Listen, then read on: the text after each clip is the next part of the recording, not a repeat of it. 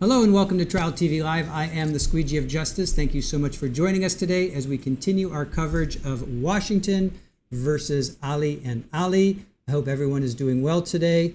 We are in day 6, and I wanted to play some body cam and see some of the players that we have that have been testifying, right? So I want to get straight to that, but before I do, I just want to say hello to a few people coming in. Alice Howell saying hello. Shelby Allen, thank you for joining us. Peyton, good to see you.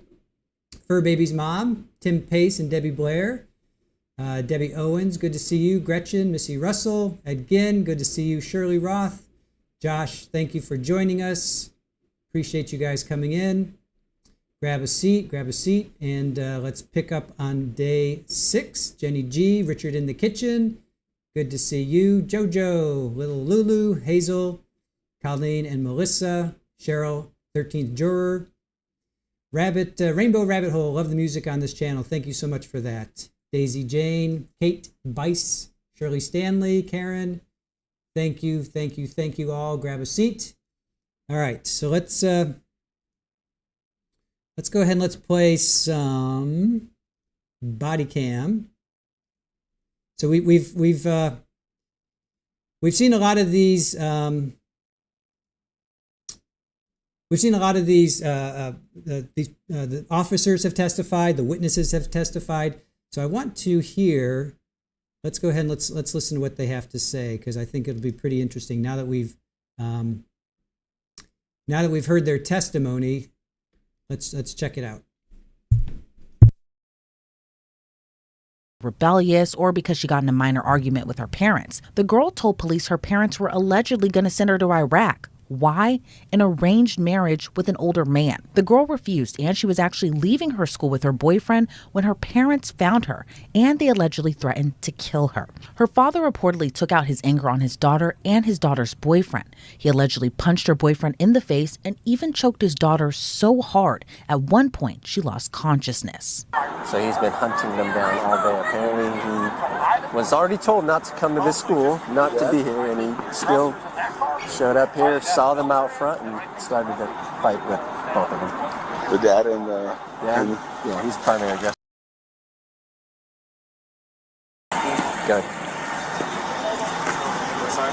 So that, I see some runaways, but it looks like it's your dad. Thank you. Let me get a statement from him. Oh yeah, perfect. I want to speak with my daughter. You're not speaking to anyone at the moment. Just I want to speak with my daughter. You will not speak to your daughter. Why? This is my daughter over here. I want to let her to go take her mom to home. Okay, well, we're investigating a criminal investigation right now. Just let me to tell her to take her mom, not like that. Just I tell her to go home, she will go home.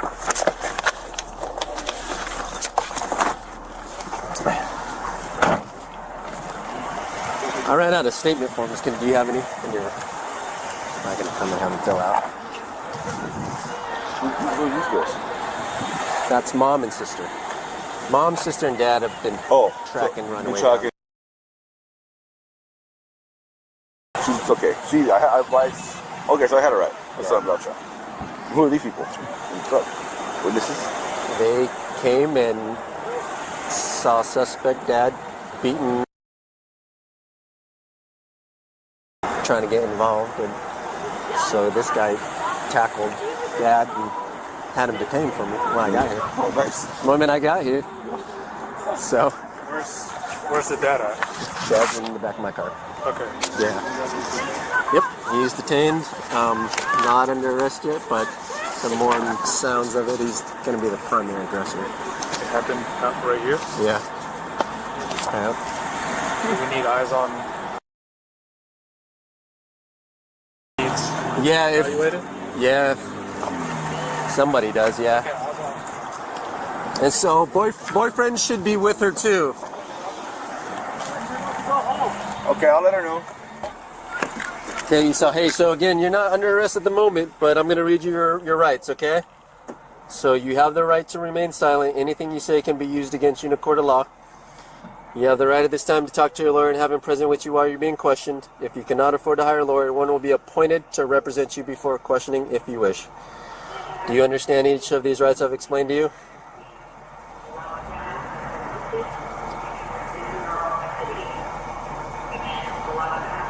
I want to speak with my wife. Let her go. Let her Do go you home. understand these rights I've explained to you? Zahra! It's a yes or a no, okay? Zahra, تعال هنا. So everything's audio video recorded, okay? Okay. So do you understand these rights I've explained to you? حنين زهراء اخذ السيارة منها وديتها يبوقوها. I need a yes or a no, okay? Or I'm going to assume you don't اخذ want السيارة to. منها يبوقوها. السيارة يبوقوها. Wait too. Okay. I got names for some of the kids witnesses that witnessed it. So the one with the one in the gray backpack, he said he saw everything. That was the first. Actually, yeah, 3 of them saw everything. What did they say? Essentially, that they were at the bus stop. The dad came up, started, and he grabbed her. How did he grab her? Like on the shoulder. Just like this. Okay. He was grabbing a hold of her. Okay. And then so he put her in a chokehold, and at some point he punched her down away from her. Okay. Into the pavement, and then popped back up, and the dad had it. They said that he had her in a chokehold, Yeah. and then a bunch of people piled on trying to get him off of her. They fell on the ground. He still had her in a chokehold, Okay. and her face was, I guess, in the dirt. Yeah. And then so they had to like roll him off of her to get like to her. Yeah. And then I guess that's when the adult Came in and and intervened. helped. And then the mom got a hold of the Correct. daughter and was grabbing Okay. her. Okay. Whole melee. So portions of that interaction were redacted, mainly to protect the victim. And from reports, the victim went through a lot. She reported her parents for abuse even prior to this. And from the sounds of this conversation between officers, it appears she might not even be safe from other family members. Maybe enough. What are we gonna do with the kid? Because they're all worked out still. Yeah. I don't. She's 17. She doesn't want to go home to the parents, but that they're the legal guardian. Yeah. There's no. Yeah, but is she gonna start choking her to get her home? Yeah. There's no. It might be. Well, I think older sisters come to catalyst a lot of the aggression or physical aggression in the house. I know Mott does like safe place for teenagers that are over 15.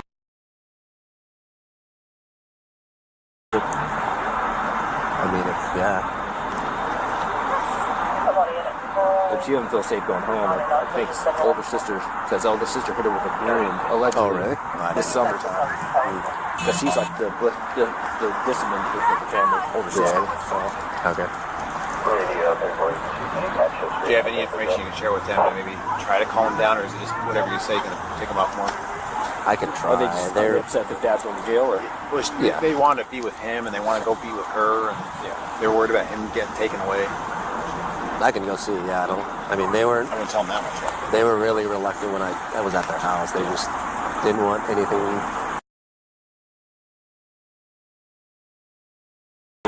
They're gonna go in prison. Did you saw both of them? He saw dad's very volatile. Yeah. So it's gonna be a disturbance if he's here in the say his mom and dad show up. Or maybe just calm them down too. Maybe we can just get him out of the immediate area for the time being. Yeah, there's a CSO right there? down the street. Yeah. So officers moved the dad in hopes it'll calm down the victim's mom and sister, but it seemed to just make them more hysterical. Hello, you're gonna come to my vehicle over here.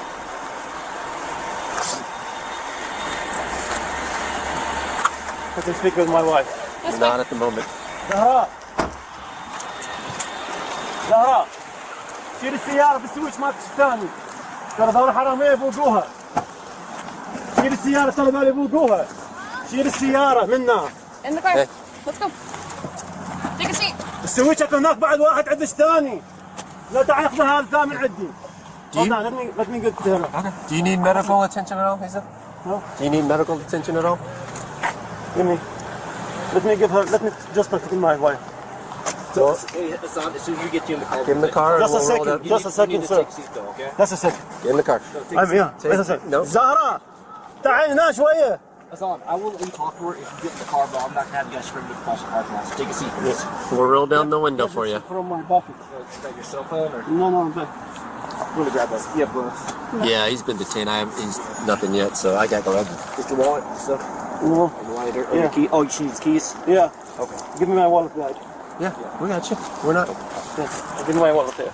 And give that to her. Yeah. And I'll let her talk to you, but I can't have you guys yelling across the street. Yeah, just give to her. Okay, give us a second, okay, Hassan? Okay. Take a seat. Again, we're in the car. So I can get over here, we're okay? still trying to investigate everything, okay? Just go ahead and take a seat. تعال زهرة هاي تعال. Hassan, Huh. take a seat, man. You got my word. I'll go get her. You need to take a seat, okay? Got him buckled. Huh? Got him buckled in.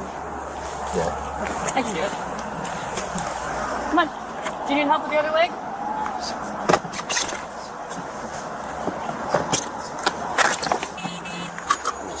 Roll down the window for him. On your knees. All right, I'll head over to the church. 1 second if she needs to talk to him. Okay.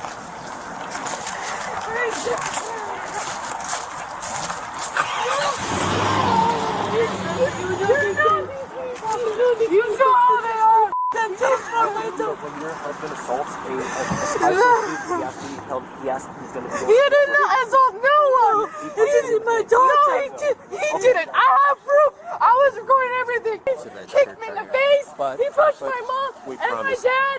He grabbed it with another Yeah, person a to the word. ground. He didn't do everything. A lot of students were already. I'm recording right now. I'll show you later. I want to talk to my dad right now. Okay, well, that's not happening the way you're acting. You need to calm down because that's going to happen. Right? Not gonna happen. Take a deep breath. Give 5 minutes and maybe we'll let talk to you. But I can't have you screaming out in the school parking lot. That's unacceptable. You know this, people. I do. I know him very well. Hey, so is there, because I was with you this morning, right? Is there anything I could help answer at the moment? Okay. When you left, because you said you would look for them, we went out also to look for them out in I the get street. that. So why didn't you call us? Wait, what do you mean not go? We just found them. Just I get that. But the moment you... I was at Safeway. We're trying Understood. to find on the street. We was so, like two separate. so instead of getting out and running out, call us, right? So I was. So I was it did. talking. Okay. I was calling. Okay. So is there anything I can help you out with in the I moment? want to Okay. talk to my sister. Well, you can't. We can't have you do that right now. Okay. Which one is it? This one or is it that one? Which one is it? Is it this one or is it Okay. that one? Which one is it? You can't help me right here. And, like, Okay. this is not fair. Like, which one is it? Is it this one or is it that? What are you asking? Like, do I talk to my dad or can I talk to my sister? It has to be one of them. well, we just you're gave- not letting me any Okay. dude. We just gave you our word that you can talk to your dad, but you need to calm down for a second. Okay. My husband walked here too. Here. Can you remain calm? Do you want to talk to your husband real quick? One at a time? One at a time. Here. Come on, Zahraa. Come on,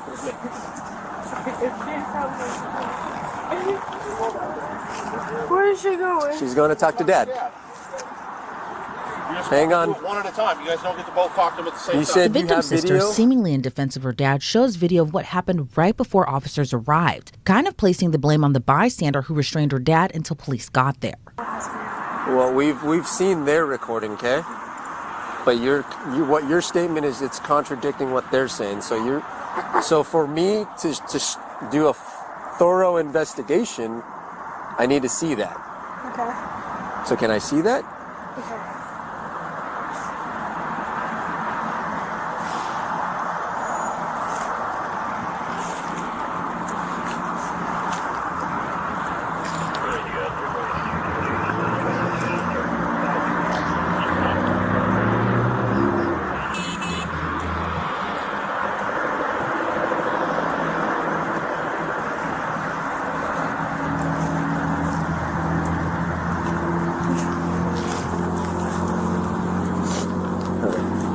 Can you He go? was choking me. This dude. But that's the point. He's already detained. Do you have anything that goes back? Because I arrived in that scene. I know, but you said you had. I just.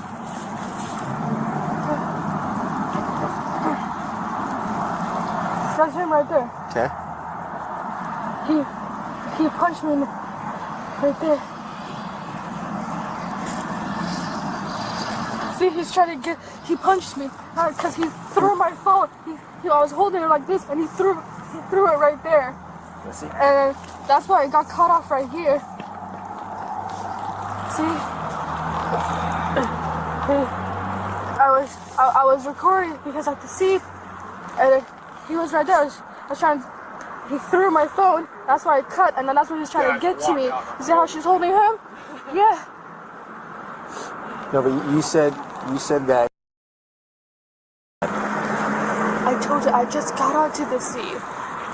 Did you not get a recording from everyone else? I don't know. We did. And that, like I said, yours contradicts what they're saying. So I want to hear your side, right? We've gotten their statements, their recordings. Okay. See, this person, I don't know why she's being, why she's in the scene. And why is he Yeah. He's choking. This is not a crime either. They're choking. That's like murder. They're choking him down. When I just showed the first video of the guy. They're detaining him. Okay. He had a right to be detained. Okay. What do I do now? What do I do? What do you mean by that?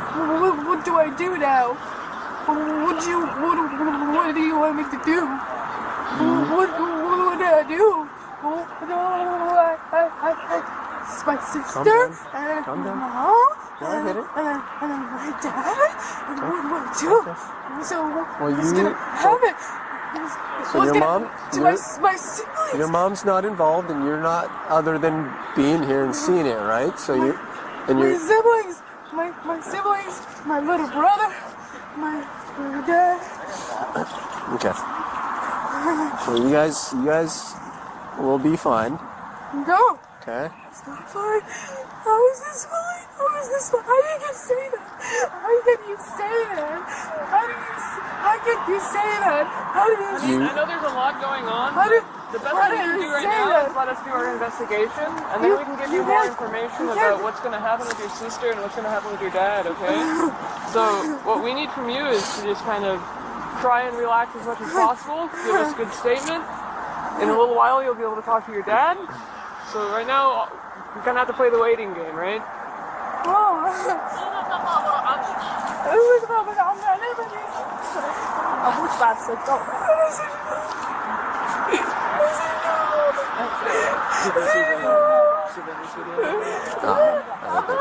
I don't think they have anything this back. No, we've had other stuff we haven't seen. I mean, did you want to talk to Dad? Are you going to be okay? Like we said, we gave you our word, so. My sister is calling me. Okay, well he's gonna go to somewhere else. Oh, he's gonna be gone. Well, we're still doing an investigation. He's not gonna be far. Did you want to speak to him? Speak with what?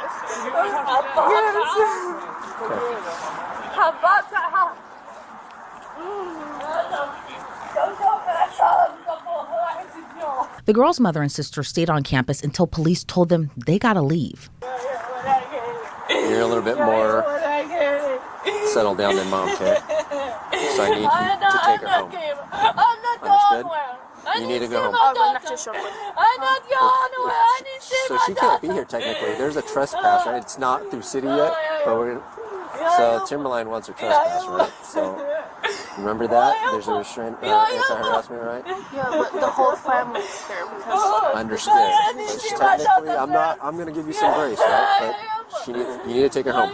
Okay? If you guys don't go home, we're gonna arrest her too. Okay? But we're not gonna do that right now. There's too much going on. What about my sister? She's going to the hospital to get checked up on. Hospital? Yes. Which one? St. Pete's, but we can't have you go there yet. You need to go home. Call me. I need updates. Okay. Yeah. My phone number. Okay. Yeah. And you need to get your mom home. Okay? Just 1 minute. 1 minute. 1 minute. What's your phone number?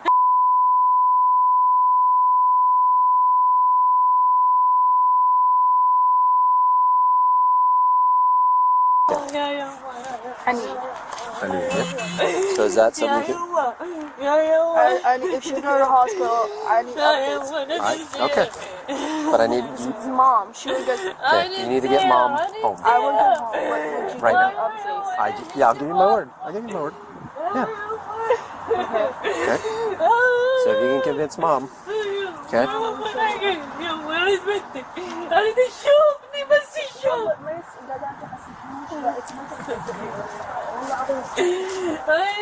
Just 1 minute. 1 minute. Okay, Hold on. Just 1 minute. Yeah. When? She'll be able to call you in a little bit, but right now, you guys just go home, okay?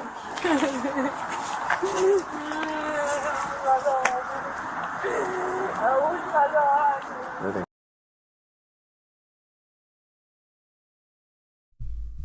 All right, so that's the body cam that we've been hearing about, that they've been talking about. Officer Chavez and Officer Bell. We heard from Tori Chavez and Sean Bell yesterday. So those are the officers that were talking about the body cam. So I wanted to show that.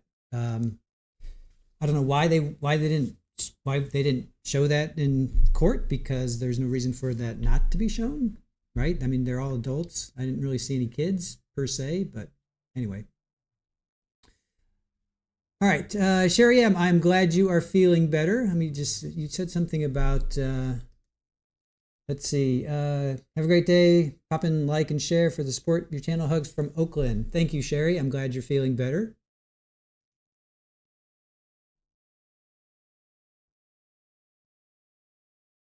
Oh, wait, hold on. Daisy, I'll get to you in a second. Amber Fox, do we think that one juror stayed off Facebook last night? Right. Daisy, as a human, I could not exist in an environment like that. I'm just way too calm and laid back and rational. They were very emotional. No question about that. They were very, very emotional. Susie Q, seems like mom wants to see Fatima to finish the job. That's kind of what is coming out. Stacy Cakes or Stace Cakes, did she get arrested after that? They said a couple days later.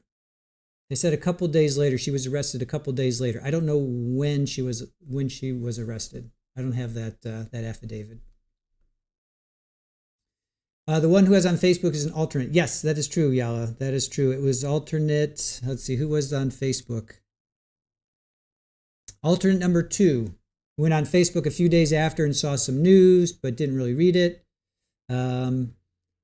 Saw 2 defendants. Only looked at pictures, doesn't know why he went on Facebook. He says it's a daily thing, and he wasn't looking for this trial. He was ordered not to look at social media. Little Lulu, welcome to Rabbit Ears.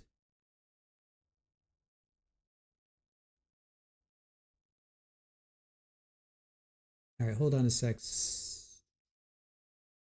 Hold on.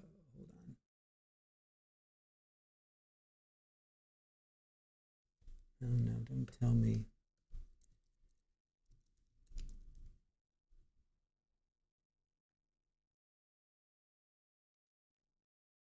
All right, hold on just a second, you guys.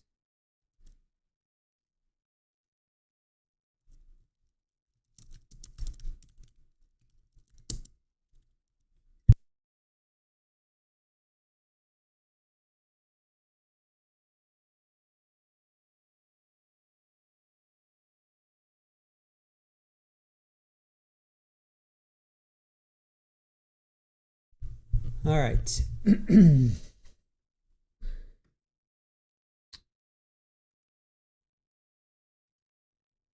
Tracy Burton saying hello. How are you? Jinx, I missed yesterday. Did I miss anything important? Yesterday was Dr. Kim and 2 officers, and then Dr. Joyce Gilbert. She's a pediatrician. They left off with her. And anything spectacular happened yesterday? Nothing. No, there was nothing really. We've kind of heard everything at this point. There was really nothing, in my opinion. The only thing that was earth-shattering was actually happened with the jurors, that and the media. So Court TV was told they were showing minors, or they were having minor names, and they're having minor names. So they got the judge called them up, called a representative, and she, so now they're bleeping out a lot more than they did before. So you'll hear a lot of, like whoever's on that button is going to be bleeping out. And I think they said they had a delay. Their safeguard was a delay. So so there may be like a slight delay. I mean, maybe 5 minutes, 10 minutes. Maybe that's why they're not starting right now at noon, because it's 12:07 here on the East Coast. So maybe that might have something to do with it. The other thing that was big, Jinx, was when Mr. Liry, who was the defense for Zahraa, came in. He was going through security, and he looked over at the security officers, the marshals, and they had the computer screen on, and they had Court TV on. So they went through each and every juror, and let's see, two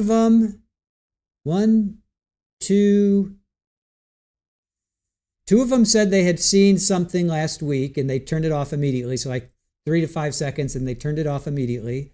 And then another juror said that he was coming through security, and he saw the security guard had his computer on a witness. It was Isaiah's father.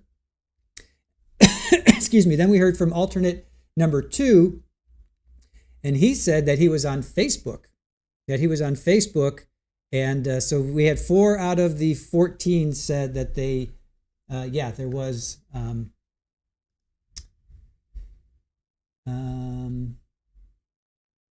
Okay. Looks like they're live. All right, let's get to live court.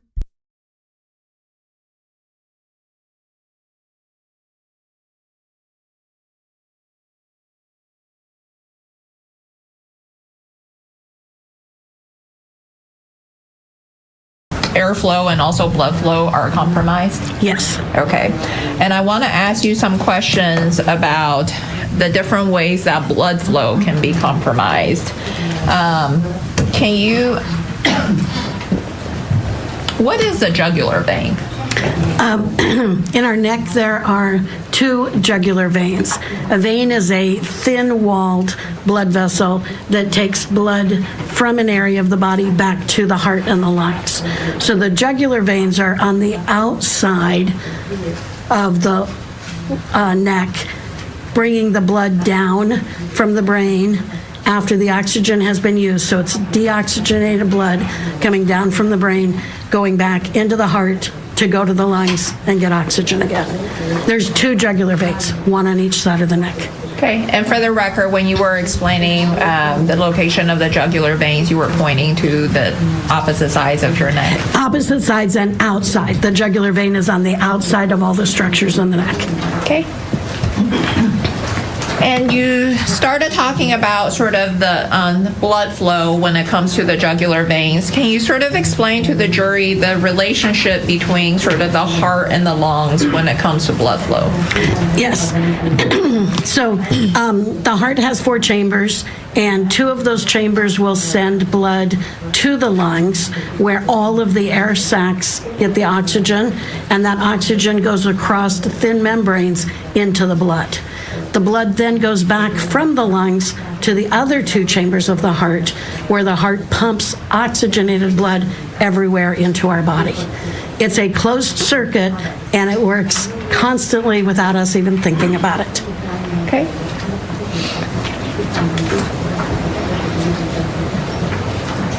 And what is the function of the jugular veins? The jugular veins bring all of the blood that's in the head back down to the heart. There are many veins inside the head and the brain, and they all condense together to give the blood to the jugular vein. So there's just 2 jugular veins bringing all the blood from the head down through the neck and back to the heart. Okay. And you testified that the jugular veins are responsible for bringing the blood from the head down to your heart. What kind of blood is being sort of trying to figure out a way to smartly ask the question. What kind of blood is sort of being taken out of the brain through the jugular veins? Blood does many functions in our body. It brings oxygen and it brings nutrients to every cell in our body. The jugular veins are bringing the used blood, deoxygenated, so the oxygen has been taken out of it, and all the nutrients that the brain cells need have been used. So this is blood that's been used that needs to be regenerated with oxygen and nutrients by the heart and the lungs. Okay. And with regards to deoxygenated blood, what is deoxygenated blood? Again, that's the blood where the oxygen has already been taken out and utilized by whichever part of the body we're talking about. And in this case, all the brain cells have taken the oxygen out of the blood, and there's no legitimate amount of oxygen left, so it has to go back to the heart and the lungs. Okay. And with regards to the deoxygenated blood, you indicated that it travels back into the heart from the jugular veins. With the deoxygenated blood itself, is it just simply blood that no longer contains oxygen, or is it also blood that sort of contains all the other materials in the brain that should not be there? So, correct. The deoxygenated blood has carbon dioxide in it because that's what our cells produce as they metabolize the nutrients. The oxygen is used and the carbon dioxide is the byproduct. All of the nutrients, the blood sugar, and all of the other nutrients and vitamins that the brain cells need have been taken out of the blood. So again, this used blood is coming back to be regenerated by the heart and the lungs with all the nutrients it needs to then go back to the brain again. Okay. We have some breaking news out of Florida and the other trial that we are following. The state has just rested their case and the penalty. What the actual? Come on. All right, so clearly we're going to have issues today. Unbelievable. I don't know what to do. This is unbelievable, you guys. This is what I hate about these. That's what I hate about these national places.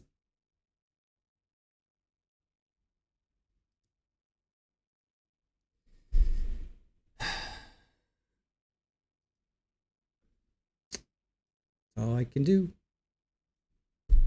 There's only one feed that's covering it. Only one person that's covering it. This is why I don't watch trials on court TV. I hear you.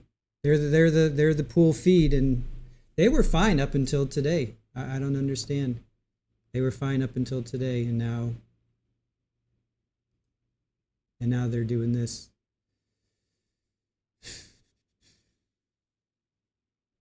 This really stinks. That's why we prefer to go to the local channels, like a local news channel. It just stinks. You guys may be okay, but I won't. I mean, this stinks. I mean, our whole thing is we want to just, provide raw coverage, raw feed. We don't want to talk over it. We don't want all this graphics. What happened to just reporting the data? That's like a thing of the past.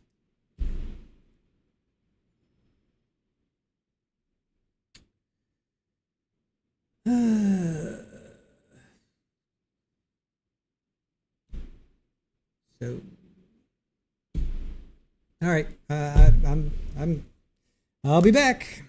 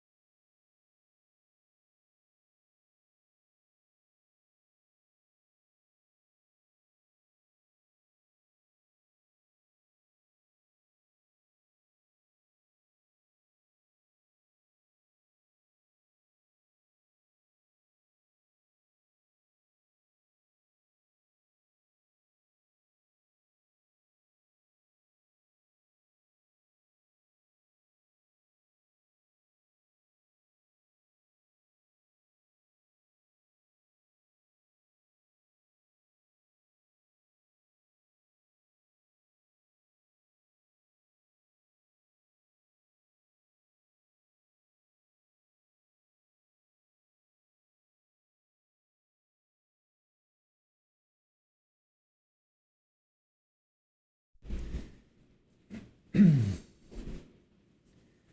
they basically have taken us hostage. There's nobody else covering this trial. They are the pool feed. We've gone to a local channel, KOMO or wherever, and they've got court TV too. So we are subject to court TV.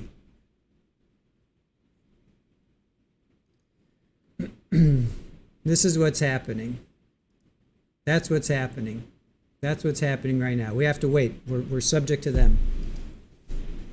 I can't believe I'm beyond frustrated with this right now, you guys. Day 6. They do this on day 6. So.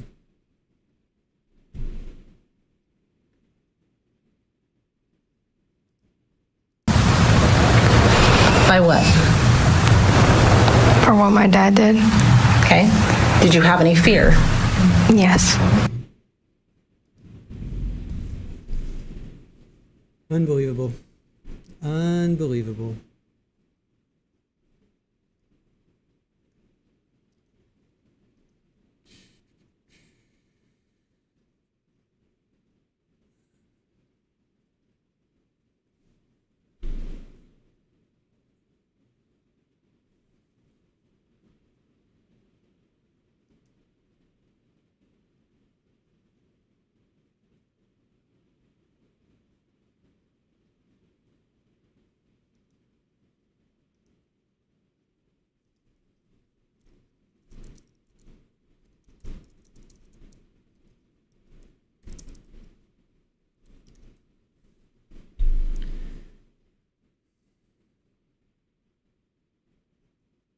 So we're waiting for the feed to kick back in because they're doing stuff. I don't even know what they're doing. Oh, they broke to another trial. So we're just waiting for the live feed to kick back in. Thank you, Kate. Appreciate that. All right, back to court. And when somebody is, when strangulation occurs, could the jugular veins be compromised? Yes. And how can it be compromised? A vein is a thin-walled vessel, so it's easy to compress a vein and stop the flow of the blood coming out of the head and down the neck and into the heart. So simple compression will stop that blood, and then it will build up in the head. Okay. And if external pressure does apply to the jugular veins, where there's compression to the jugular veins, which part of the body is mostly impacted? The head and the neck region. Okay. I know this may sound like a silly question, but you indicated the head would be one of the parts of the body that would be mostly impacted. Would it be impacted in a positive way or a negative way? A negative way. Okay. And why is that? The blockage of blood coming out of the head causes a backup of pressure in the head, so the blood has no other way to get out except those jugular veins. So when pressure is placed on the jugular veins, that buildup of blood has nowhere to go, and it builds up in the face, in the brain, in all structures of the head. Okay. And you testify, Dr. Gilbert, that when there is pressure applied to the jugular veins, there's a buildup of the blood in the brain. The buildup of the blood you're referring to, would it be the deoxygenated blood? Correct. Okay. And when there is that buildup of deoxygenated blood in the brain, what are some physical symptoms that can manifest?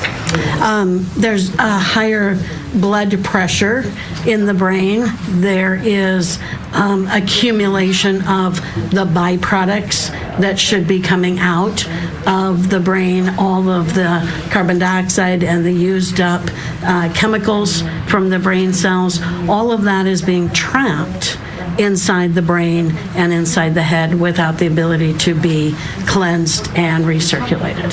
Okay. And when that happens, if a person has a buildup of deoxygenated blood in the brain, what are some symptoms that they may experience? Many symptoms. They may get confusion. Their brain cells aren't going to think and react appropriately. They will get a headache because that increased pressure will cause pain in their brain. They may not be able to talk clearly or make sense out of what's going on. They get fuzzy. Eventually, they will lose consciousness because of that pressure on the jugular vein. Okay. And why would the buildup of deoxygenated blood in the brain cause a headache? Again, the deoxygenated blood, not enough oxygen for each of the cells to do their job, and the pressure of having that extra blood not going anywhere is what causes the headache. Okay. And why would it cause dizziness? Dizziness comes from, again, the center part of the brain, the brainstem area, gets dysfunctional, and the brainstem controls almost everything that goes on in our body, our heart rate and our blood pressure and our consciousness and so many things, hearing, speaking. So all of those things are impacted or affected with that buildup of pressure and deoxygenated blood. Okay. And why would it cause dizziness? Again, the dizziness comes from the dysfunction in the brain. That balance that comes from our brainstem area is impacted by the buildup of the blood and the lack of oxygen. Okay. And you, Dr. Gilbert, when you testified about the different causes of the buildup of the deoxygenated blood and the impact from that, you used the word brainstem several times. What is brainstem? So our brain has sections of it, hemispheres up here, but it all condenses into something we call the brainstem. And the brainstem is connecting the brain to the spinal cord, and it is giving all the information from the brain to the rest of the body. So the brainstem is like the powerhouse of the brain. And when we have strangulation, we're impacting blood flow coming out of the head and blood flow going into the head. And the biggest, it impacts everything in the head, but one of the biggest areas is that brainstem. That's that computer that runs the show. So alertness, awakeness, thinking possibilities, heart rate, blood pressure, the things that we don't think about our body doing are all controlled by the brainstem. And all of that control is dysfunctional or lost when we have pressure on the neck, causing that obstruction of blood flow. Okay. And if I'm And Dr. Gilbert, while she has been testifying, has been often using her hands to demonstrate for the jury what she is verbally explaining to them in her head and neck region. Thank you, Your Honor. Thank you. And Dr. Gilbert, based on what you just described as the function of the brainstem, is it fair to say that in order for any person's brainstem to function properly, that they need, in essence, they need deoxygenated blood to be removed from the brain? Correct. And then also oxygenated blood to be traveling to the brain? Correct. Okay. And if the brain... Listening to Dr. Gilbert testify there. We're going to squeeze in a quick break, but don't go anywhere. We'll have more coverage of this case out of Washington.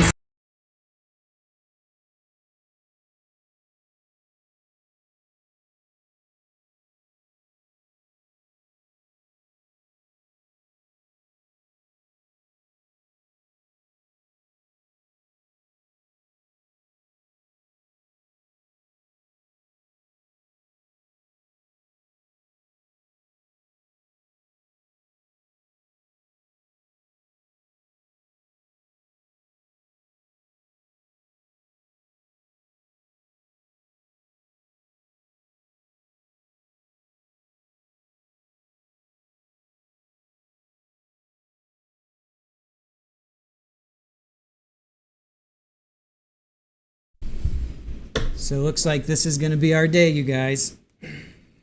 Dr. Joyce Gilbert, pediatrician. She's talking about lack of oxygen to the brain.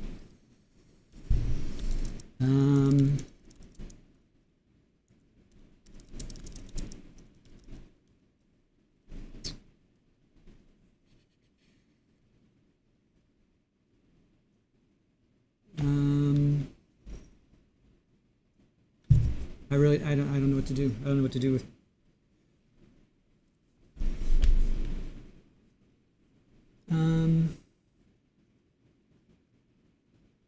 We're at the mercy of Court TV. We're literally at the mercy of Court TV.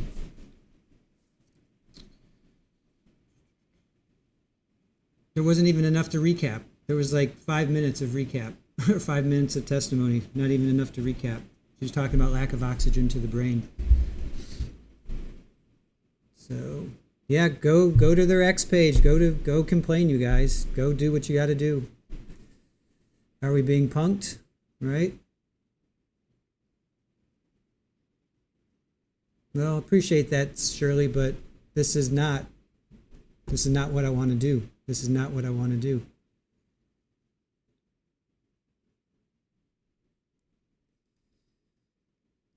And this is what we see, you guys. So I'll just leave it here. Maybe we'll get slapped by Court TV. Maybe they'll yell at us for showing this now. Why not? It's been one of those days, right? So that's what's happening right now. We're waiting for Court TV to be back.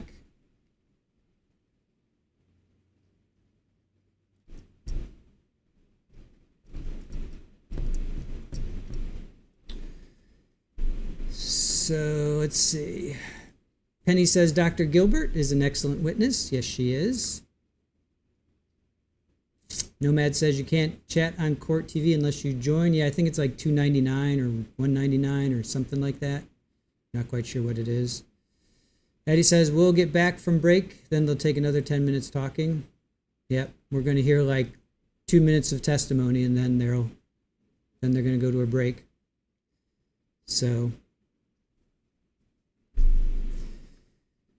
I don't watch Court TV unless I have to. This is why. Totally agree. Janet, it's the good old days. Court TV was gavel to gavel and they ruined their business model. Yep. Have to be a member to chat. Shows kitties in between. They're in another room, Silas. I would love to, but they're in another room. Let's see. Kate, one day this channel will overtake Court TV. Yeah, that would be nice. That would be nice. It's not them, it's the judge. It's because of the snafu about not redacting the minor witnesses. I'm a member there. I mean, what's the point of watching this court? There's no point in watching this. There's just absolutely no point in watching this. I'm sorry, you guys. I mean, you guys can watch it, but I'm not having any fun. This is just terrible. Absolutely terrible. There's no point in recapping because they don't even show enough for me to recap. All right. Let's get back in for 2 seconds of testimony.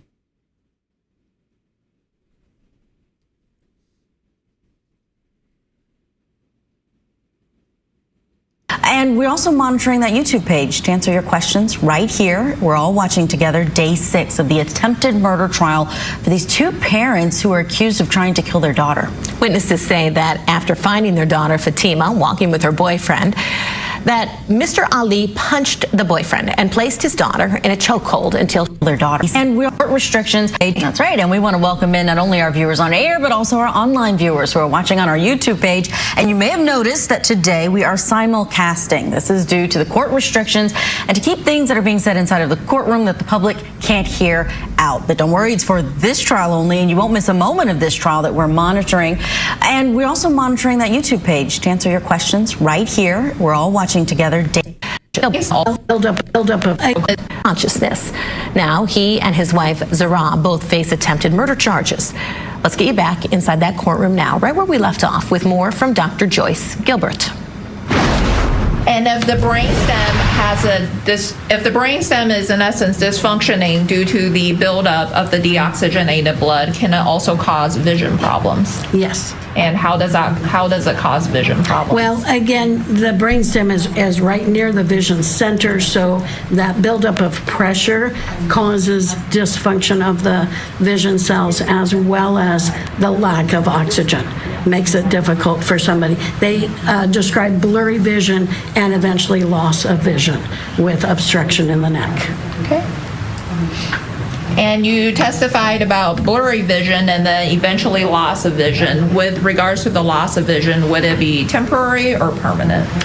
It's most of the time temporary. There are situations where somebody has survived a severe strangulation episode with lasting effects on their vision.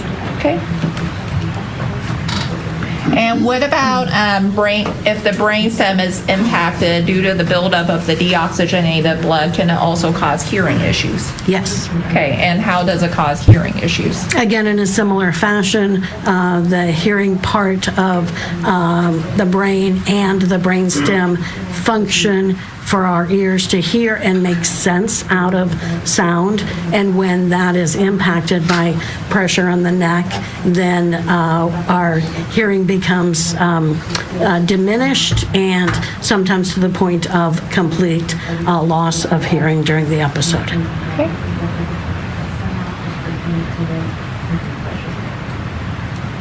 And Dr. Gilbert, you testified about the sort of when the brainstem is impacted, its function becomes impaired. Besides sort of the brainstem being impacted and impaired, can the buildup of deoxygenated blood in the brain also cause other complications?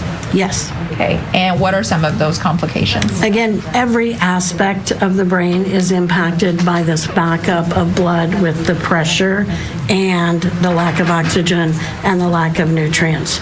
So our cortex, our thinking part of the brain is impacted.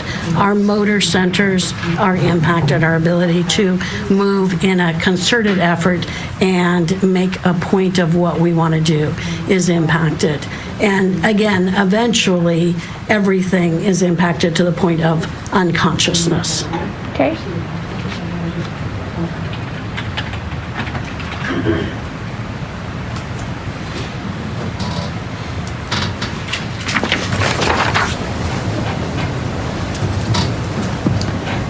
Dr. Gilbert, have you heard of the term cerebral hypoxia?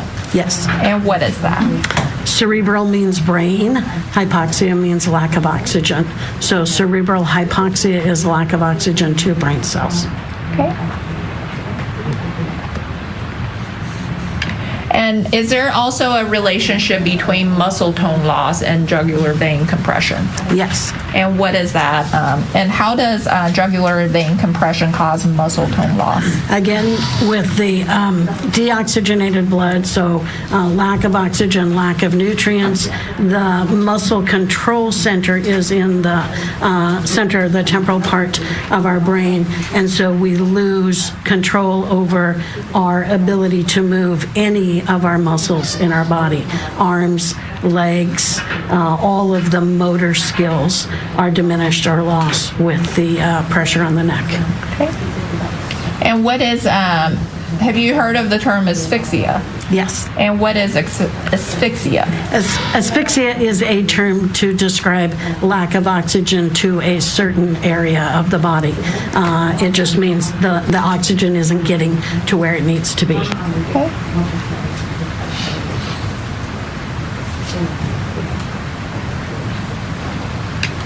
And you testified about the effect on the brain from the buildup of deoxygenated blood. Is the magnitude of the effect, is it somewhat dependent on whether the brain is that of, let's say, a minor child versus a grown adult? That is a really interesting question because most of our research on strangulation has come through adult victims. We don't study children in the same way that we study adults. And children don't have that same ability to give us history and to tell us the symptoms that they had. Some of that, clearly not studying a child, is one of those things that we as a society feel really strongly about. We don't experiment on children.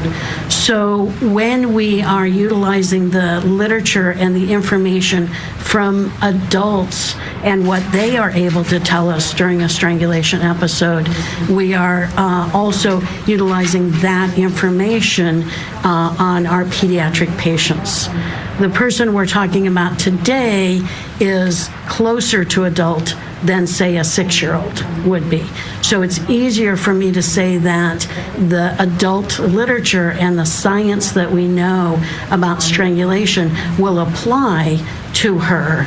And I might have had a more difficult time if I was talking about a 6-year-old strangulation child, simply because we don't have the same amount of science to talk succinctly and clearly about all the effects of strangulation on a child. Okay. And when it comes to strangulation, Dr. Gilbert, how much pressure is needed for jugular vein occlusion? Again, the jugular vein is like other veins in our body. It's a thin-walled vessel, and it requires 4.4 pounds of pressure to occlude the jugular vein. And when you... Hitting the pause button on this testimony so we can bring in criminal defense attorney Marie.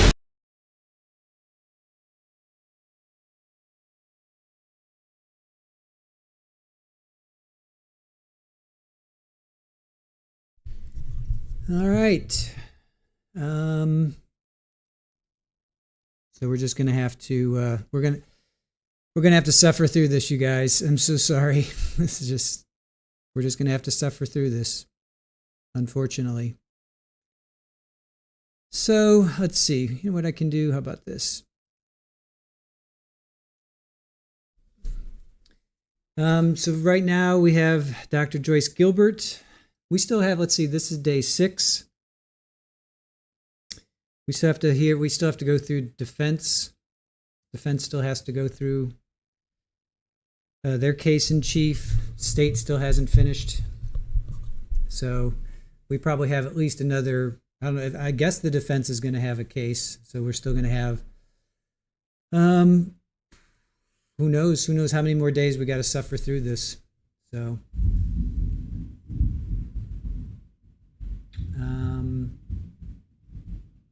there's nothing to recap, Gordon. There's nothing to recap. All the testimony has been asphyxiation, lack of oxygen to the brain. There's nothing to recap. I got nothing.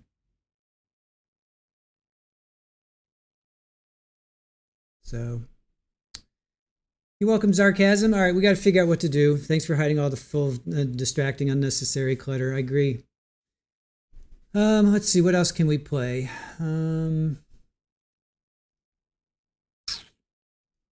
What else can we do?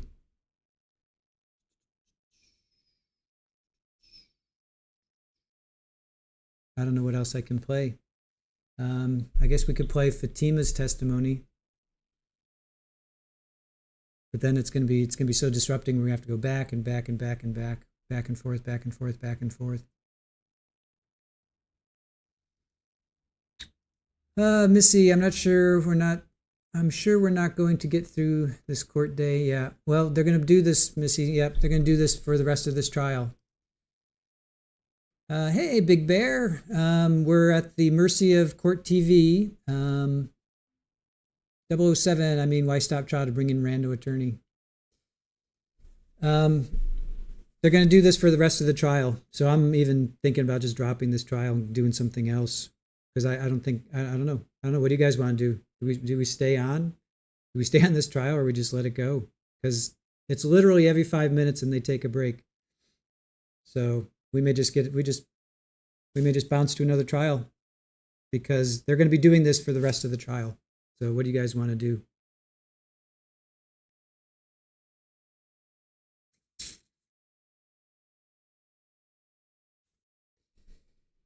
We're going to have to, we got to see, what do you guys want to do? Could pause now and zoom. Yeah, we could do that. That's not a bad idea. That's not a bad idea. We could at least pause. Yeah, we could pause it. We could pause for like a half hour. We could do that. Start later. Yeah, we could start later.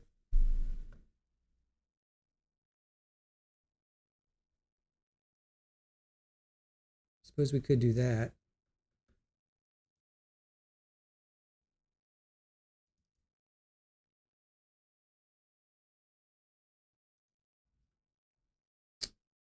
All right, everything you guys are suggesting is like not spur of the moment. We have to think about things. So for today, let's just get through this. And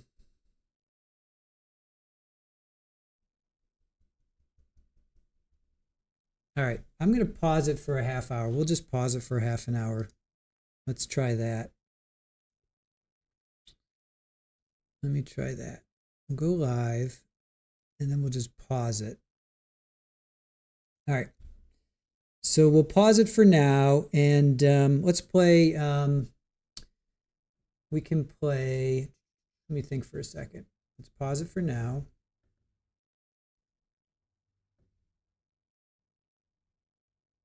Okay, hold on. What's Richard say? Pausing sounds good. Ask Super Ball.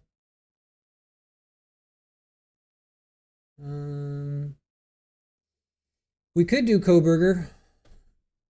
We could switch over to Coburger for 2 days, and then Lori's on Friday, and then we could just pick up on this and just zoom through everything. Yep, we could do that.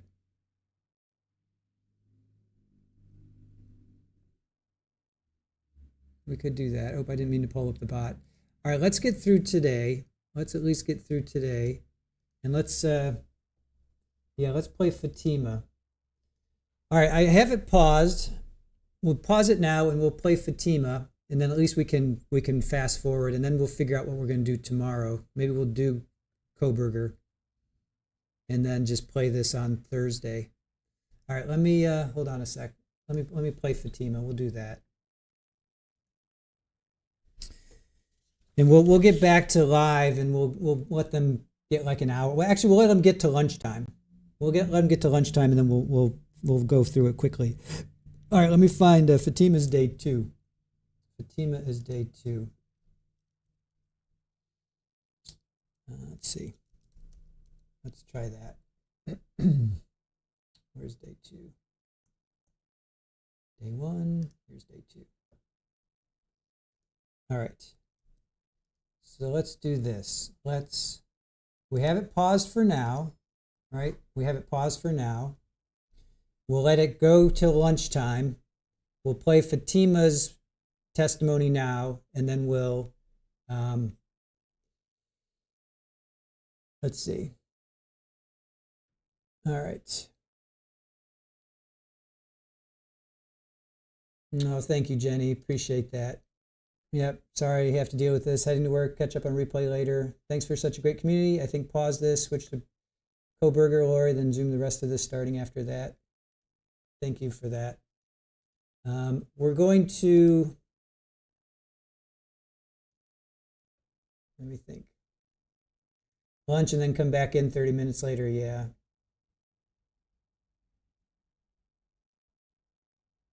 I think the best thing is just to wait until lunch, and then we can zoom. How about that? Let's try that. All right, I got to move myself around here.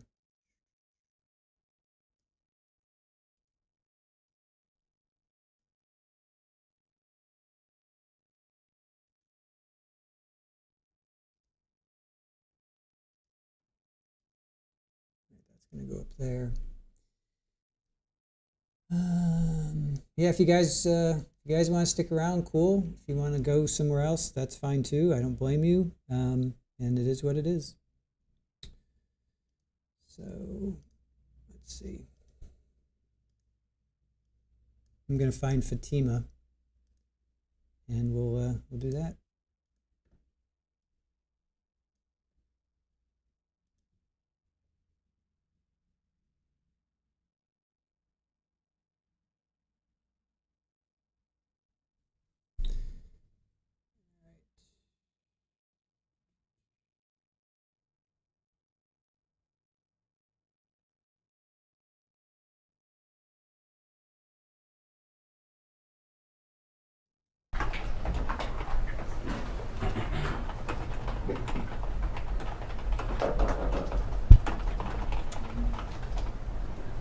You can be seated, please.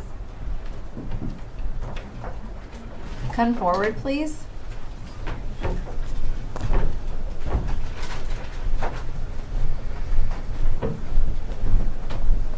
I'm going to start by placing you under oath. Will you raise your right hand?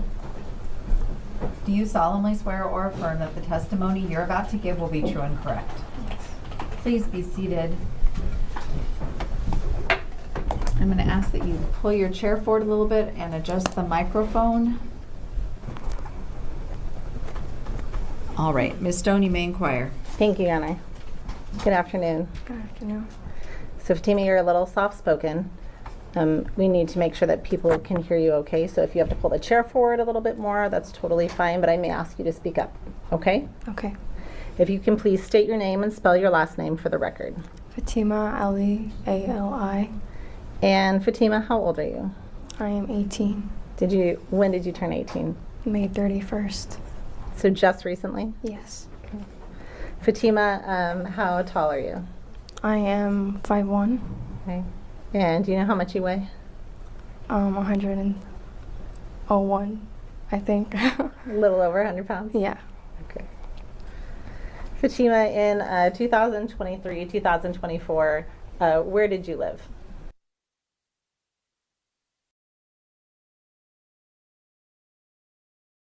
With my parents. Okay. Anyone else live there?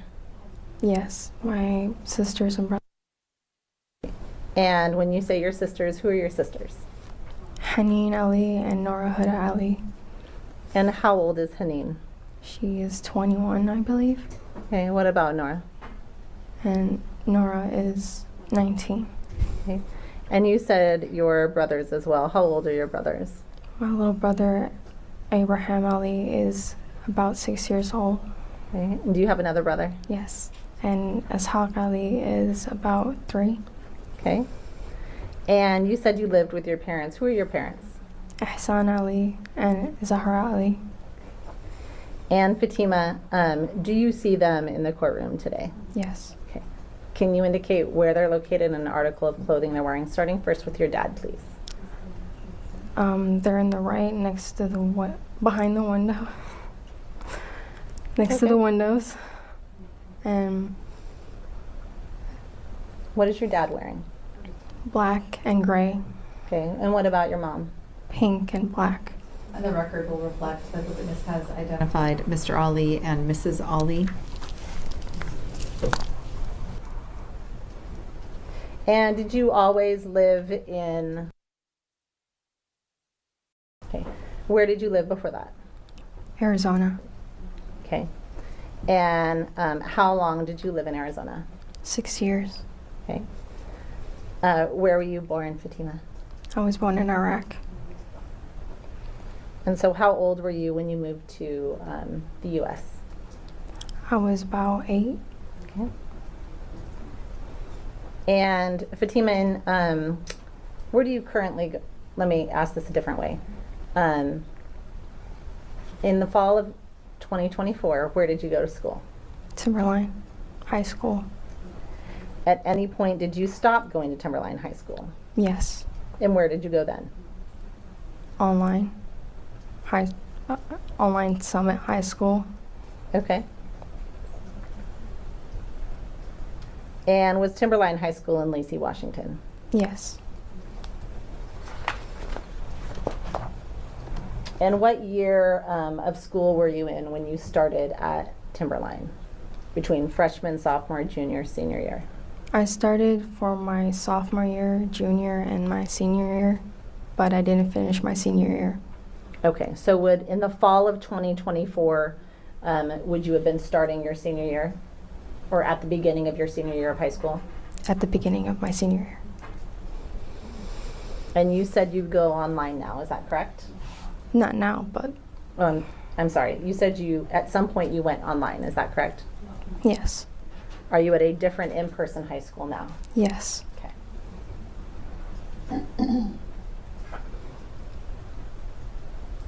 When did you move to online schooling from, apologies, let me back up. When you were going to Timberline High School, was that in person? Yes. When did you move from in person to online? I believe in the beginning of October. Was that your choice to move online? No, Whose choice was that? my parents. And how did you like online classes? It was okay. Okay. What was the schedule like for that? It was normal schedules, but it was just Zoom and just the teacher talking to us while we're doing our assignments. Okay.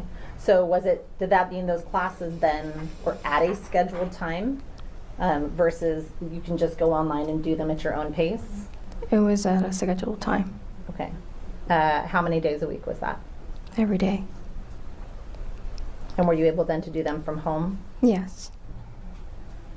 Did you have friends that were going online? Not that I know of. Okay. Did you have friends in school? Yes. Did they all maintain in-person school? Yes.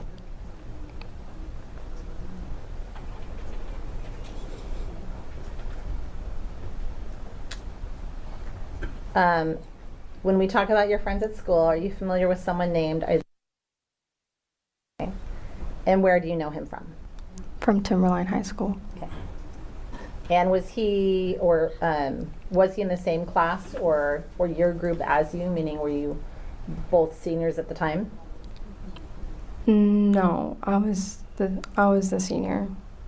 And what was he? He's a junior. Okay. And how would you describe the relationship between you and Isaiah in September, October of 2024? Acquaintances, friends, or something else? We were dating. Were you friends prior to that? Yes. Did you tell your parents when you started dating or talking to Isaiah? No. And why not? I was afraid. Okay. Well, are you allowed to date? No.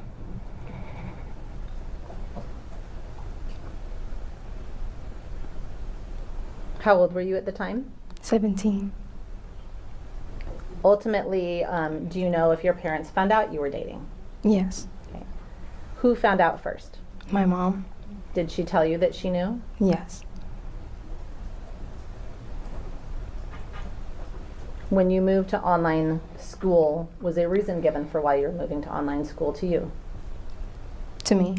Yes. No. When did you find out you were moving to online school? When I met with the school, the principal. And how did that meeting go? It was fine at first. Who met with the principal? My mom and my sister. So your mom and your sister, did you get a decision to play in that? Did you get to give your input as to online school? I did. Yeah, and what was your opinion? I didn't want to go.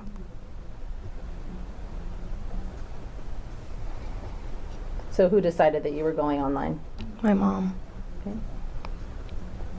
And Fatima, you indicated that you were born in Iraq, is that all right? Yeah. Okay. Have you ever been back to visit? Yes. And where to? Iraq and Najaf. You said in Najaf? Najaf. How many times have you been back? Once. Okay. When in relation to your senior year of high school, did you go back to visit Iraq? My sophomore year. Okay. During the year or during the summer? During the year. Okay.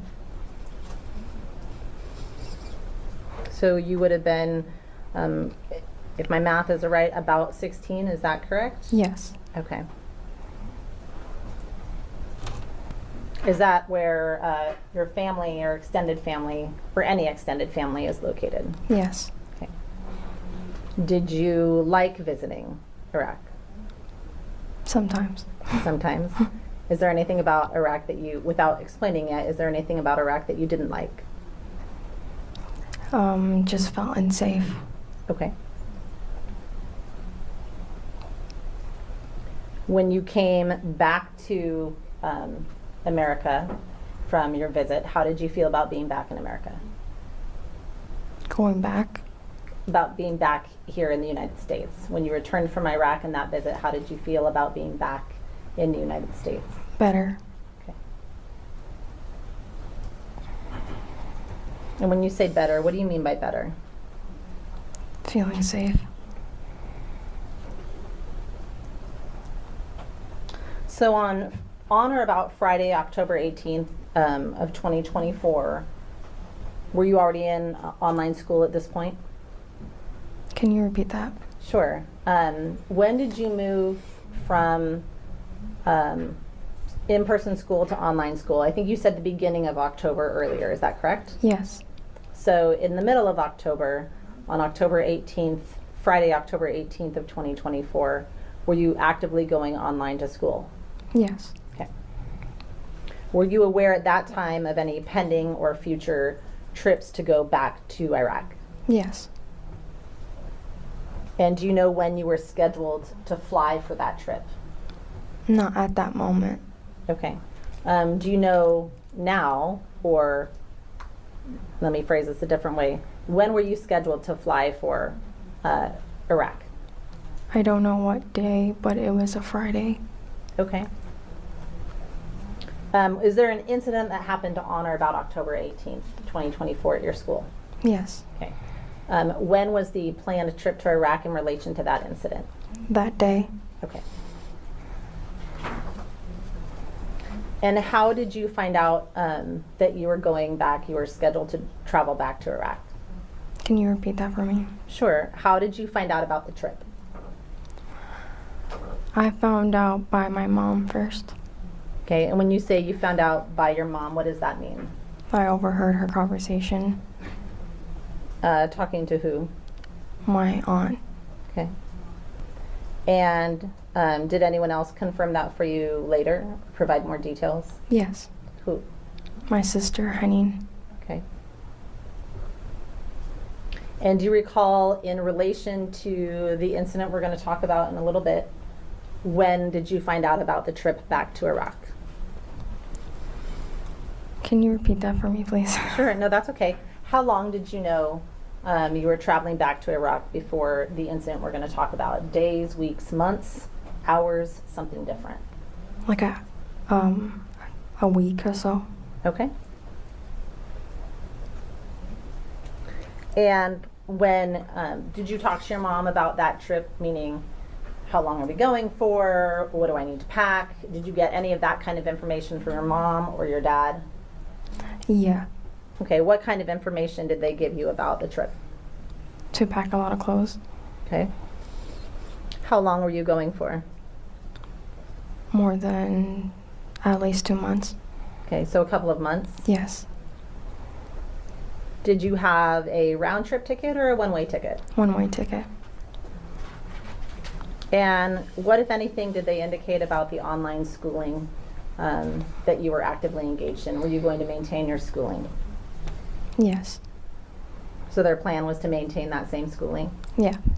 Do you know what the time difference is to Iraq from Washington? About 10 hours. And was everyone going on that trip, to your knowledge? No.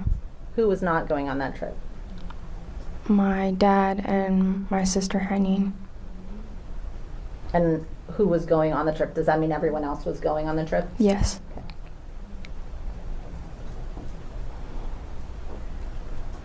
Okay. you've previously described your prior experience going to Iraq and feeling unsafe. Is that correct? Yes. Did you have any concerns about returning back to Iraq? Yes. And based on your prior experiences in Iraq, did you have concerns about being safe upon your return? Yes. Did you have any concerns about your return to the United States afterwards? Yes. And what concern did you have about returning to the U.S. afterwards? Not returning at all.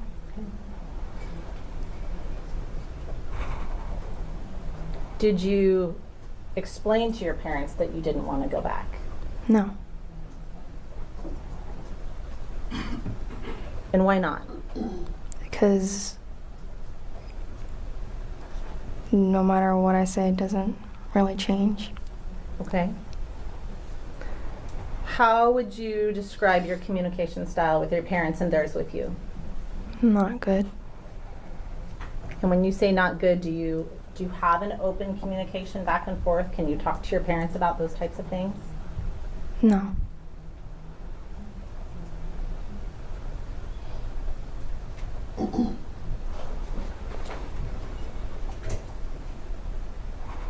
Fatima, do you recall, a quick aside, do you recall participating in a hearing in March of this year where you were sworn in unrelated to this criminal case? Yes. Okay.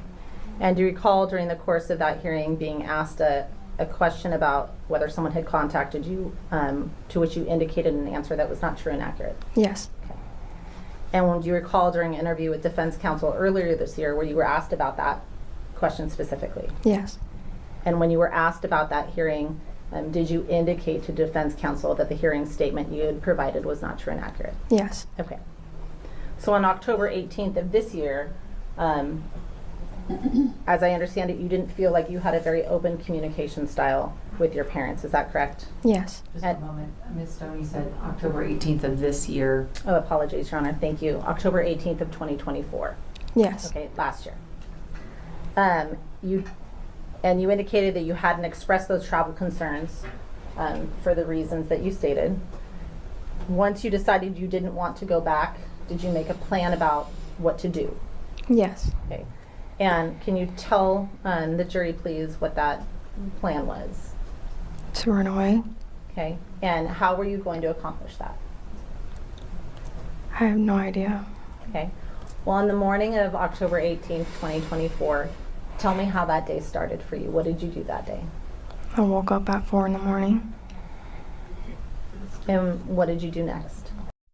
For those coming in, because Court TV is playing commercials and breaking like every 5 minutes or so, we're going to let it build up, and then we're going to play it through.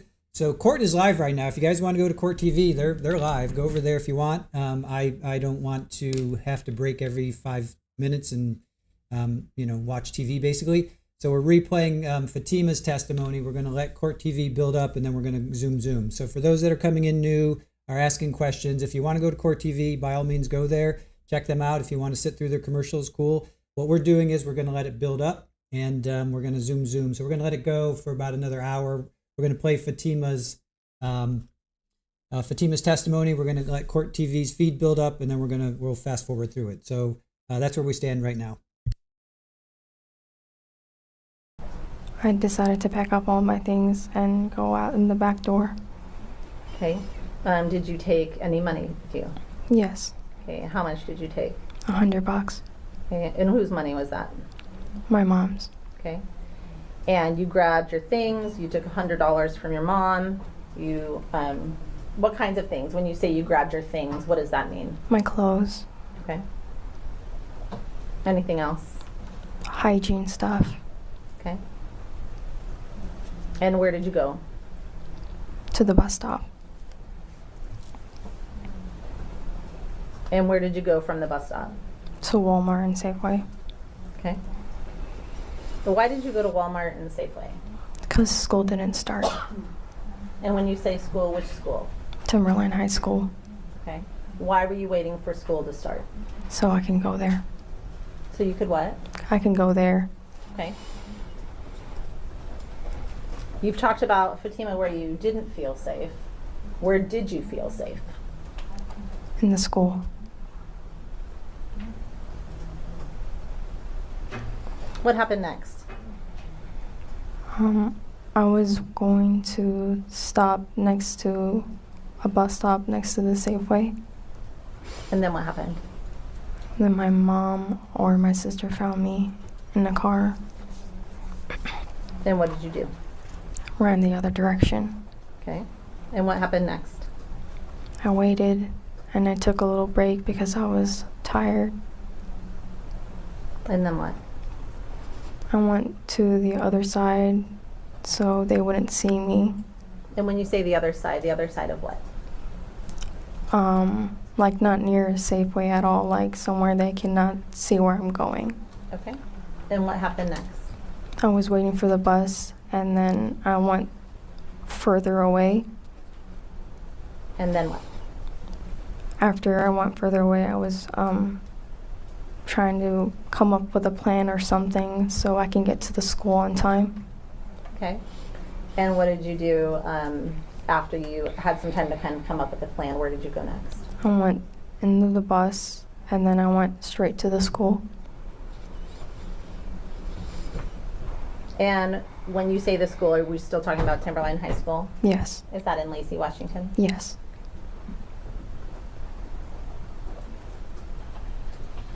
And what happened? Well, first of all, what time does school start? 7:30. And where did you go when you got there? I went straight to a classroom. And whose classroom was that? Mr. Thomas. Who is Mr. Thomas? What does he teach? History. Okay. Had you had class with Mr. Thomas before? Yes. Okay. Did you know any students in that class as well? Yes. Who did you know in that class? And what did Mr. Thomas do? He told me he couldn't help me. Okay. And did you, what period is that? First period. Okay. And after you spoke with Mr. Thomas, did he give you anything? He gave me some food. Okay. And then where did you go from there? To the counselor's office. Okay. And when you left Mr. Thomas's class and you went to the counselor's office, where is the counselor's office? Downstairs. Okay. And who was the counselor? Miss Robinson. Miss Robinson? Yes. Okay. And she is the school counselor? Yes. Are you familiar with Miss Robinson then from your time there? Yes. Okay. Did you have a relationship with Miss Robinson? Yeah.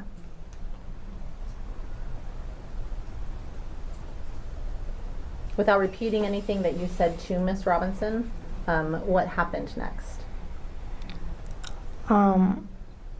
Eventually I had a place to stay and I had to wait until school was over. Okay. Did you tell her what was going on? Yes. Okay. Did you tell her what you were afraid of? Yes. And when you say you got a place to stay, did she assist you in getting that place to stay? Yes. Okay. Did she provide you with any additional items for the purpose of getting you set up in that place to stay? Yes. What kinds of items? A blanket and a computer. Okay. Sorry, Computer. Computer, I believe she said. thank you. And Is that correct? Computer? Yes. were you trying to still do your online classes? Yes. Okay. And then how long did you stay at the school? I don't know. So did you stay until school ended, or? Oh, I thought you meant. That's okay. I stayed until school was over. Okay. And do you recall what time school lets out? Ends at 2 o'clock. And what happened when school let out? Where did you go when school let out? When all the bells ring, I'm assuming there's bells. When the bells ring and everyone's in the mass exodus, where do you go? I went to the bus stop. And where was Miss Robinson at this time? She was leading me outside. Okay. Did you see Isaiah at any point during the day? Yes. Where did you see Isaiah? I saw him coming out from the front of the door, and then I was waiting on him. Okay. And when you say the doors, which doors to the building? The front. Front doors? Front doors. Okay. So were you with Miss Robinson then at the time that you met up with Isaiah? Yes. Okay. And you said she started walking you to the bus stop. Did she go all the way to the bus stop with you? No. Where did she leave you at? Right in the front of the doors. Okay. And did anyone walk with you to the bus stop then? Yes. Who did? And why were you going to the bus stop? So I can get to the place where I can stay at. Okay. Is this a non-profit location? Yes. Okay. Had you told your parents during this where you were going? Not at that moment. And as you're walking to the bus stop, well, let me back up. What are you dressed on this day? What are you wearing? A hoodie and some black pants. A hoodie and some black pants? Yes. Did you have any hats or masks with you? Yes, I had my hood on and I had a beanie and a mask on. And when you say a mask, what kind of mask? Like a COVID mask. A COVID mask? Yes. Were you wearing them as you walked to the bus stop, or had you taken them off? I was wearing them. Okay. At some point, did you take them off? Yes. When did you take them off? When my dad was talking to me.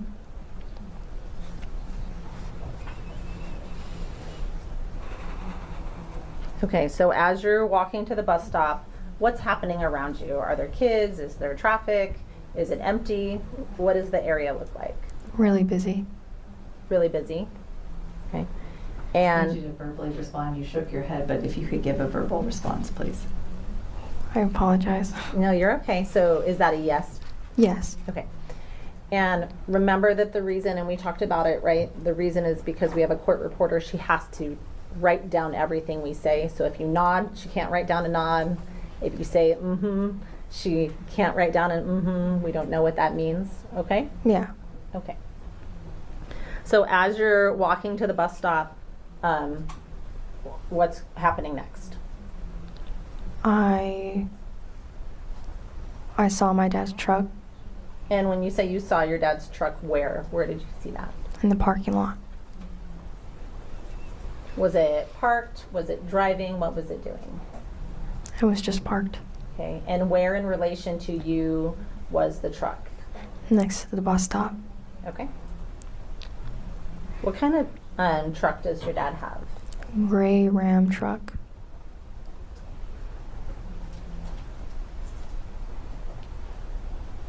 Do you recall what you were wearing underneath your dark hoodie, your black hoodie or dark hoodie, and those black pants at the time? Yes. What was that? Pink shirt. Do you remember what Isaiah was wearing? No, but I know that he was wearing something black. Okay. You just remember that it was black? Yes. Where is that bus stop for the school in relation to the school itself? Next to the high school's sign.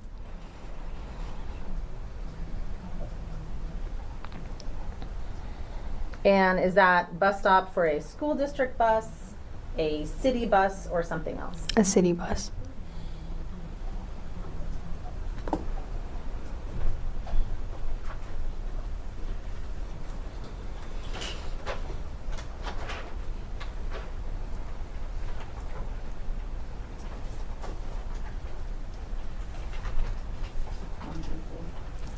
And for turn? You may.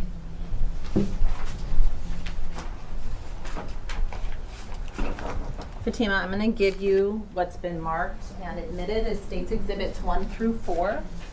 I'm going to ask you to look at those silently to yourself for a moment and then look up at me when you're done and ready, okay?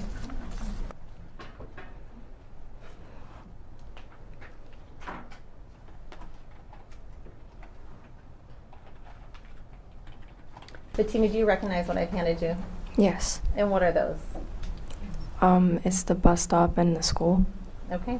And do those appear to be a true and accurate representation of that area as it appeared to you on October 18th of 2024? Yes. Okay, I'm going to take them back to me, okay? May I publish, Your Honor? You may.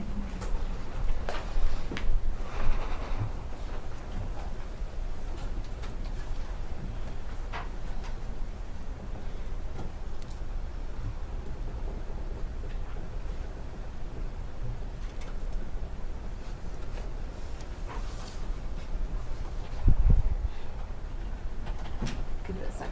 Okay. Fatima, Can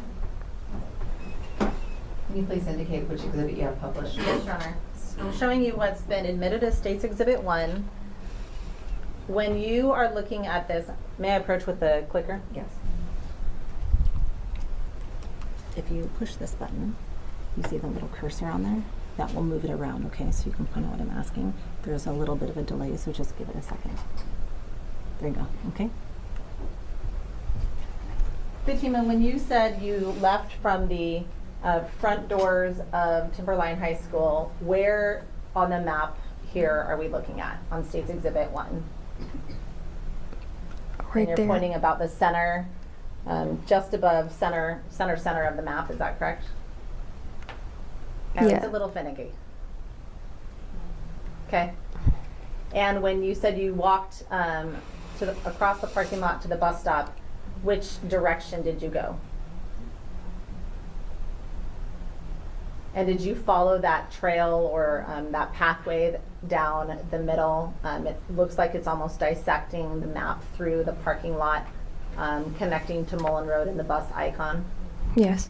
Okay. I'm going to show you State's Exhibit 2.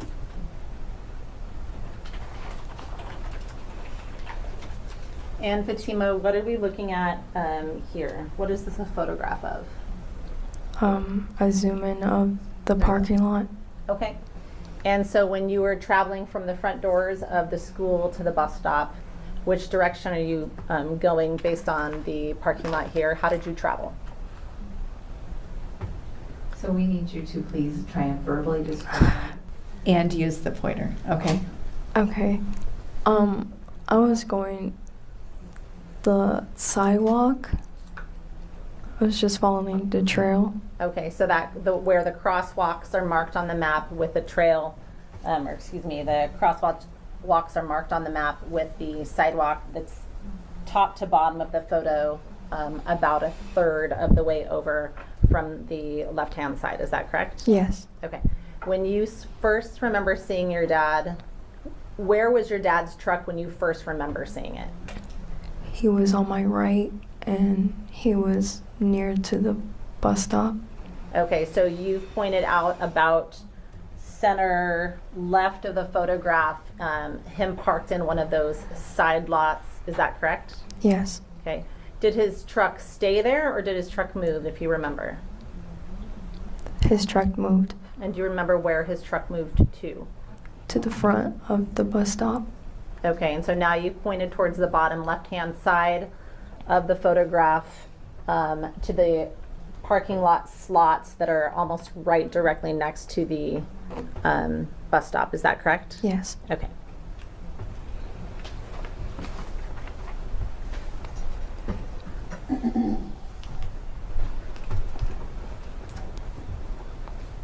Do you remember who saw your truck first? Did you see it, or did Isaiah see it, or did both of you see it?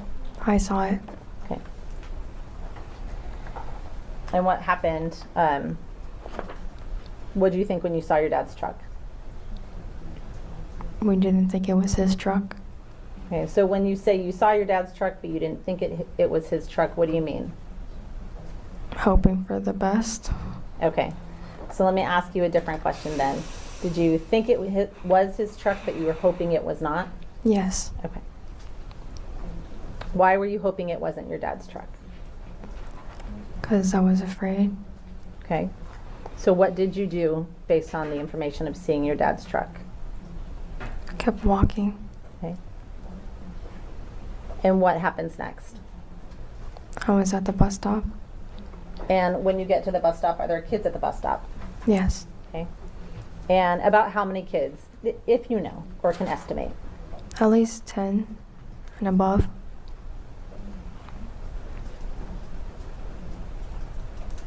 And is your dad at the bus stop when you get to the bus stop? Yes. Okay, so what happens next? He started talking to me. Okay. And what happens while he's talking to you? I was just trying to wait for the bus. Okay. And what do you mean you're just trying to wait for the bus? Are you communicating back with him? Yes. Okay. And how are you two communicating? Calmly but intense. Okay. Where is the first time, when you get to the bus stop, where do you first see your dad? Like there at the bus stop or within the vicinity of the bus stop? He was behind the high school sign. Okay, so the high school sign, the actual Timberline High School sign, is Yes. that correct? Where is the sign? If I'm looking at the bus stop, where is the sign? Is it to the left of the bus stop or to the right of the bus stop? Behind. Behind? Okay.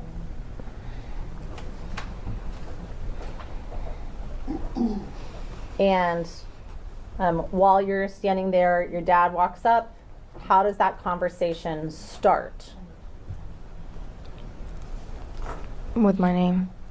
Okay. Is it initially calm? Is it initially not calm? Is it initially quiet, loud? What does the initial start of that conversation look like between the two of you? Calm. Calm. What about volume? Loud, soft, something else? Soft.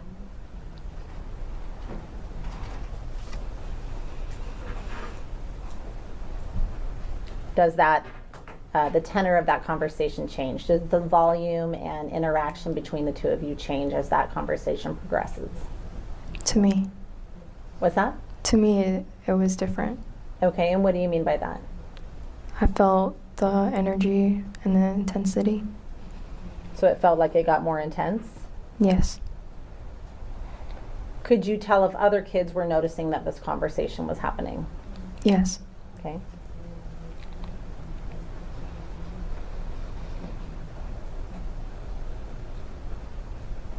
And how old is your dad, if you know? He's in his 40s. Okay.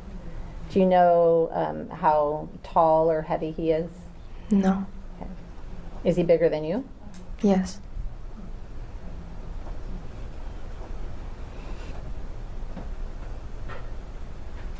And when you were talking, did you talk back to your dad? Meaning during the course of the conversation, was he just talking at you and you were waiting for the bus? Or did you engage back with him and speak back with him? I talked back. Okay. And was that in English, Arabic, or something else? Arabic.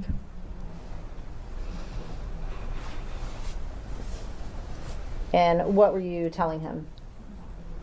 I didn't want to go back home. And did he accept that? No. And as this conversation is going, is your dad getting louder or quieter or something else? He didn't get louder. Okay. He didn't get quieter either. Okay. And what about his demeanor or mood? Was he happy and relaxed or something else? He looked frustrated. Sure.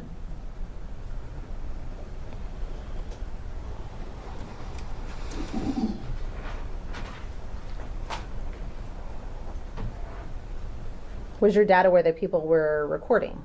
Yes. And how do you know? Because he told me. Okay. Was he smiling during the conversation with you? A little bit. Okay. And have you seen your dad smile before? Yes. Okay. You said earlier he didn't seem happy, but you've said he's smiling. How do those two things both exist? Can you repeat that? Yeah, I'll ask that a different way. So you said he's smiling. Was it a happy smile? No. And tell me what you mean by that.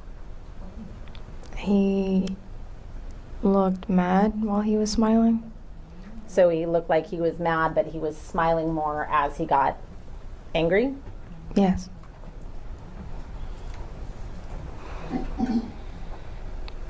Does your dad speak both Arabic and English? Yes. And as this conversation is continuing, where is Isaiah? Beside me. Is he doing or saying anything? Just comforting me. And what does that mean when you say comforting me? He was patting my back.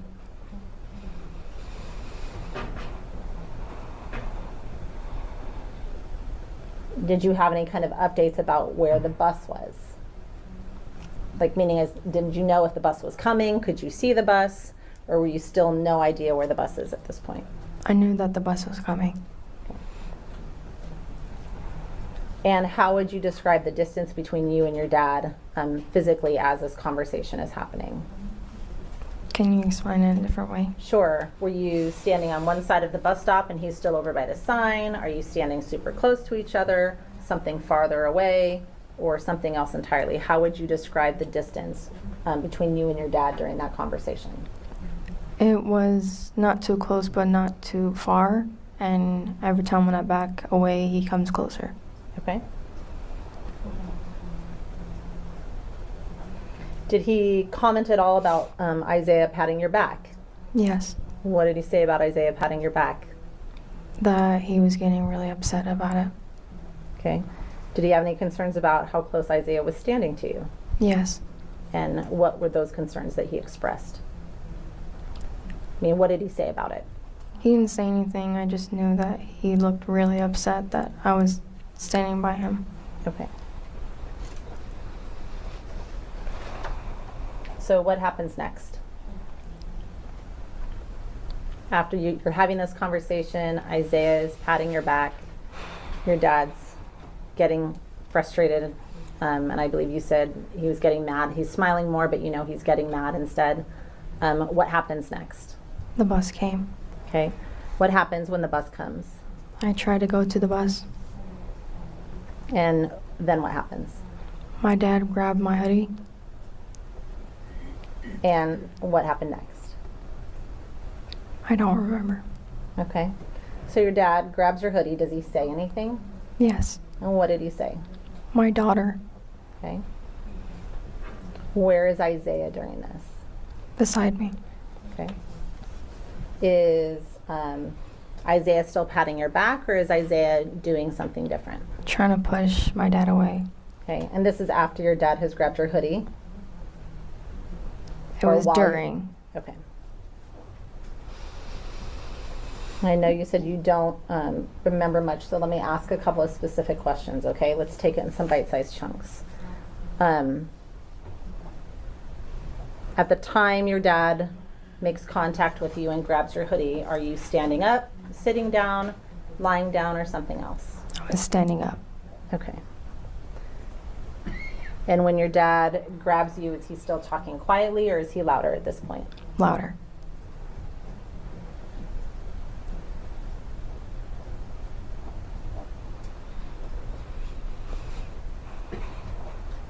And after your dad grabs your hoodie, let's go through some of the senses. What's the next thing you remember seeing? What are some of the images that you remember seeing? I was seeing my hand reaching my neck. When you said you saw your hand reaching your neck, okay. Do you remember if it was light out or dark out? Light. And why is your hand reaching for your neck? Because I knew my dad was choking me. Okay. When you say you remember seeing your hand reach for your neck, do you remember if it was the palm of your hand, the back of your hand, or something else? The palm. Okay. And do you have any other images that you remember during this period of time? Yes. What do you remember? I saw darkness at first. Okay. And when you say you saw darkness, what else do you remember? Another seeing? image. Any images that you remember seeing? I saw Isaiah and a friend standing above me. You saw Isaiah and a friend standing above you? Yes. Okay. Do you remember seeing anything else? I saw a lady holding a phone. Did you know her? No. Okay. Are you sure about the order of events in which these images are that you remember, or just images? It was just images. Okay. Do you remember when you see these things, if you're standing up, lying down, sitting down, or something else? Some of them were lying down, some of them were standing up. Okay.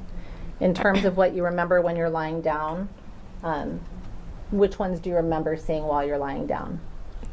The one where I'm reaching for my neck, and the one where Isaiah and a friend was above me. Okay. And you said you remembered seeing your hand reach for your neck because your dad was choking you. How do you know that? Meaning, what were you feeling to tell you that? Can you rephrase that? Sure. Where was your dad when your dad was choking you? Behind me.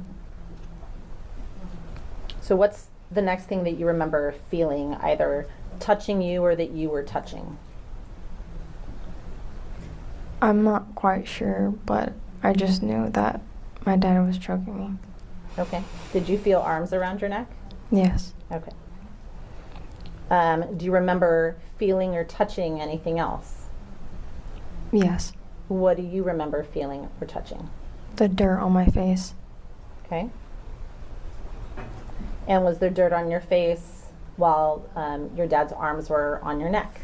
Yes. Were you speaking or breathing or saying anything? No. What about air? Could you feel the ability to breathe? No. Did you have any pain? Yes. And where was that pain? On my neck. Okay. When you felt the dirt on your face, do you remember seeing anything while you felt the dirt on your face? No. Were you on the ground or standing up? I was on the ground. And is your dad still choking you at this point? Yes. Do you know how long this went on for? No. How long did it feel like it was going for? Sustained. Did it feel long or short? Long.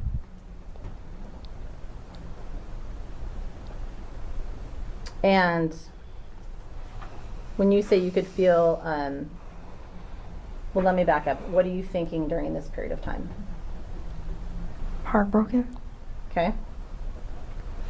By what? For what my dad did. Okay. Did you have any fear? Yes. About what? Of dying. Okay. Are you saying anything? No. Your Honor, this might be a good time for break. Ask the bailiffs to come forward. It's time for our afternoon recess, so we'll have a break for about 15 minutes. Thank you.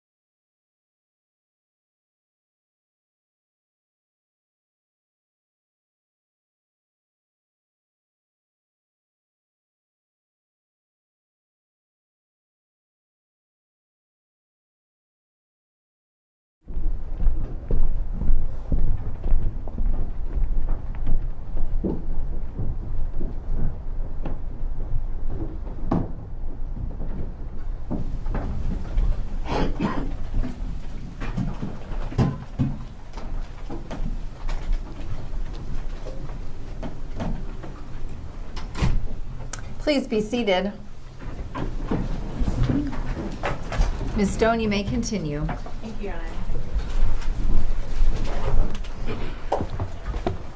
Fatima, so when we left off, you had talked about some of the fears that you had. Do you remember that? Yes. Okay. And what do you remember hearing during this time? What are some of the things that you remember hearing? I don't remember hearing anything during the time. Okay. Do you remember hearing voices at any point during this process? When I woke up. Okay, and what do you remember hearing when you woke up? My mom. What do you remember hearing your mom say? My daughter. Do you know where your mom is when you're hearing this? Behind me. Okay. And what is your mom doing behind you? Holding on to me. I'm sorry. Sorry, I can't hear that. Holding on to me. She's holding on to you. Where do you feel her holding on to you? My chest and my neck. Do you know how you went from your dad's arms around your neck to your mom's arms around your chest and neck? No.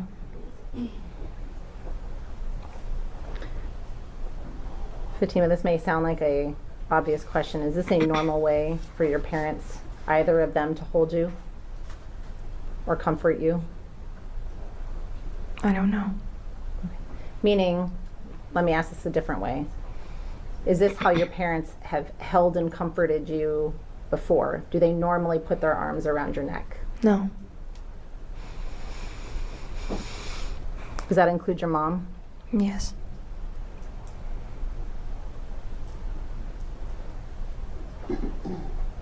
What is the next thing that you remember after you described yourself as waking up? What do you mean by waking up? Regain consciousness. Okay. So did you lose consciousness during this event? Yes. Do you know how many times? Was it once, more than once, or something else? If you remember. At least 4 times. Okay. What's the next thing you remember seeing when you wake up? What do you see around you? The bush. You see bushes or the bush? Yeah. Okay. And is that when your mom is on you or at a different time? When my mom is on me. Okay. Are you talking to your mom or trying to talk to your mom? Trying to talk to my mom. And what are you trying to tell her? That I didn't want her arm around my neck. Okay. Are you able to breathe? A little bit. A little bit? Could you breathe fully at that point? No. How would you describe your mom's size compared to you? A bit bigger.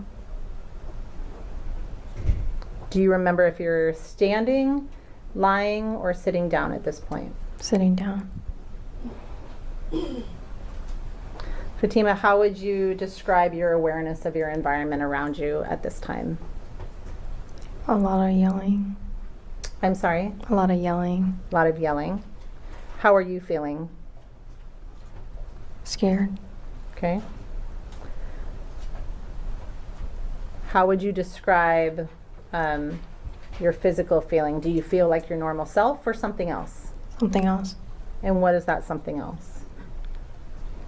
Hurt. Okay.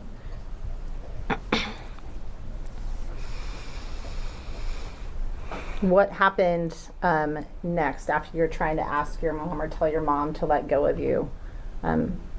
What happens next that you remember? Isaiah was trying to pull me. Isaiah was trying to pull you? Yes. Okay. And then what happens? I was trying to get up. When you're trying to get up, what happens when you try and get up? I couldn't get up. You couldn't get up? And then what? Well, then you didn't respond to that last one when she said you couldn't get up. Could you not get up? I couldn't get up, yes. Okay. And then what happens? Eventually I got up and I tried to walk away. Okay. How would you describe your legs working at that point? Weak. Okay.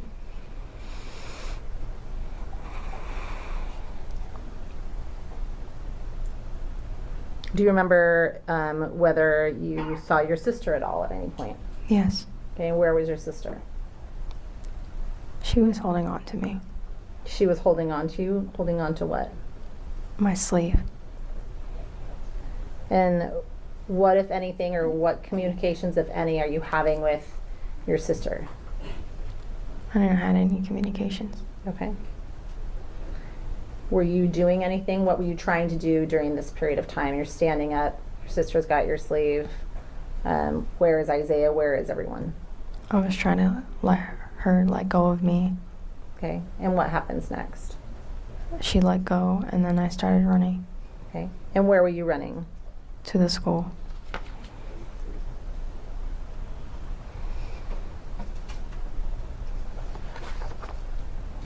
Why were you trying to get away from your mom and your sister?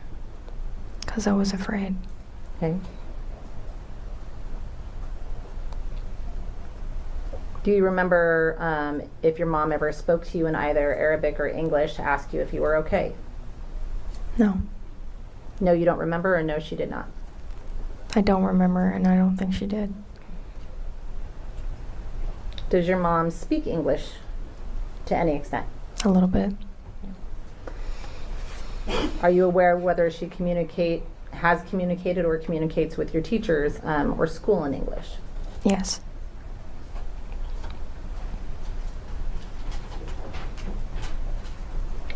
Fatima, based on your recollection of that day and your experience, would you have been able to get away from either of your parents without help from Isaiah or others that were present on scene? I could not get help if I was alone. Okay. Were either of them holding on to you with your consent? No. Do you know what happened after Isaiah helped you get away from your mom? You said you ran to the school. Where's Isaiah during this? Running with me. Okay. Where is your mom and or your dad or Haneen? I didn't know where my dad was, but my mom was following me. Okay. What did that look like? What do you mean? Like when you say following, were you guys running? Were you walking? Something else? I was running and she was walking. And where did you go? To the school. And where in the school? In the front. And did you go inside the school? Yes. Okay. Where inside the school? Straight to the office. Okay. Do you remember who was at the office? The front desk and Miss Robinson. And when you say the front desk, are there people that work at the front desk? Yes. Okay. Male or female? Female.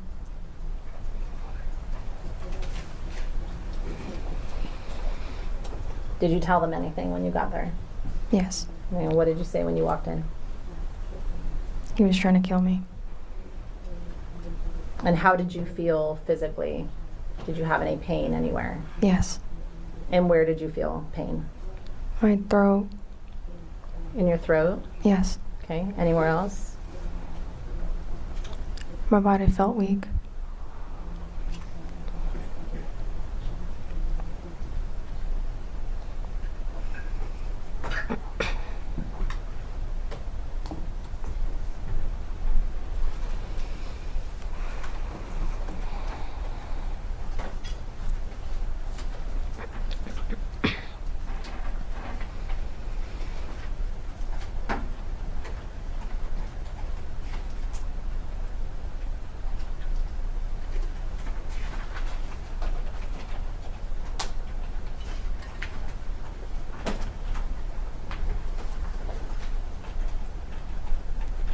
Have you seen any videos of the events in this case?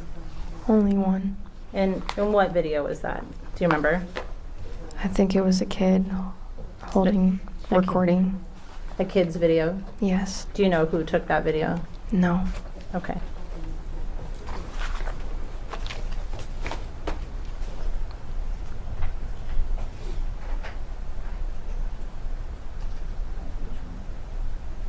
you seen any video footage of any of the, any bus? Or are you aware if there's any video footage of this incident from a bus camera?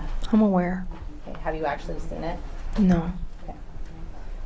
May I approach, Your Honor? You may. I'm going to show you what's been admitted as State's Exhibits 5 through 20.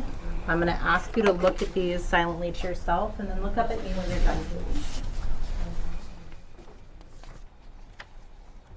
I recognize that they are in backwards order.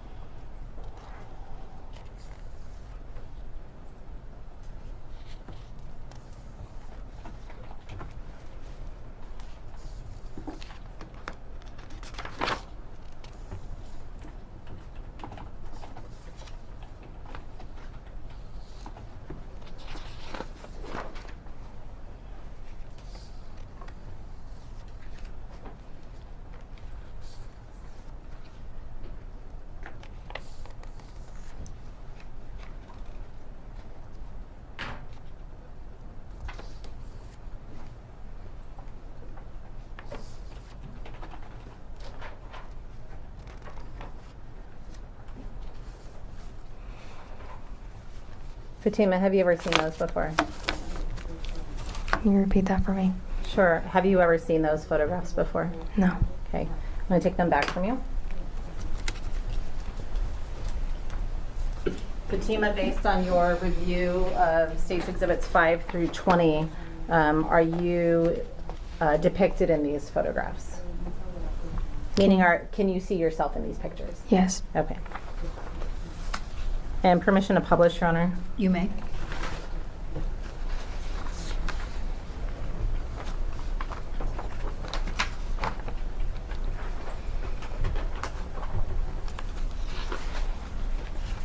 Showing you first State's Exhibit 7, Fatima. And I'm going to move it over so we're looking at the right-hand side of that photograph as it adjusts itself. I know it's a little blurry just because of the pixelation. Do you see yourself in this photograph as it comes? There we go. Yes. Yes? Yes. And where do you see yourself in the photograph? Do you still have the pointer by you? Yes. Okay, if you can point that out with the cursor, and then we'll describe where you're pointing. Is that you bent over? Yes. Okay. And we're looking at the, I would say, right-hand side, fourth quarter, right-hand side, about center of the page. Is that correct? Yes.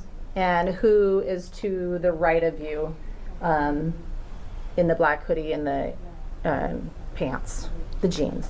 Isaiah. Okay. And who has a hold of you next to you in that photograph?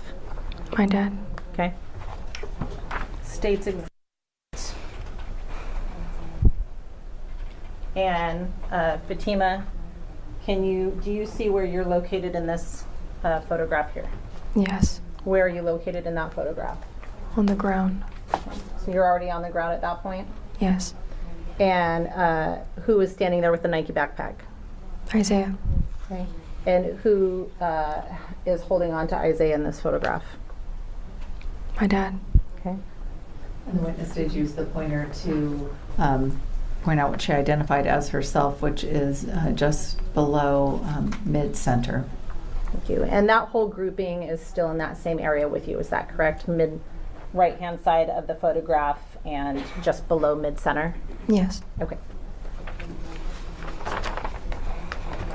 Fatima, State's Exhibit 10. And we're looking at the bottom right-hand corner of that photograph. Where are you, ma'am? Leaning over. Okay. And State's Exhibit. The witness used the pointer to point out who she identified as herself in the lower right quarter of the exhibit. State's Exhibit 11. Looking again at the bottom right-hand corner of that exhibit. Where are you? Standing. Okay. And you've got the cursor over top of your face. Are those your dad's hands on you at that time? Yes. Okay. And State's Exhibit 12. Where are we looking at here? My dad is grabbing a hold on to me, and I'm bent over. Okay. And is Isaiah touching or near you in this photograph? No. Okay. And the witness used the cursor to identify herself on the right-hand side, just right of middle.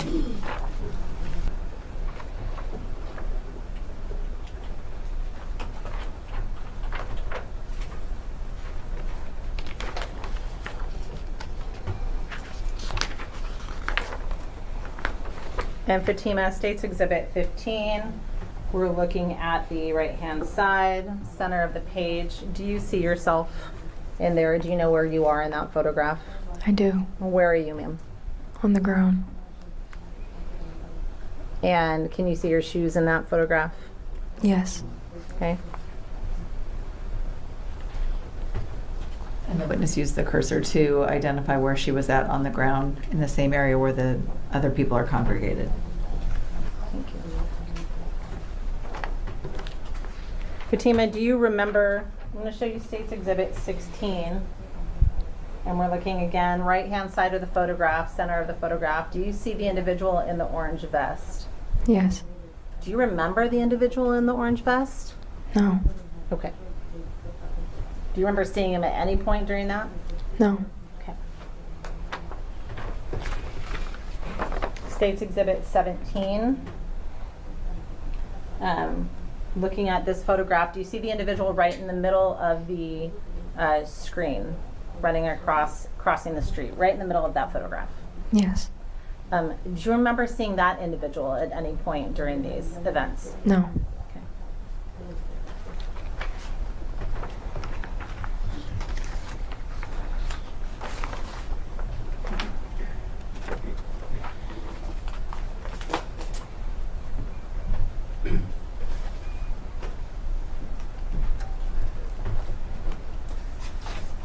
Fatima, what happened when you got to the office? They took me to a room. Who took you to a room? The counselor and Isaiah. Okay. Do you see your mom again after you've left her or run from her at the bus stop? No. What happens next when you're in that room? The fire department came. Okay, did the police come? Yes. Okay. Did you talk to the police? Yes. Did you talk to the fire department? Yes. Did they do any kind of examination on you? Yes. Okay. Once you got to the office, what kind of injuries were you able to notice about yourself once you sat down? My hand was scratched up and my neck was so sore, and I felt the scratches on my neck. Okay. Did you have any indications that you'd been on the ground on you? Can you repeat that? Sure. Earlier you described feeling dirt on your face. Did you still have dirt on your face? Yes. Okay. What did your voice sound like? Any changes? It was really soft. Okay. Well, let me ask you this. You are kind of a soft speaker anyway. So how was that different from how you sound now? Like, I can hardly speak, and it was hard for me to talk. Okay. Did you have any burning? Yes. Where did you have burning? On my throat. Did you have any bruises? I'm not sure. Okay. Did you have any pain on the outside of your throat? You described pain on the inside of your throat. Did you have any pain on the outside of your neck? Yes. Where was that? A lot of swelling. And after fire checked you out, where did you go? To the hospital. Okay. How long were you at the hospital? 2 days. And were there any limitations on what you could or could not do at the hospital in terms of food or water? I couldn't eat for a day. Okay. And was that the doctor's recommendation that you not eat for a day? Yes.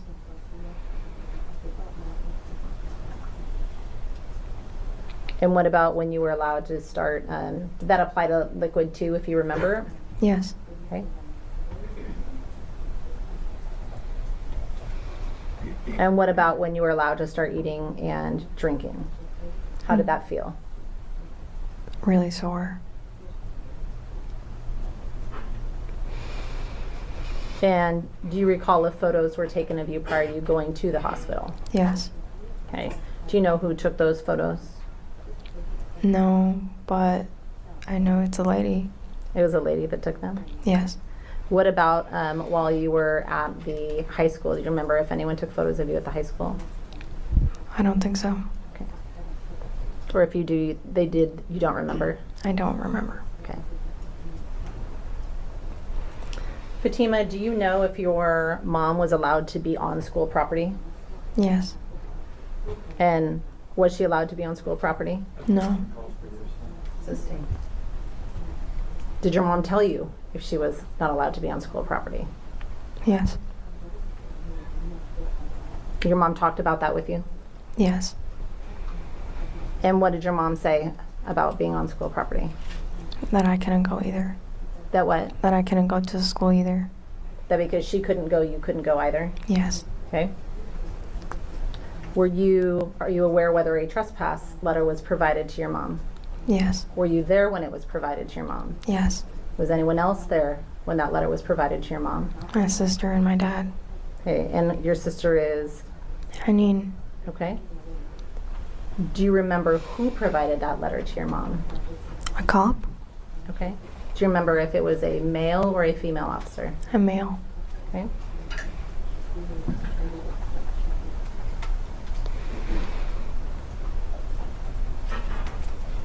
Does Haneen speak English? Yes. Okay. Does she speak English better than your mom? Yes. Okay. And does she help your mom sometimes with English as well? Yes.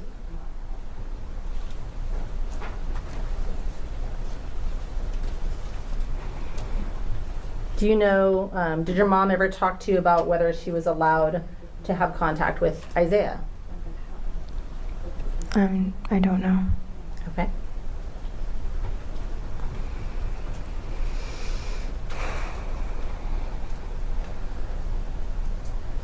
Do you know if your mom had ever been to the school before, to your knowledge? Yes. And how often did your mom come to the school? A lot. Okay.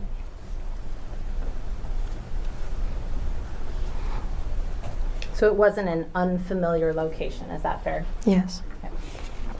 Had your sisters gone to that school also? Yes.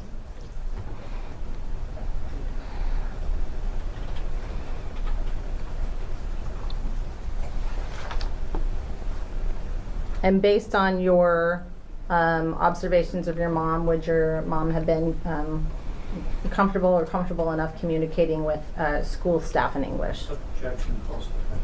Sustained. Based on your observations with your mom, had your mom ever communicated with school staff in Arabic? In Arabic?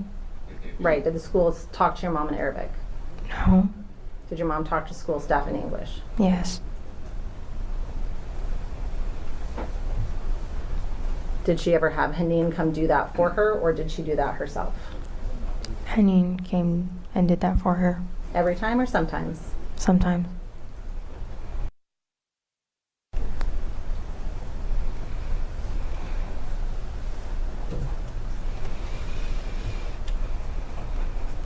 Okay, I don't have any further questions for you at this time. Okay. Thank you. Thank you. Thank you. Mr. Kading, cross-examination. Thank you, Your Honor.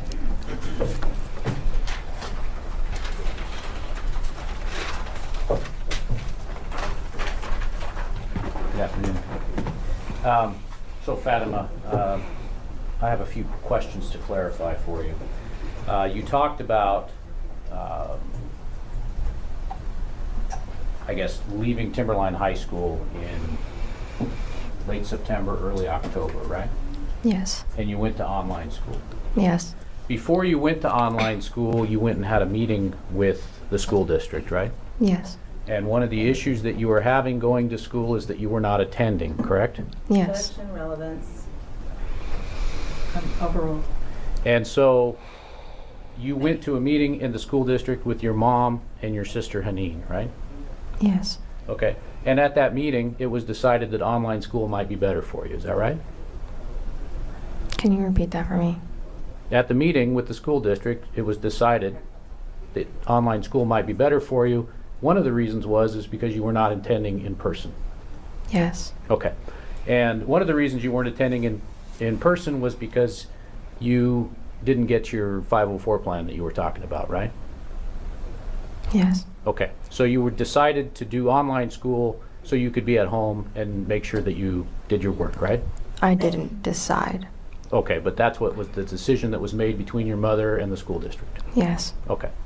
One of the other issues that you addressed at that meeting with the school district was that you were planning, your mother told them to travel to Iraq for an extended period of time. Is that right? No. Now, when I talked to you a couple months ago, you said that that meeting you discussed going to Iraq. Do you remember that? With my mom. And the school district.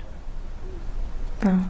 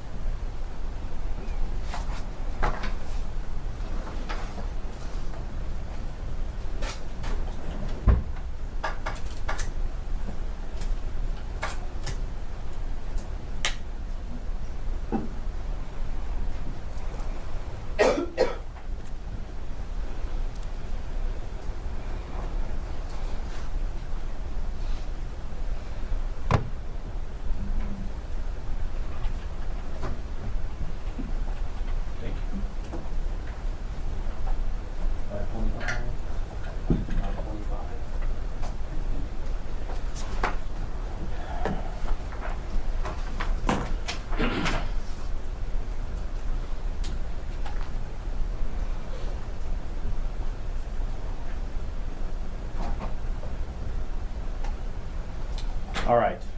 I'm going to hand you what's been marked as Exhibit 525. And I'm going to have Mr. Kading, I would appreciate it if you would request permission to approach the witness with exhibits. Terribly sorry, Your Honor. Your Honor, may I approach? You may. Thank you. Fatima, I'm going to hand you what's been marked Plaintiff's Exhibit, or excuse me, Defendant's Exhibit 525. And this was from May 1st, 2025, page 73. And if I could have you read for me, to yourself, lines 5 through 21, please. Okay. 73. Page 73.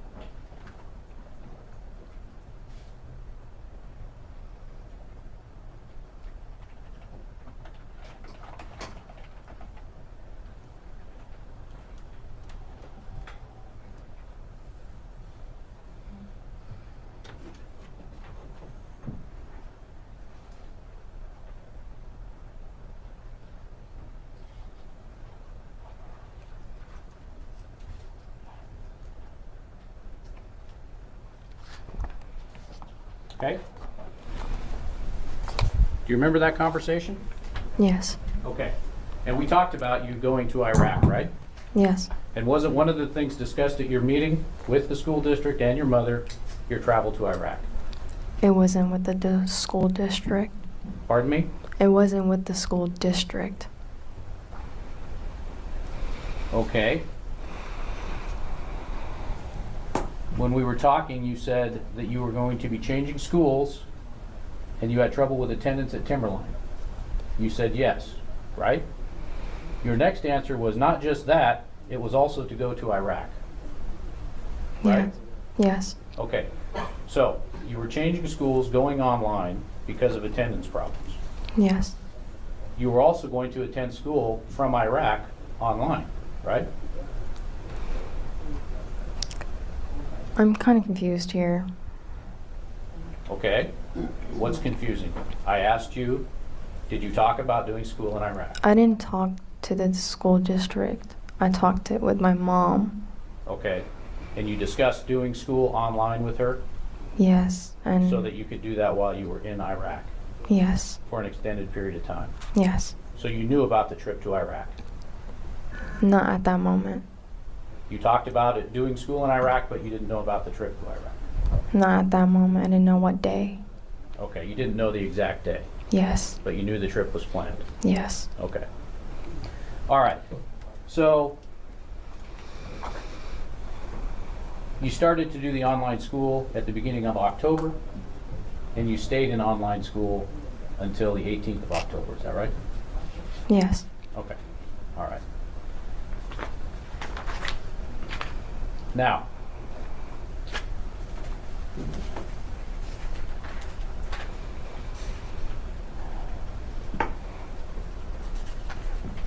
when on the 18th of October, 4 o'clock in the morning rolled around, you decided that you didn't want to go to Iraq, right? Yes. Prior to that point, at 4 o'clock in the morning on the day you were scheduled to leave, you had not discussed that with your parents, had you?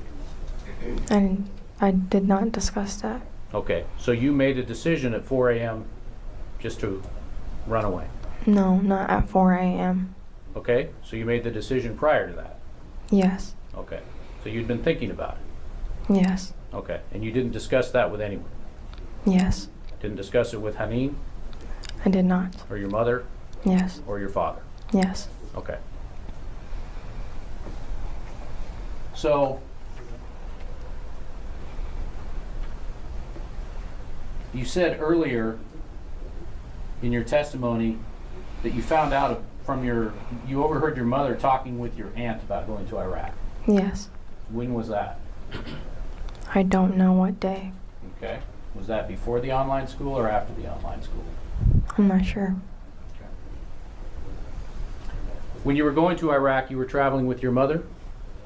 Yes. And your sister Nora? Yes. And your 2 younger brothers? Yes. Your father was staying at home to work? Yes. And Haneen was staying at home to work and go to school, right? Yes. Okay. So, when you left home at 4 o'clock in the morning on the 18th, did you plan to stay at home while your mom was gone? Can you repeat that for me? When you left home at 4 o'clock in the morning, did you expect to stay at home when your mom was gone? I don't know. Okay. You didn't have a plan at that point? I did not. Okay. Now, your dad was gone 14 hours a day at work, right? Yes. And Haneen was gone to school and to work, right? Yes. Because that would have left you home alone, right? Yes. And that's part of the reason you were scheduled to go to Iraq, right? Yes. Okay. Because your parents didn't want you home alone, did they? Yes. So,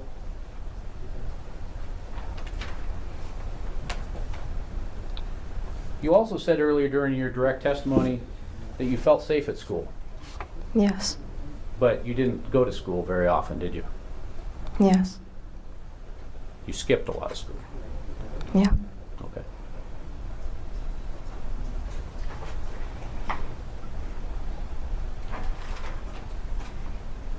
During the course of the day on the 18th, when you were in touch with the school, did you ever think to call your parents and tell them where you were?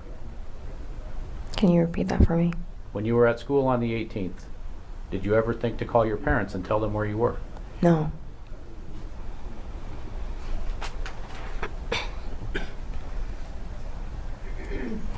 And was that because you were concerned that they would be unhappy with you? Yes.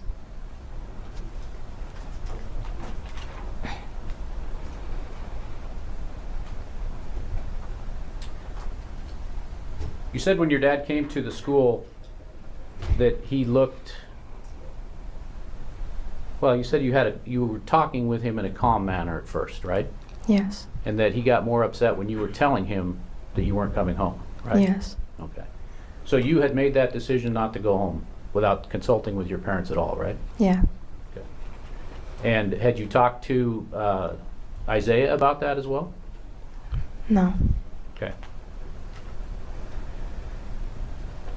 But when you were at school, you were talking with your dad, Isaiah was standing right there. Yes. And he began pushing your dad at some point. I don't recall.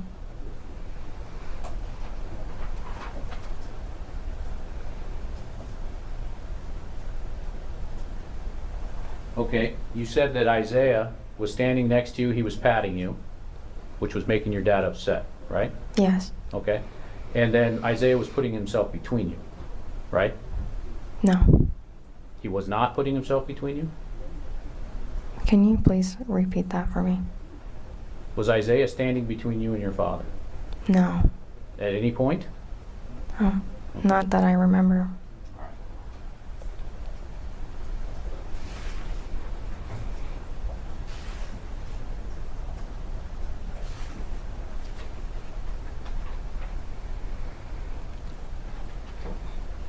Now you mentioned too to the prosecutor when they were asking you that you have previously testified in a court hearing, is that right? Yes. And you were placed under oath at that time, right? Yes. And when you were placed under oath, you gave answers that were not true? Yes. And so you knowingly did that, right? Yes. Okay. And is that something, do you lie often? No. Do you lie when you get upset? No. You lie when you think people are going to get mad at you? Yes. Okay. So if somebody's going to be upset, you might lie to them? Yes. Okay. Can I have a short break, please? Members of the jury, I'm going to go ahead and ask that the bailiffs come forward and take you back to the jury room for about a 10-minute recess. Thank you.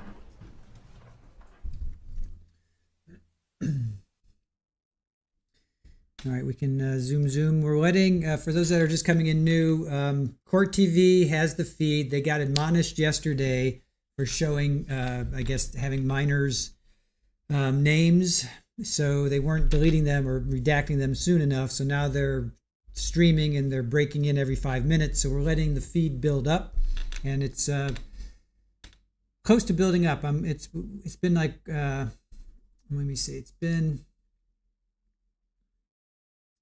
We'll be in recess for 10 minutes. Let's see. Yeah, it's been about an hour and a half. So I'm going to be able to zoom through a lot. So once we're done with this little bit of Fatima's testimony, then I'll go over to the live feed.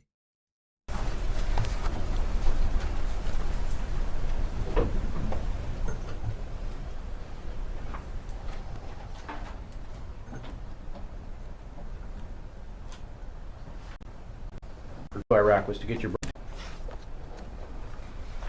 If I may approach Your Honor. You may. Retrieve the document. So Miss Ali, the point, one of the points of going to Iraq was to get your brother's passports, right? Yes. Okay. And that was so that they could travel to Iraq without having to get visas in the future, right? Yes. And you and the rest of the family already had your Iraqi passports, right? Yes, an old one. Right. And so your mom didn't know how long it was going to be for those passports to get made, did she? I don't know that. Speculation. Sustained. Did you talk to your mom about that? No. Okay.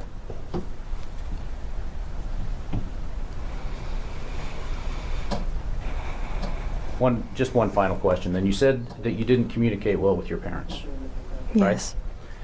right? And was that because you often didn't tell them things? Sometimes. Okay. Thank you. No further questions. Mr. Liry, cross-examination. Thank you, Your Honor.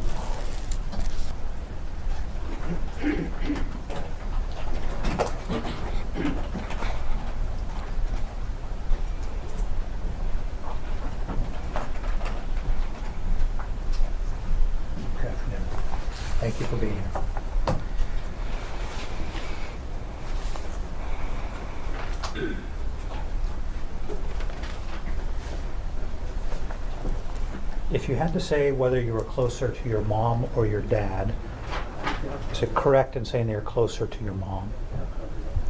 Can you repeat that for me, please? So if I asked you, are you closer to your mom or your dad, you would say that you're closer to your mom. Is that fair? Yes. Okay. So we've talked a lot about October 18th, the day of this incident, correct?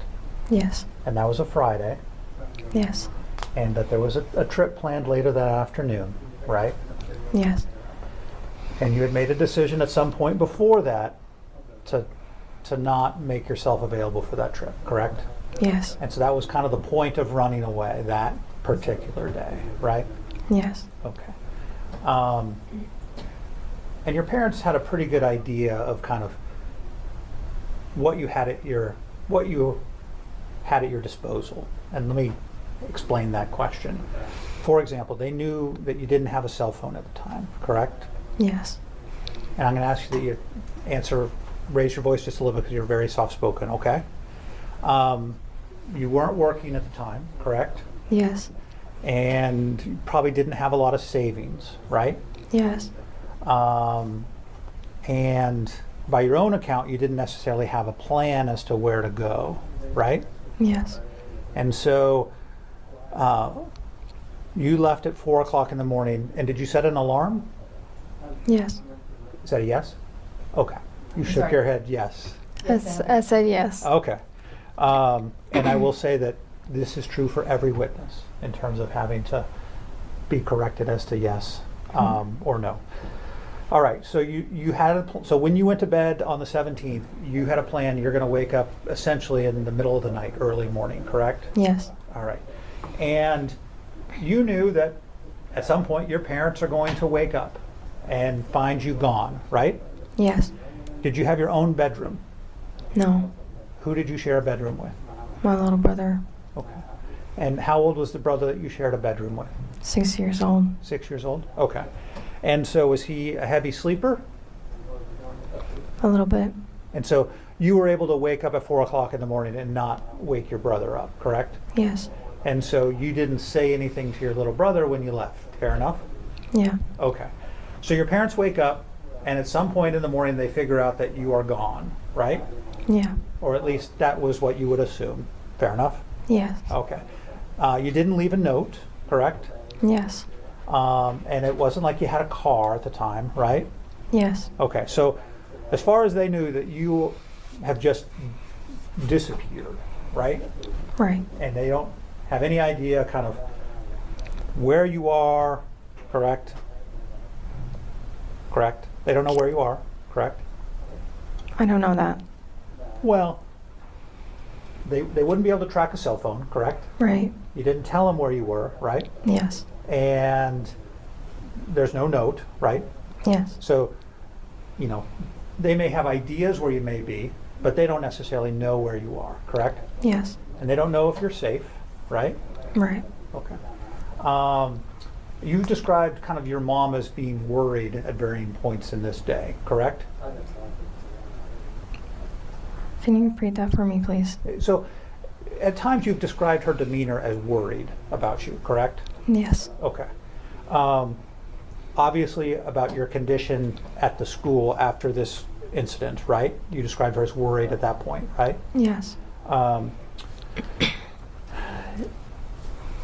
You, earlier in the day, you indicated that you had seen, or you thought you may have seen, either your dad, your mom, or your sister, or some combination. Is that correct? Yes. And where was that? It was right at the sidewalk in the road near the Safeway and Walmart. And this is before school? Before school. Okay. And did you draw a conclusion as to whether they were searching for you at that point? Yes. And what was that conclusion?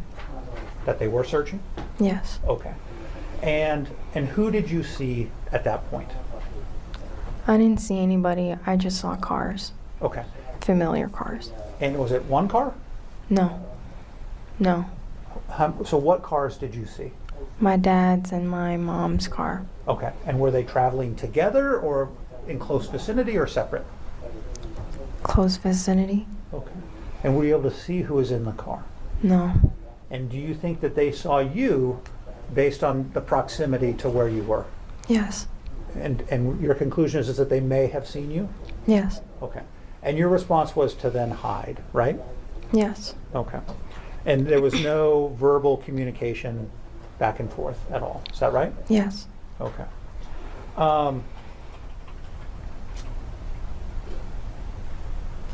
So you talked about this trip that you've kind of learned about in the week or so beforehand, correct? Yes. And Mom had a conversation with you about kind of what it made sense to pack, right? Yes. And was that a conversation that occurred in your room or somewhere else? Downstairs. Downstairs. Was anybody else present? I don't believe so. Okay, so it's just you and Mom having this, and Mom's like, okay, we're going to go on a trip to Iraq in the afternoon on Friday the 18th. Is that accurate? No. Okay, what information were you provided? To pack clothes. Okay, for a trip to Iraq. Yes. And but you knew it was on Friday the 18th, is that right? Not by my mom. Okay, and was that, you tell me, how did you find out it was on the 18th specifically? From my sister, Haneen. Okay, all right. And you believed that that was accurate, correct? Yes. Okay. So you have talked about that you felt like it was to basically get you out of Olympia, correct? Can you repeat that for me? Like,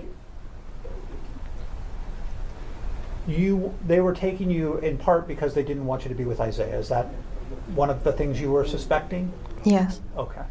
You've also talked about that your mom was kind of lonely, right? Yes. And she missed her sister, correct? Yes. And that was also one of the reasons for the trip? Yes. Okay. All right, so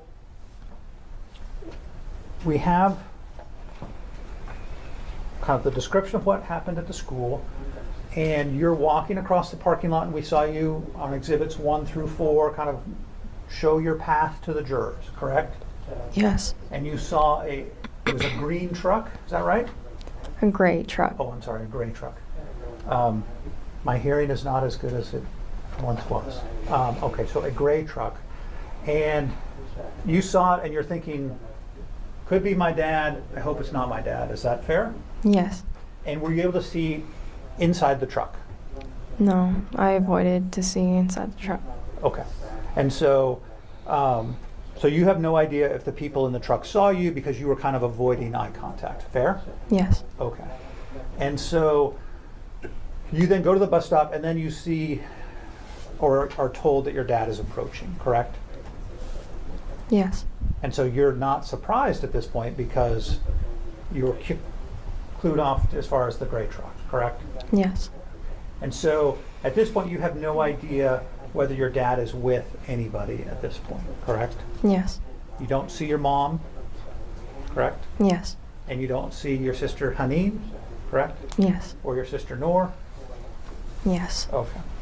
All right, so then you talk about this conversation with your dad where you describe him as calm in terms of his voice, and he's having a conversation with you initially, correct? Yes.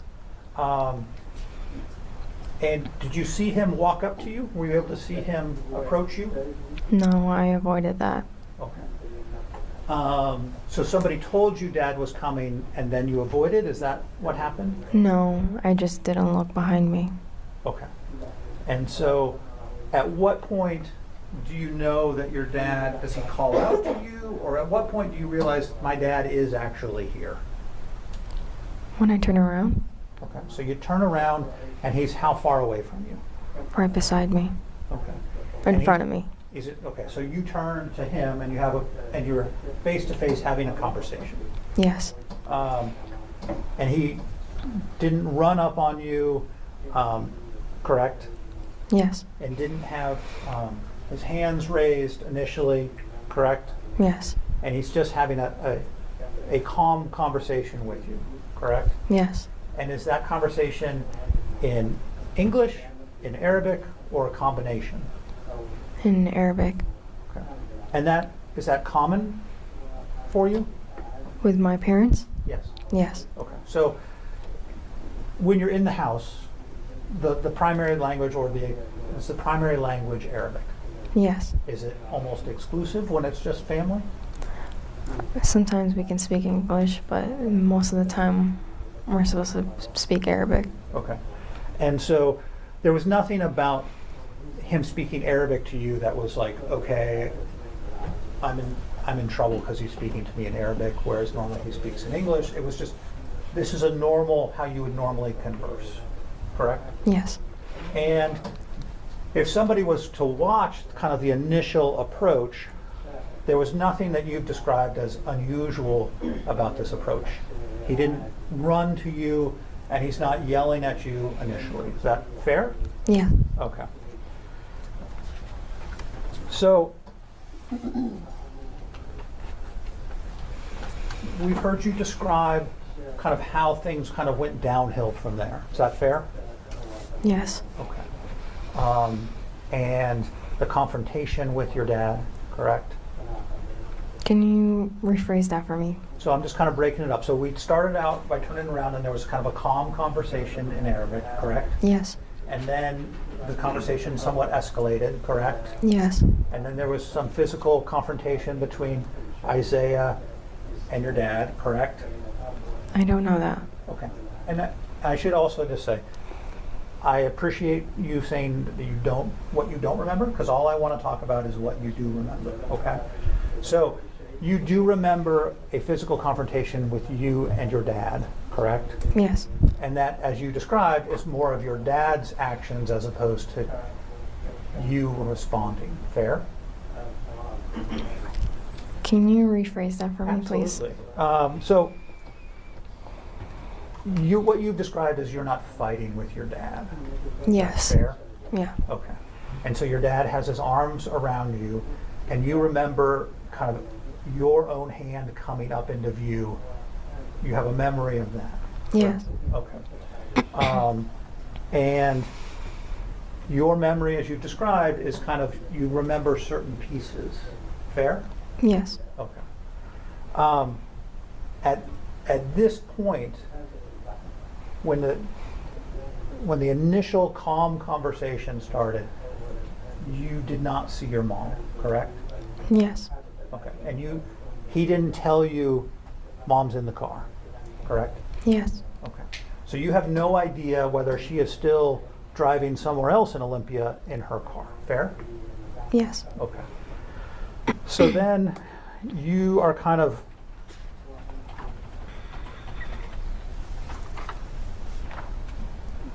I'm just going back through my notes. You kind of have these images, a lady holding a phone, and you feel the dirt on your face. You've described that, correct? Yes. Okay. You don't recall that you were speaking or that you were able to breathe, fair? Yes. Okay. At some point you then start to kind of regain consciousness, correct? Yes. And you suddenly realize that you are no longer in your dad's grasp. Is that fair? Yeah. Okay. And you're still somewhat on the ground, correct? Yeah.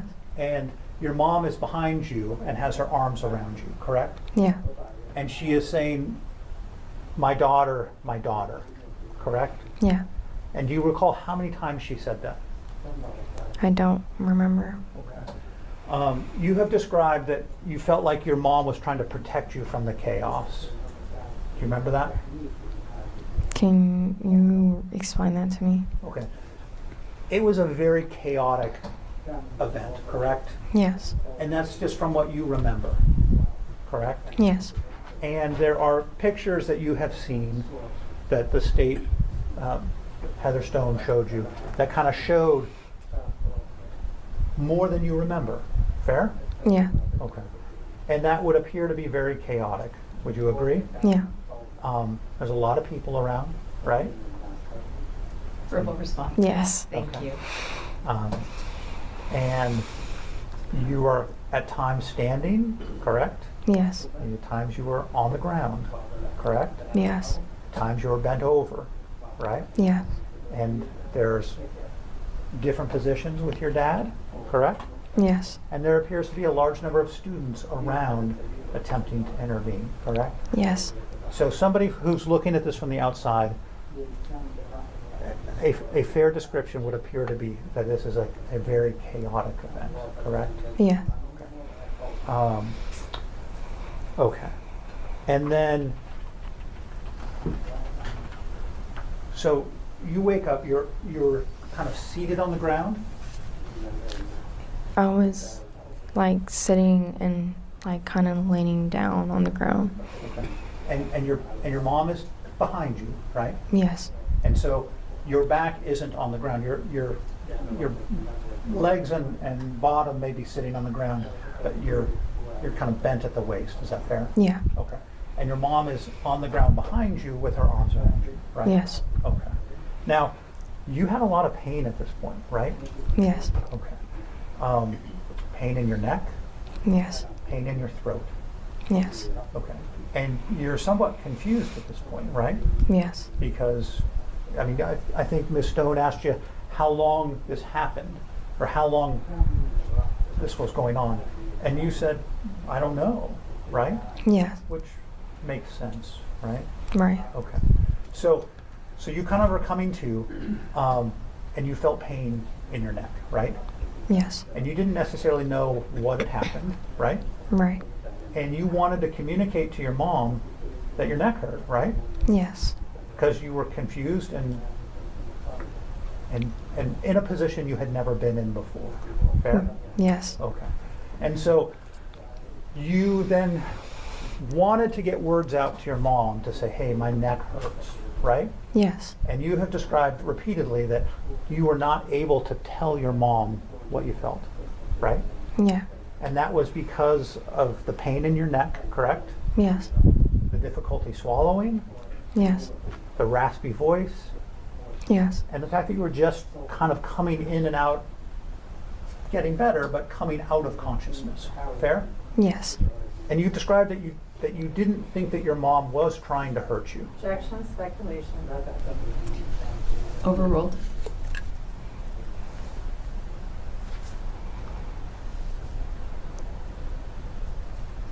You can answer. Can you repeat the question, please? You have shared with the police and with others that you felt like your mom wasn't trying to hurt you. Fair? Yeah. Okay. And that was what your conclusion was at the hospital when you talked to the police, correct? Yeah. Okay.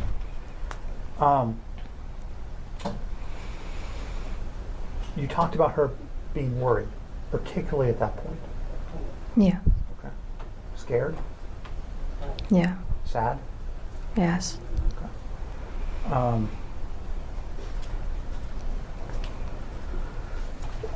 The prosecutor said, was it normal for your dad to hold you that way? Was it normal for your mom to hold you that way?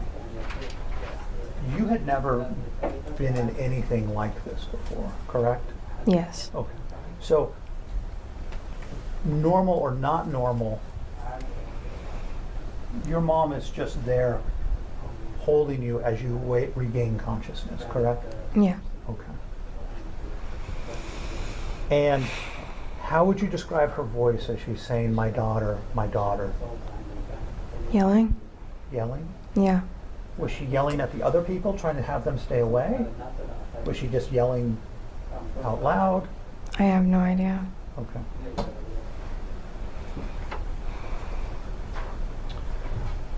So we had a chance to talk with you. Do you remember that? Yeah. On Zoom? Ms. Stone was there, I was there, Mr. Kading was there, and that was on Zoom, right? Right. And were you in the same room as Ms. Stone? As Heather? Yes. And then I was on the screen, correct? Yes. And so was Mr. Kading? Yes. Okay. And I think they've shown you some transcripts of various conversations. Do you remember telling me when I asked you about the tone of my daughter, and you described the tone as sad? I don't remember. Okay. Well, let me.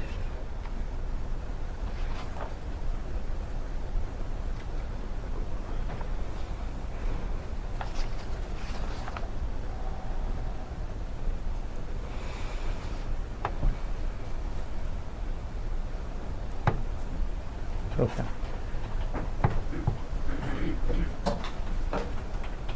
All right. So I'm holding Exhibit 525. Can I approach? You may. Thank you, Your Honor. All right, so this is the transcript from May 1st, okay? And I can show you the page if you'd like, but I'll have you go to page 55. Can I approach again, Your Honor, just for sure? Yes. So what I'm looking at is start on line 19 and just read to the bottom of that page.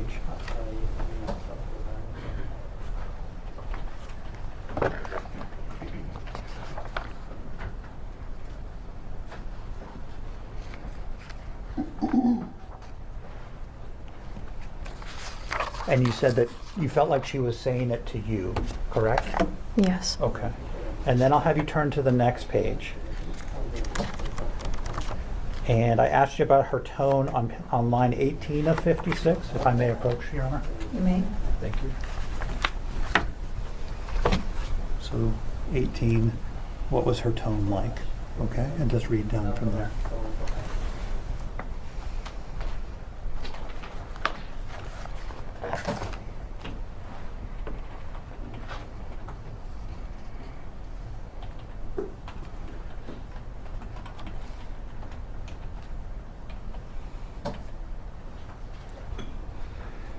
And when I asked you about her tone, was it loud? What was angry?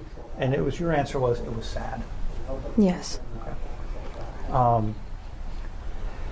And then at the top of that page, on line 7, I asked you, does your mom primarily speak English, Arabic, or a mixture? You remember that? Yes. And you said primarily Arabic, correct? Yes. And then you offered she doesn't know much English. Is that Yes. accurate? Would you say that her ability to speak English is better than her ability to read English? Can you rephrase that for me, please? Absolutely. So, if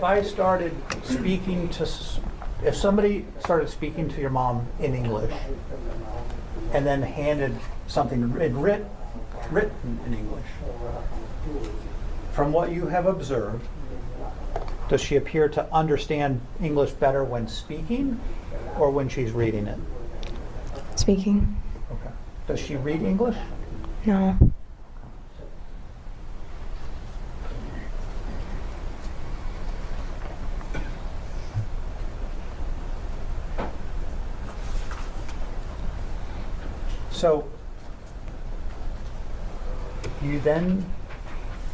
So it's not very long that your mom's holding you, correct?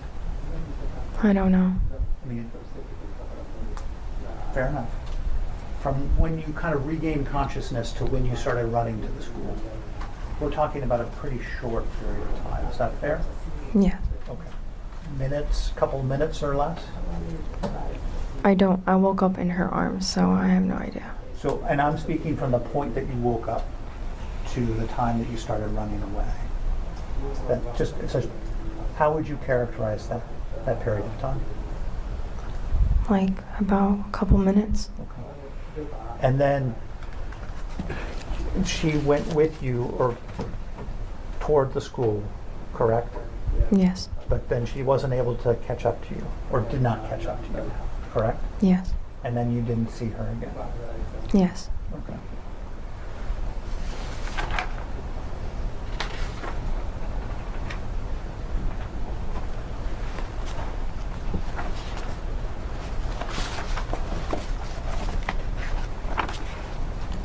I know we're up against the time. I just want to see if I can be done.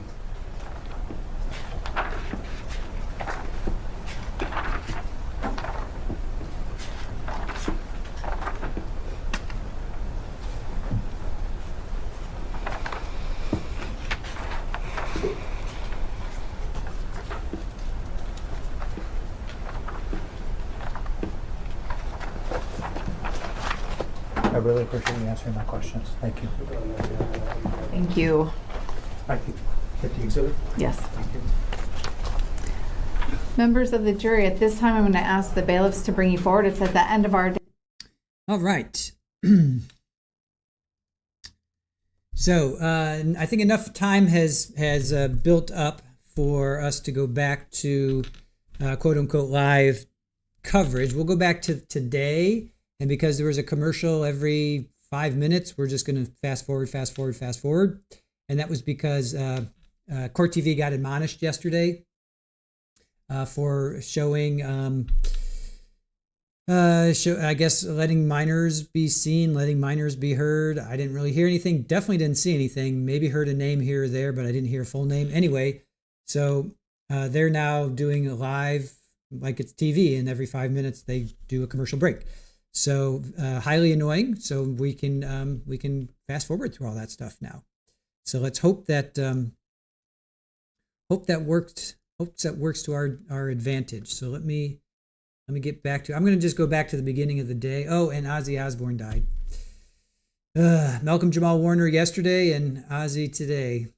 What's this world coming to?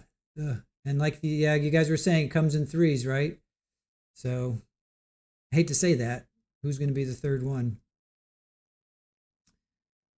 All right. So let's get ourselves set up. Okay, so back on the stand is Dr. Joyce Gilbert. And I got to get all my, let's see, I got to get all my stuff sorted out here. Get that sorted. Okay. All right, so now back to, it's not live, but it is today, and we'll be able to zoom through everything. All right, so let's get to it.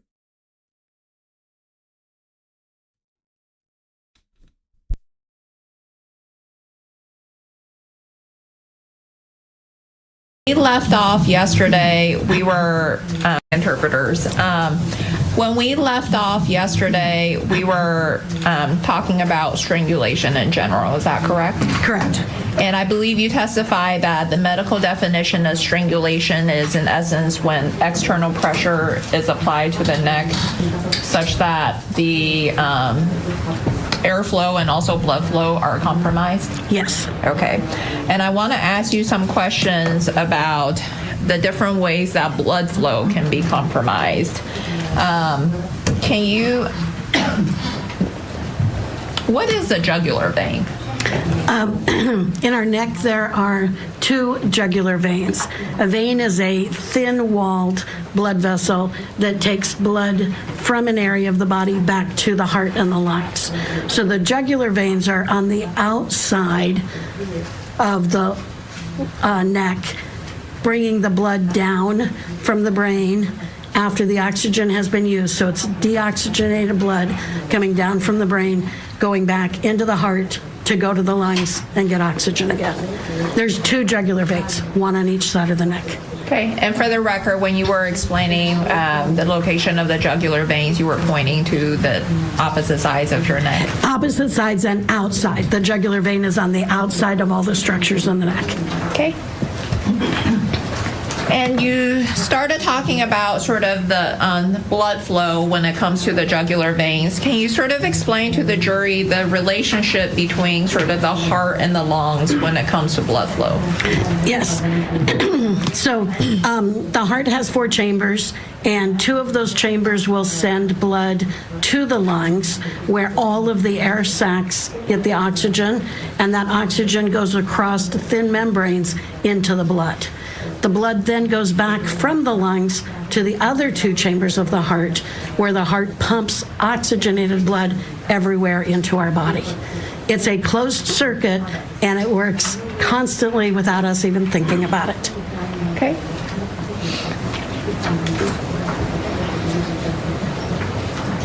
And what is the what is the function of the jugular veins?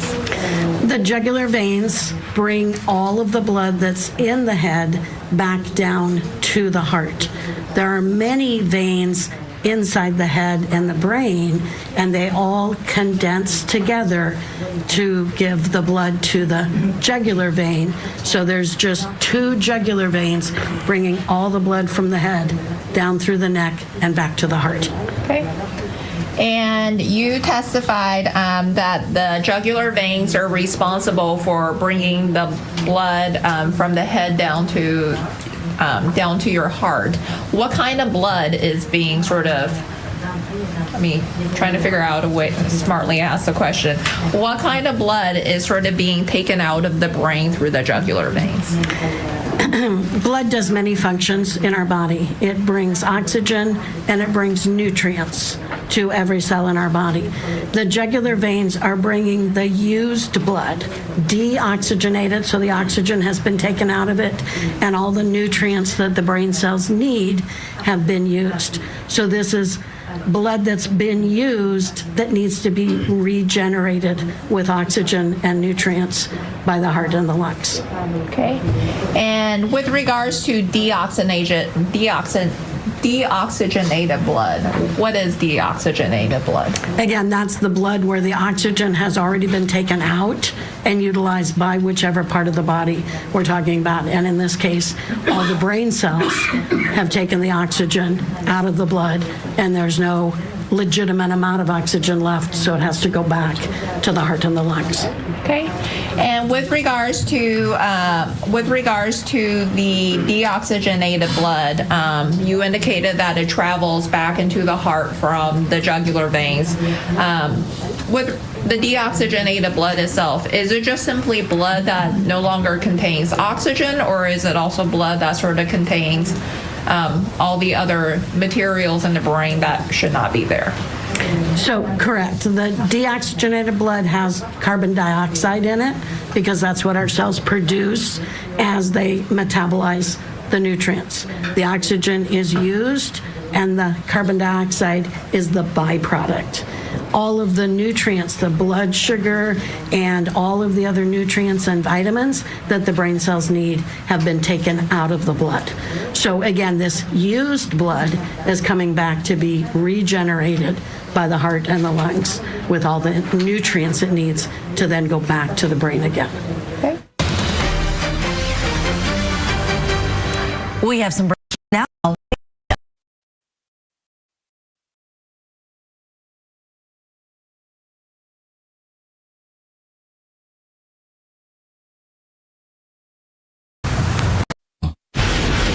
What are you thinking during this period of time? Yes. With Be compromised. And when somebody is, when strangulation occurs, could the jugular veins be compromised? Yes. And how can it be compromised? A vein is a thin-walled vessel, so it's easy to compress a vein and stop the flow of the blood coming out of the head and down the neck and into the heart. So simple compression will stop that blood, and then it will build up in the head. Okay. And if external pressure does apply to the jugular veins, where there's compression to the jugular veins, which part of the body is mostly impacted? The head and the neck region. I know this may sound like a silly question, but you indicated the head would be one of the parts of the body that would be mostly impacted. Would it be impacted in a positive way or a negative way? A negative way. Okay. And why is that? The blockage of blood coming out of the head causes a backup of pressure in the head, so the blood has no other way to get out except those jugular veins. So when pressure is placed on the jugular veins, that buildup of blood has nowhere to go, and it builds up in the face, in the brain, in all structures of the head. Okay. And you testify, Dr. Gilbert, that when there is pressure applied to the jugular veins, there's a buildup of the blood in the brain. The buildup of the blood you're referring to, would it be the deoxygenated blood? Correct. Okay. And when there is that buildup of deoxygenated blood in the brain, what are some physical symptoms that can manifest? There's a higher blood pressure in the brain. There is accumulation of the byproducts that should be coming out of the brain, all of the carbon dioxide and the used up chemicals from the brain cells. All of that is being trapped inside the brain and inside the head without the ability to be cleansed and recirculated. Okay. And when that happens, if a person has a buildup of deoxygenated blood in the brain, what are some symptoms that they may experience? Many symptoms. They may get confusion. Their brain cells aren't going to think and react appropriately. They will get a headache because that increased pressure will cause pain in their brain. They may not be able to talk clearly or make sense out of what's going on. They get fuzzy. Eventually, they will lose consciousness because of that pressure on the jugular vein. Okay. And why would the buildup of deoxygenated blood in the brain cause a headache? Again, the deoxygenated blood, not enough oxygen for each of the cells to do their job, and the pressure of having that extra blood not going anywhere is what causes the headache. Okay. And why would it cause dizziness?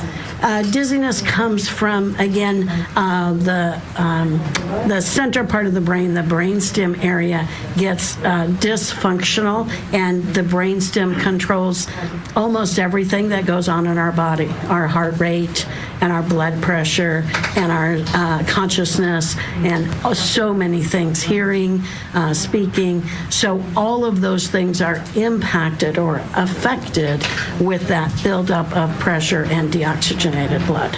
Okay. And why would it cause dizziness?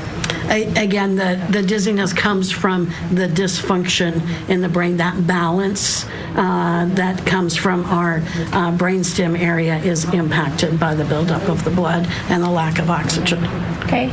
And you, Dr. Gilbert, when you testified about the different causes of the buildup of the deoxygenated blood and the impact from that, you used the word brainstem several times. What is brainstem? So our brain has sections of it, hemispheres up here, but it all condenses into something we call the brainstem.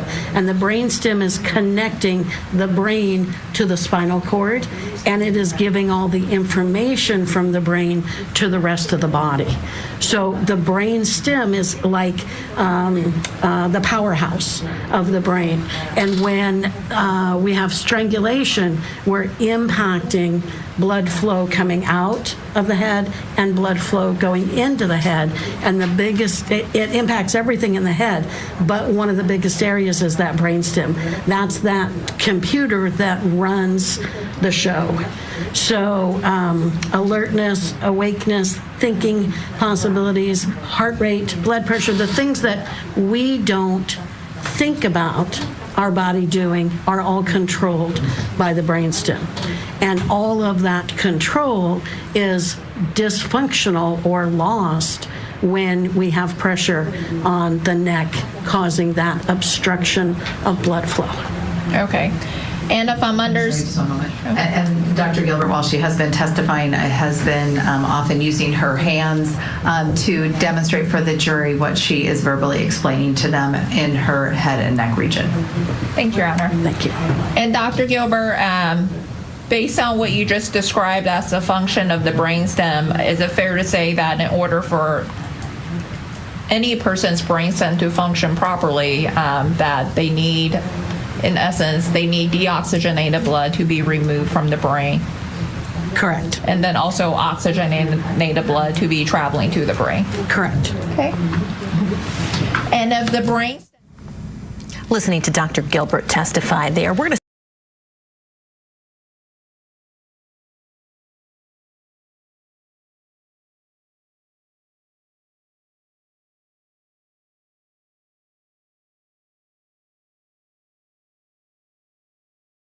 At that courtroom now, right where we left off, with more from Dr. Joyce Gilbert.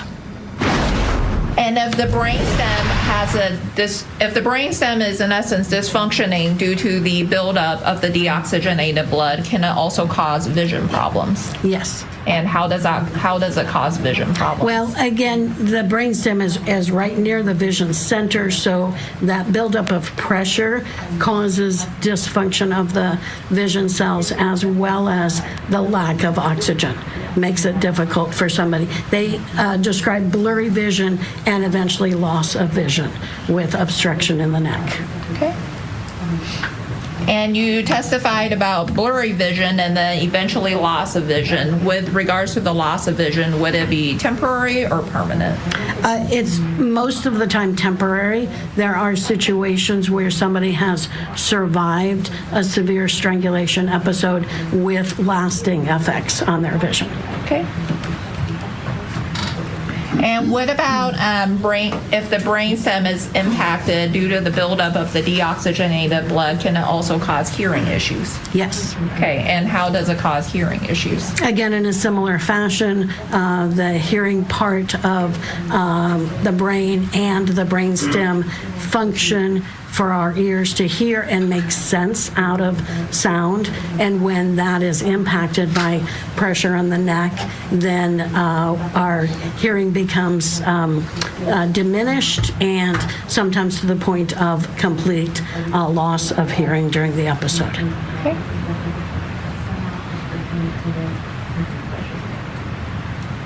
And Dr. Gilbert, you testified about the sort of when the brainstem is impacted, its function becomes impaired.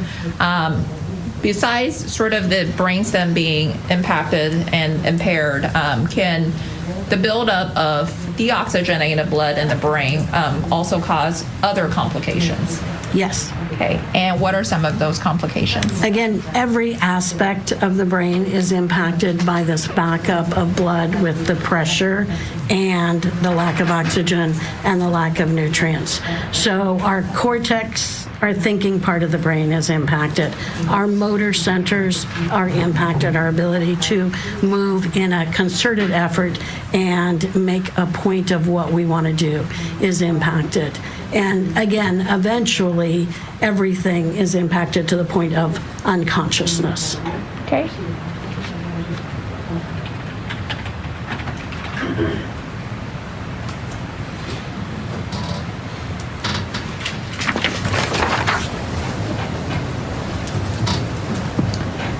Dr. Gilbert, have you heard of the term cerebral hypoxia?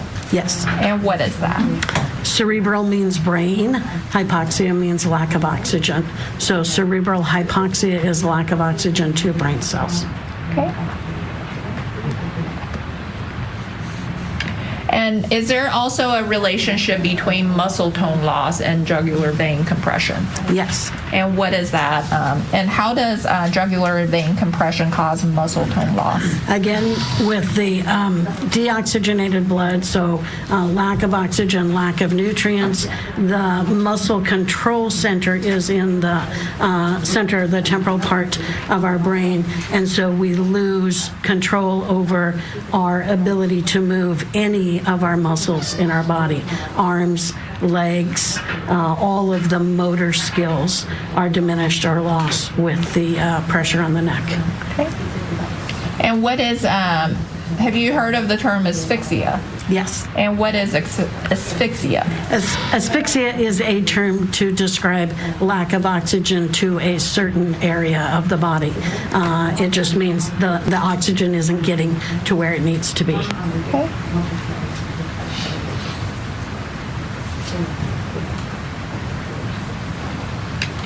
And you testified about the effect on the brain from the buildup of deoxygenated blood. Is the magnitude of the effect, is it somewhat dependent on whether the brain is that of, let's say, a minor child versus a grown adult?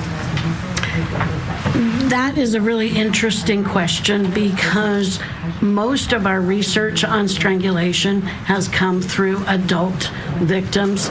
We don't study children in the same way that we study adults.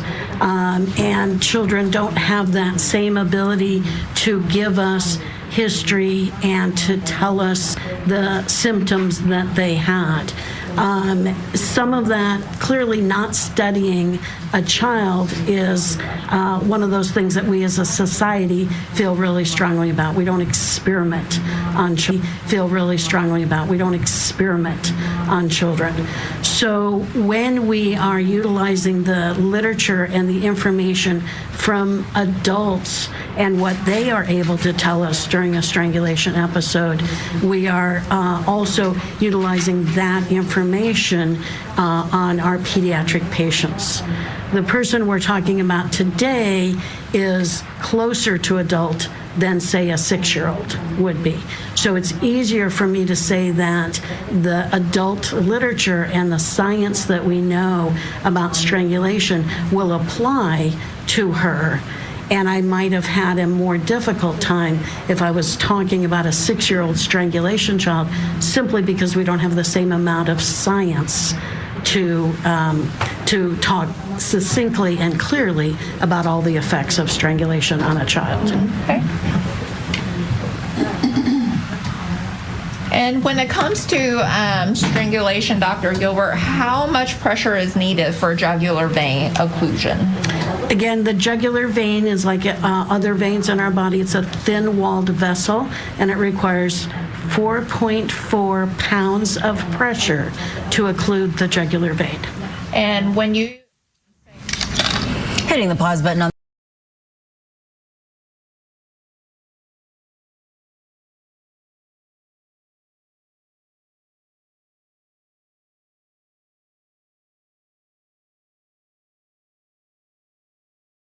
pediatrician Dr. Joyce Gilbert talking about the injuries on the victim.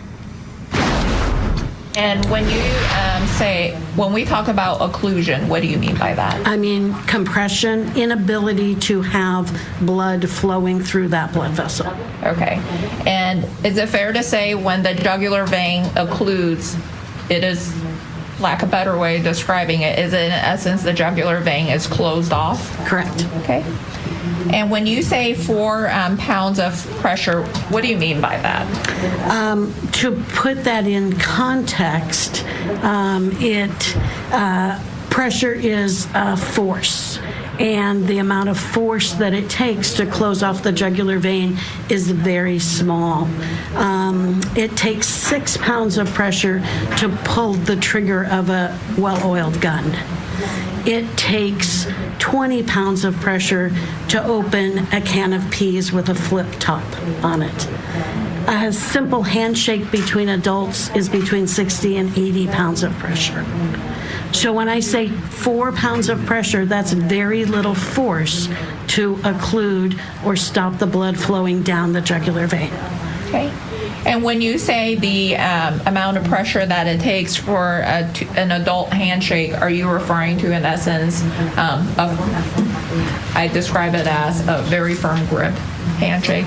Actually, the very firm grip handshake is higher force. Okay. The science says that that's about 160 pounds of pressure. I'm talking about my handshake. My handshake as a female is about 60 to 80 pounds of pressure. Okay.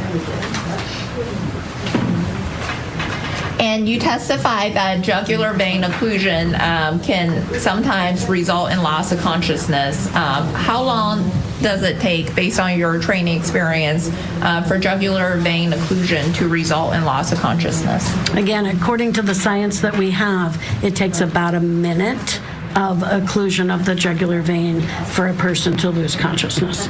Okay. And then, Dr. Gilbert, are you familiar with the term petechia? Yes. And what is petechia? Petechiae are the breakage of very tiny, small capillaries or blood vessels in our skin. Every cell in our skin is supplied with oxygen and nutrients by very, very, very tiny veins.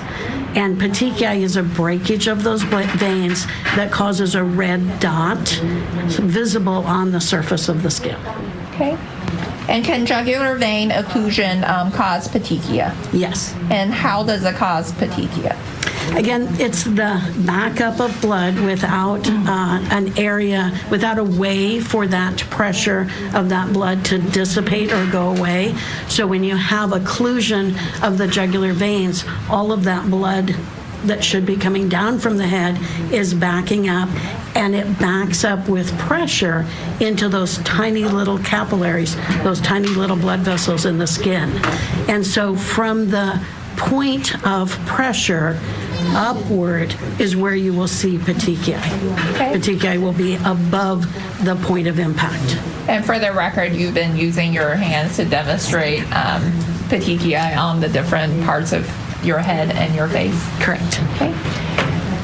And besides petechia, well, let me ask you this question about petechia, Dr. Gilbert.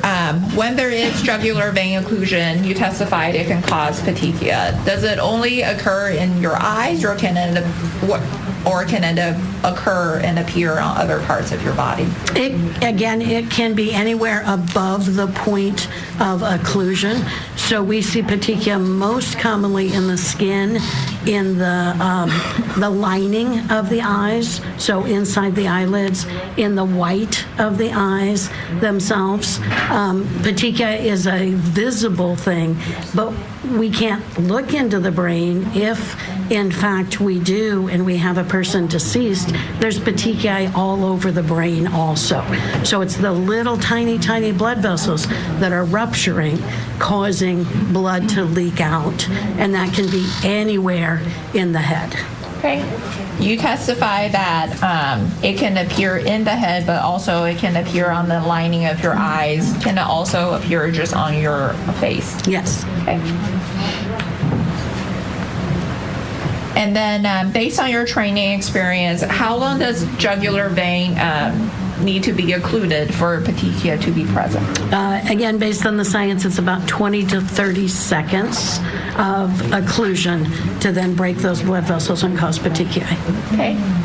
And Dr. Gilbert, you testify that it takes about a minute to reach loss of consciousness from jugular vein occlusion. Let's say in a situation where external forces apply to the neck, such as from strangulation, and the jugular veins are occluded, and an individual loses consciousness. What comes after loss of consciousness if the pressure is not removed from the neck?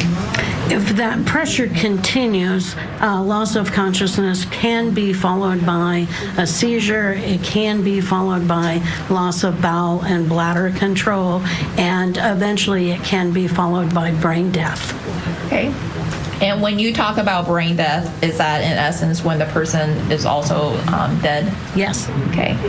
And you talked about it takes around 4 pounds of pressure to cause jugular vein occlusion. I want to ask you some questions about that.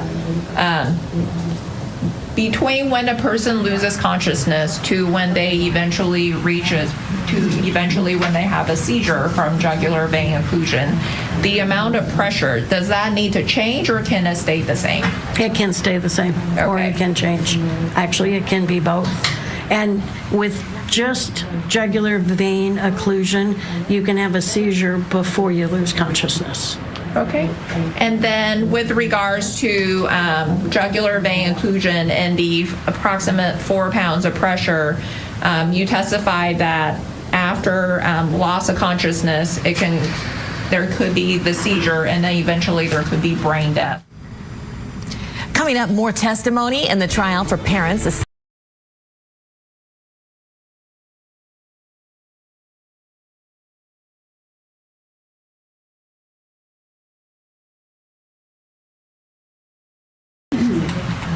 And how you testify that jugular vein occlusion can eventually lead to brain death. How does it lead to brain death? Again, the buildup of lack of oxygen, the blood with a lack of oxygen, lack of nutrients, and the high pressure within the brain causes cellular damage to the areas of the brain that keep us alive. Our respiratory center, our blood pressure center, all of the things that are imperative for our body to be alive. Death by strangulation happens in the time frame very quickly. 3 to 4 minutes of occlusion can cause death. So it doesn't take very long to occlude those veins and arteries to then cause death. Okay. And you testify that it takes approximately 3 to 4 minutes to reach brain death. Is that just from jugular vein occlusion itself? That's a hard thing to say simply because when there's a strangulation event, typically there's occlusion of both the jugular vein and the carotid arteries. That's the arteries that are bringing the blood up to the brain. But occlusion of just jugular veins can result in death. Okay.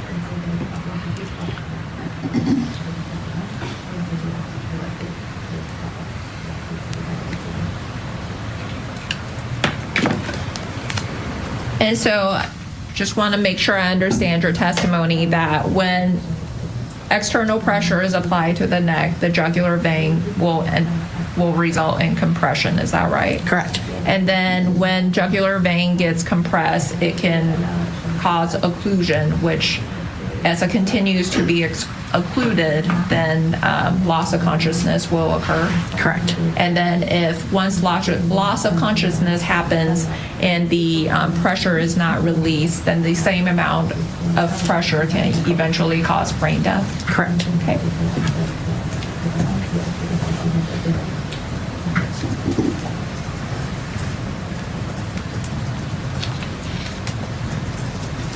And earlier when you testified about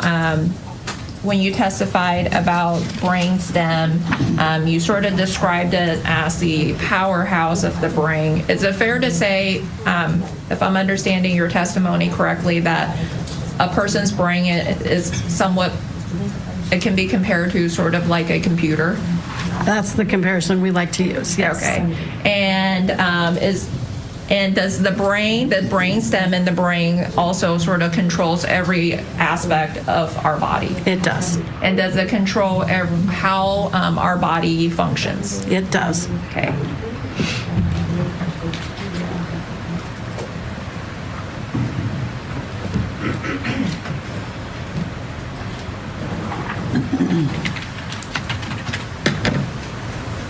And with regards to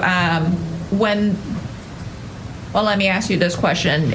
With regards to the brainstem, when there is jugular vein occlusion and there is a disruption to the function of the brainstem, does it disrupt the function of the brainstem that controls all aspects of our body and how it functions, or can it just control certain aspects of our body?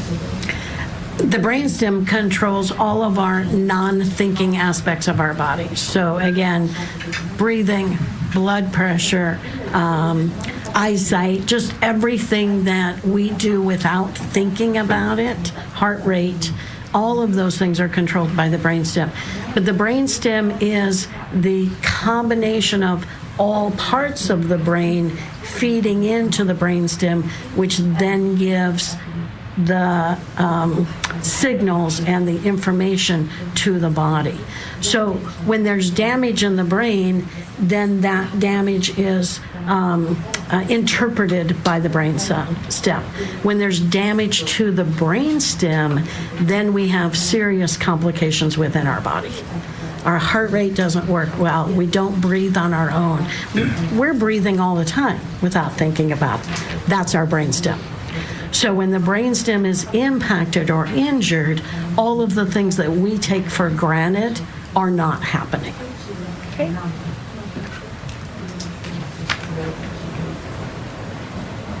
And have you heard of the term cerebral edema? Yes. And what is cerebral edema? Cerebral, again, means brain. Edema means swelling. So when there's occlusion or pressure on the jugular veins and all that extra blood is staying up in the head, it's causing intense pressure and swelling of the brain cells. Okay, and the intense pressure and the swelling of the brain cells, how does that impact the human body? In a very negative way. Every aspect of the brain is impacted by that excess pressure. And when we have excess pressure in the brain of an adult, or essentially anybody over the age of 2, we have no way to release that pressure. When you're under 2 years of age, all of your bones aren't glued together yet, and so the bones can expand and can absorb some of that pressure. But over the age of 2, our bones are all glued together in our head. So there's no way to let that pressure out. And so that's why all the brain cells get so impacted or damaged by that elevated blood pressure in the brain. Okay. And can cerebral edema also result in brain death? Yes. Okay. I want to ask you some questions about switching topics from jugular veins. I want to ask you some questions about the carotid artery. What are carotid arteries? So the carotid arteries are the thick muscle-walled blood vessels that are coming straight out of the heart, out of the aorta, and up through the neck to provide oxygenated blood and nutrients to the head and to the brain. The jugular vein's on the outside, the carotid artery is on the inside, and then the windpipe, the trachea, is right in the middle. So the carotid arteries are protected by the jugular vein on the outside and the windpipe on the inside. Arteries, thick-walled, are very important to any part of our body to bring that oxygenated blood and all the nutrients that our cells need. Okay. And Dr. Gilbert was using her hands to demonstrate her discussion of arteries and where they are located as she was testifying. Thank you, Your Honor. And Dr. Gilbert, you testified that the carotid arteries are responsible for bringing oxygenated blood into all parts of our body. Does that include the brain? The carotid arteries are bringing oxygenated blood to the brain. Arteries bring oxygenated blood to every part of the body. But the carotid arteries specifically their job is to bring oxygenated blood to the brain and the head. Okay. And with regards to oxygenated blood, is it fair to say that oxygenated blood contains oxygen? Correct. And so therefore it contains the nutrients that our body, or in this case our brain, needs to function properly? So in addition to oxygen, there's many other nutrients, the glucose and all of the substrates that our cells need to be able to survive. All of that is carried through the artery. Okay, to include the carotid artery? The carotid artery, correct. And why would external pressure on the carotid arteries cause blood flow to be compromised? Again, if the pressure is occluding the carotid arteries, no oxygenated blood is coming up to the brain, so it's not providing the things, the substrates, the things that each cell needs to be able to function. No oxygen, no glucose, no other nutrients, none of that is coming up from the heart and the lungs if there's occlusion of the carotid arteries. Okay. And you testified earlier about some of the physical symptoms that a person can experience when there is a jugular vein occlusion. What about when there is carotid artery occlusion? What are some of the physical symptoms that a person can experience? We're hitting the pause button on this testimony so we can get to a break, but first let's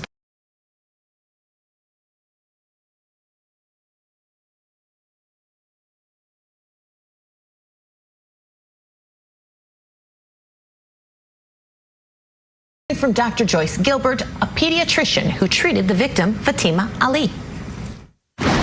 Again, the symptomatology is they have visual changes, they have breathing changes, they have panic, the emotions of not getting oxygenated blood and nutrients. They have motor skill symptomatology.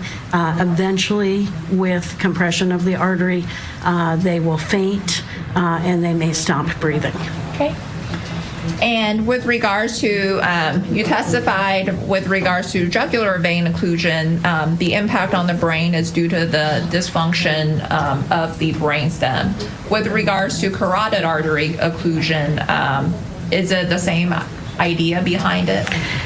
The carotid artery occlusion actually is much more global because the artery is bringing the nutrients to every single cell in the brain. And so, again, in a strangulation episode, it's hard to differentiate because generally when you're being strangled, you're going to have occlusion of both the jugular vein and the carotid artery. But the carotid artery has more impact in every aspect of the brain because every single cell in the brain needs the oxygen and the nutrients. Okay. And what are some complications that can occur from lack of oxygenated blood traveling to the brain?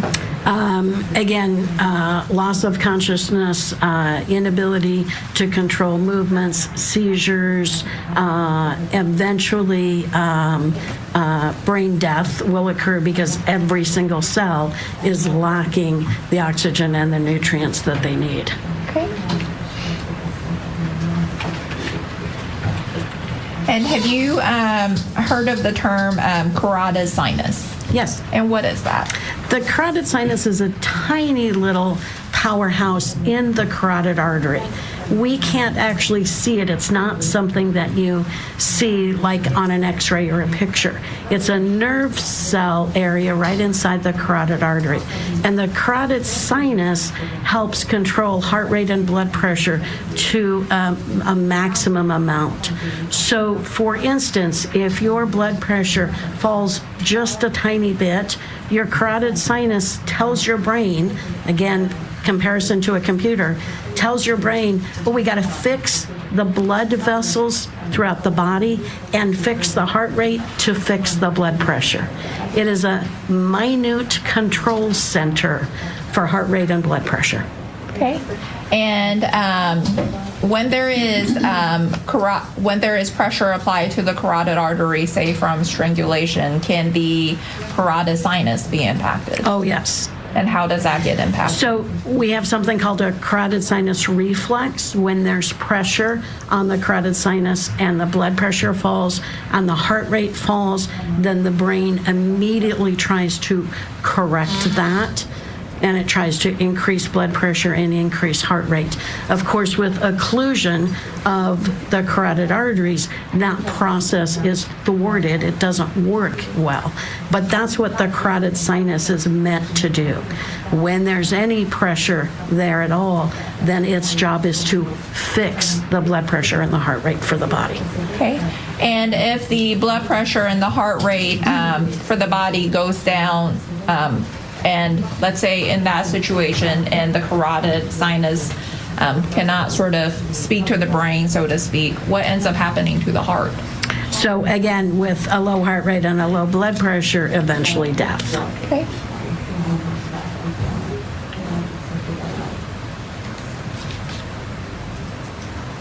And Dr. Gilbert, you testified earlier about the compression of jugular veins can cause muscle tone loss. Do you remember that? Correct.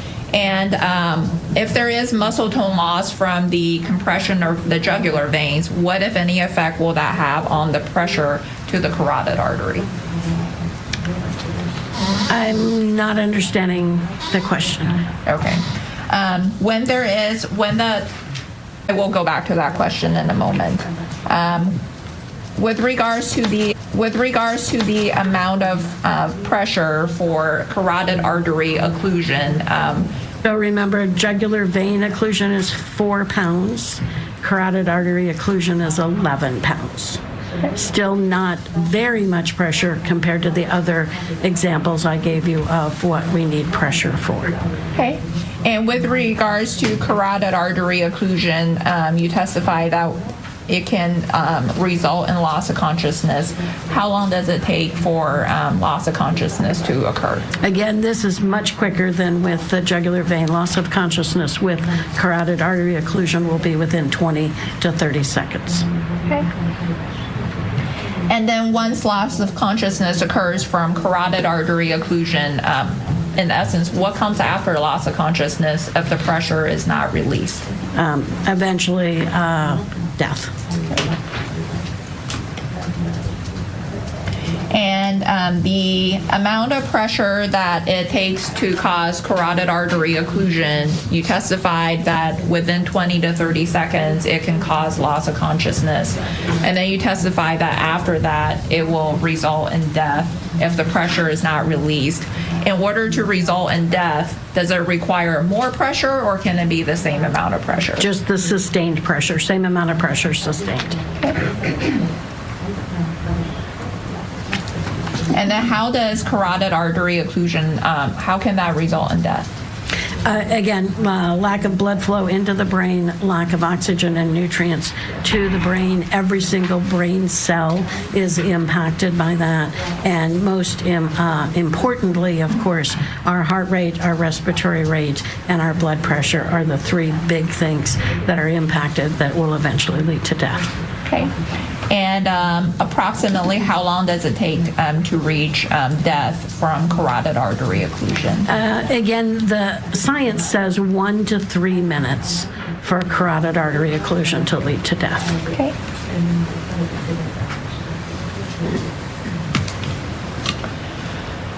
We talked about the medical definition of strangulation is when there's external pressure that compromises blood flow and airflow. I want to ask you some questions about compromise of airflow. How does strangulation, the external pressure on the neck, how can it impact or affect airflow? So our trachea is our windpipe. It's in the center of our neck. The trachea comes from the back of the mouth. So we breathe in through our nose and our mouth, and the air goes in through our vocal cords, where our voice is, and then our trachea connects to the lungs, and all of the it's like a super highway. All of the tubing that comes off of the trachea sends oxygenated blood to every air sac in our lungs. Then when the air is exchanged, the carbon dioxide, the bad air, comes back up through the trachea and we breathe it out. We don't think about this, we just do this. Breath in through the trachea, everything exchanged in the lungs. Breath out through the trachea, all the bad stuff goes away. Okay. And for the record,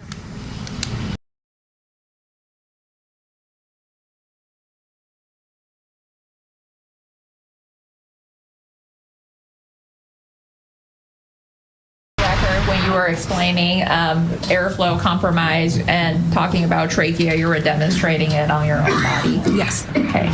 And with regards to, and which part of the human body is affected when there isn't enough airflow?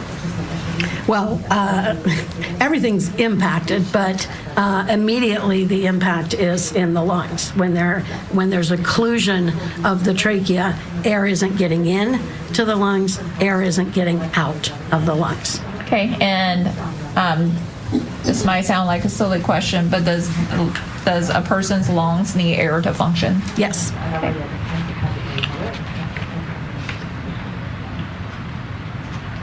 And when airflow is impacted, say from strangulation, what are the symptoms that can manifest? Our body is so amazing. There is immediate panic when there is occlusion of the trachea because our body wants oxygen in and carbon dioxide out. So the first response with any pressure to the trachea is panic and try to breathe. The patient, the person who is being strangled, is fighting and working and trying to take in deep breaths, and with occlusion of the trachea, no air is going in or out. So the air that was in the lungs is trapped, and the air that wants to come in is not able to pass through that obstruction. Okay. And you testify that with regards to the function of the trachea, in essence, I believe your testimony is air goes in and the air comes out in the form of carbon dioxide. Is that right? Correct.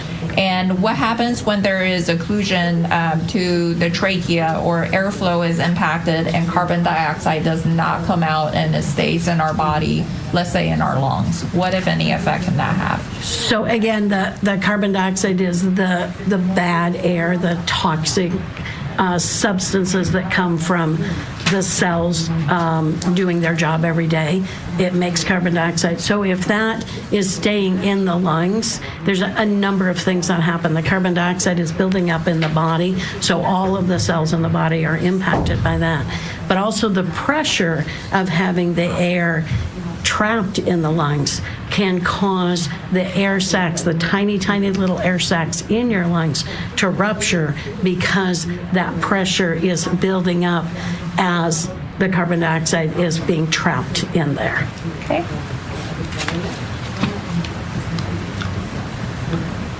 And what about the spinal cord? Can strangulation have any impact on the spinal cord? Yes, it can.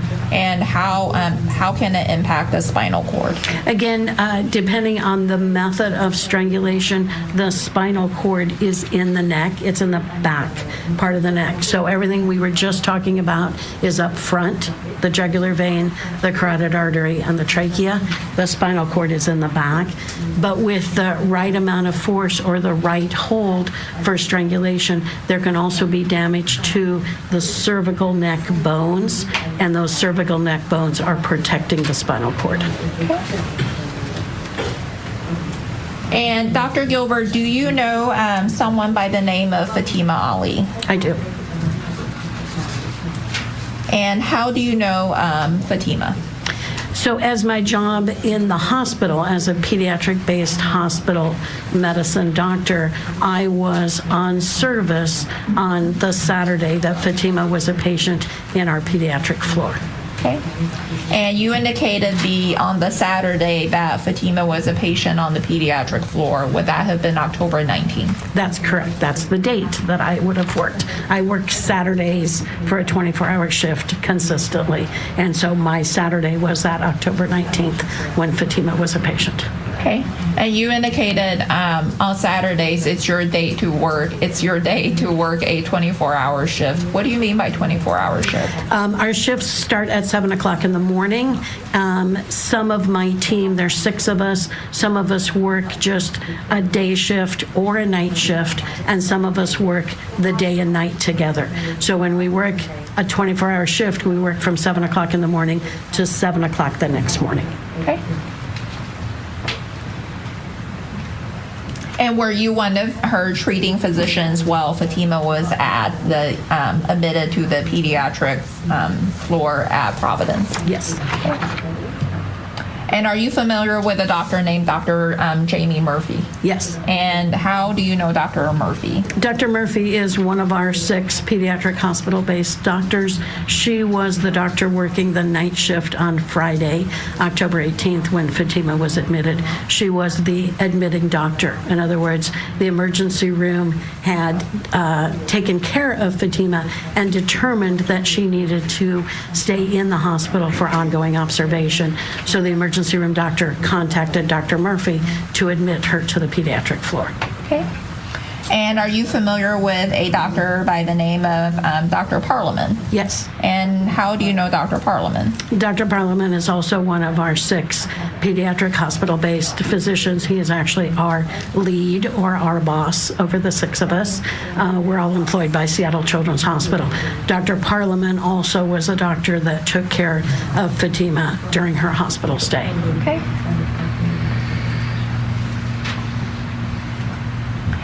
And based on your training experience, when you are a doctor that is also a treating physician for a patient, do you document your observations or what you did as far as it relates to that patient in what's essence called chart notes? Yes. And are chart notes contained in a patient's medical records? Yes. Okay. And as one of Fatima's treating physicians, would you be able to review her chart notes? Correct, yes. And do you have the ability to review her chart notes before you started your 24-hour shift? The way we do it, we do what we call sign out from 7 o'clock to 7:30, and we get a brief report from the person going off shift as to who the patients are and what's going on. Typically, we don't know what's going on before our shift starts, and so after 7:30, we then do a complete chart review on each of the patients that was just signed out to us. So that's when I would... Hitting the pause button and bringing back in criminal defense training.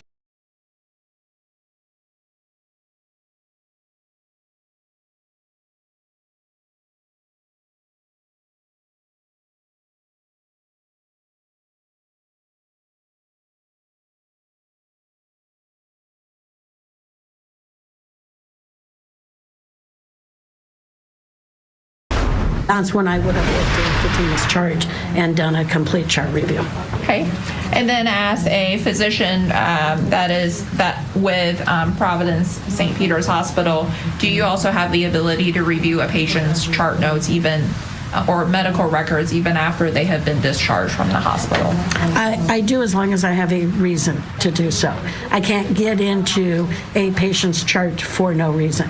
But to give adequate medical care, I need to look at the chart notes every day that we are giving service within the hospital. And then sometimes after discharge, if we are doing follow-up or there is a reason, maybe there's some lab tests that were not completed and I need to follow up on that, then I can open the chart and continue to give care to that patient.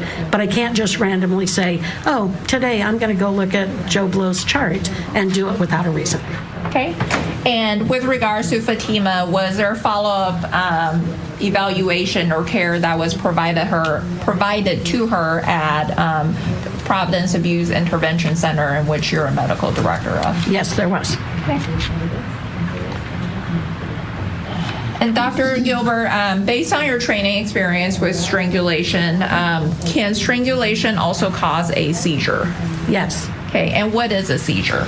A seizure is abnormal muscle movements, and it comes from, again, the motor part, the central part of the brain. If there's a lack of oxygen to the motor part of the brain, then the message from the brain to the muscles is a spasmodic seizure. And generally that looks like one part of the body or the entire body shaking uncontrollably. When somebody's having a seizure, you can't stop it by holding the muscle. When somebody's just trembling, if you hold their muscle, you'll stop the trembling. But when somebody's having a seizure, that excess muscle movement is coming from the brain, and it occurs because lack of oxygen. There are actually many other reasons also to have a seizure.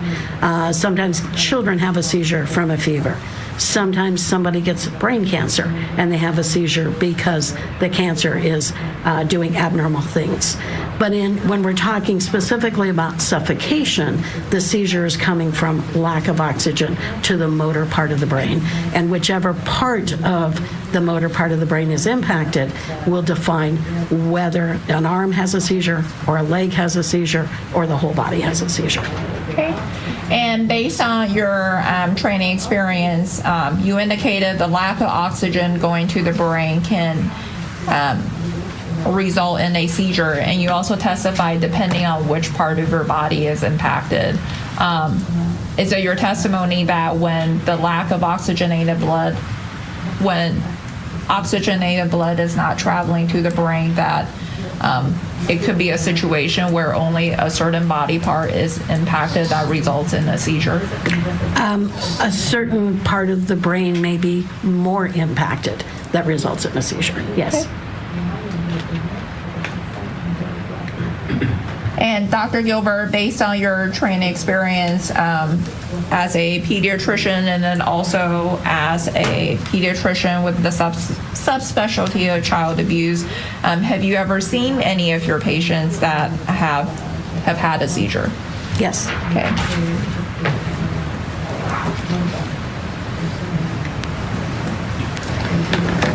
And during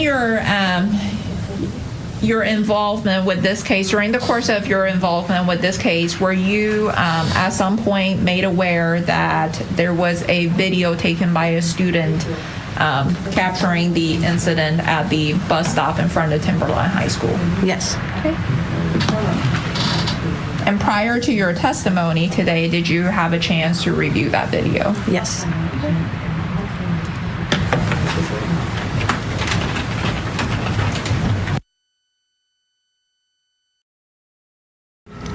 All right, talking about review.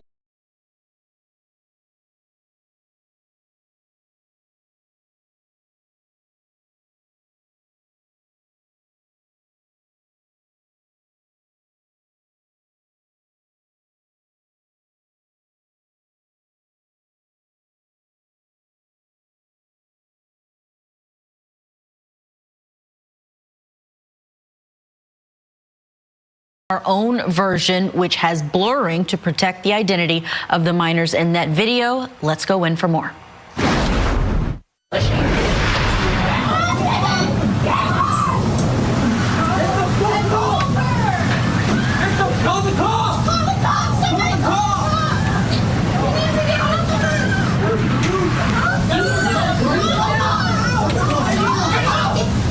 stopping the video at 0019 seconds. Dr. Gilbert, earlier, right before I paused the video, we see an individual that is lying on the ground with their left arm extended. Did you see that? I did. And when you observed, based on your training experience, the movement of that left arm, what did that appear was happening to that person? That looked like a seizure of the left arm. Okay, and what about the movement of the left arm makes you say that it looked like a seizure? It was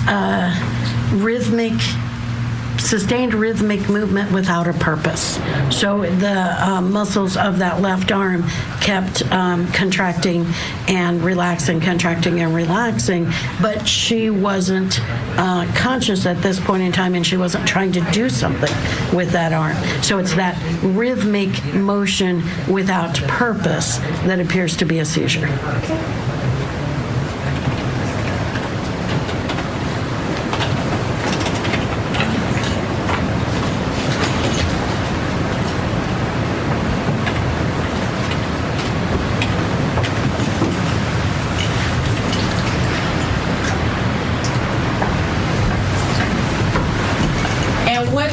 To when a patient has a seizure, after a situation where they have a seizure and CT scans or x-rays are done on their brain, are you able to, just based on the review of the scans or the x-ray, tell that they in fact had a seizure? No, the cellular damage at the cellular level, we can't see that on CT scans or angiograms or any of our imaging. So we can't tell that there was brain damage in that one area unless there was something much greater, such as a stroke or something that would show up on a CT scan. But you can't define a seizure based on a CT scan. Okay. And with regards to, you indicated that if it was something greater, such as a stroke, that can cause it, that you can view it, if a stroke caused a seizure, you can view it on the CT scan. When in that situation, when you're reviewing the CT scan or the CT angiogram scans, is it the seizure itself that you can see, or is it the stroke or what's causing the stroke that you can see on the scans? That's correct. You see an abnormality in a certain part of the brain. A stroke is a lack of oxygen for some reason to a certain part of the brain, and that lack of oxygen can cause cell death in that part of the brain. But what you see is the evidence of the stroke. So you might see a ruptured blood vessel or an occlusion of a blood vessel in the brain on the CT scan, and it might correlate with the part of the brain that could have given that person a seizure. Okay.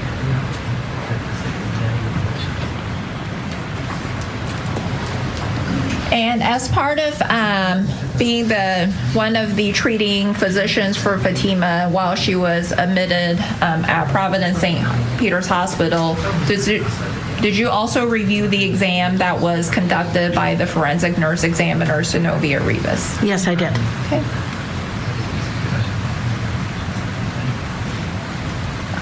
And on that exam, were you aware of the portion that documented some of the questions that was asked Fatima, such as whether she had a headache or whether she had a sore throat? Yes. And did you in fact review what her responses were? Yes, I did. Okay. And based on your training experience, Dr. Gilbert, the exam, when Ms. Rivas did the exam, there was the indication of Fatima indicated she had headaches.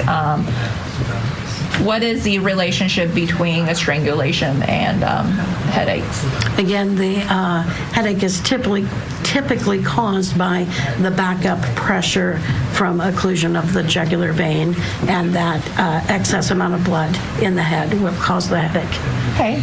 And we also heard that there was also the feeling of dizzy or lightheadedness. Is the relationship between strangulation and feeling dizzy or lightheadedness also what you described earlier with regards to the combination of the buildup of deoxygenated blood and or the lack of oxygenated blood traveling to the brain? That's correct. Okay.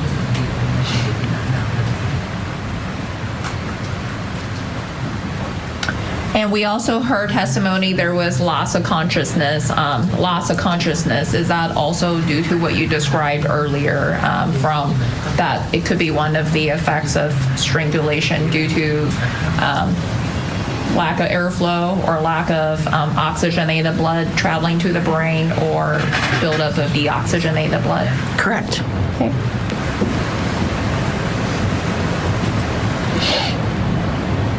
We also heard testimony about memory loss.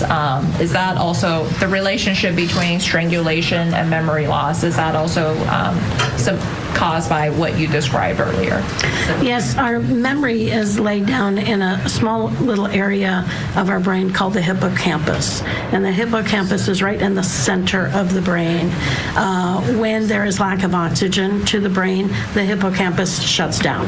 So we can't put down memory for a situation that's happening when we have a lack of oxygen because of that situation.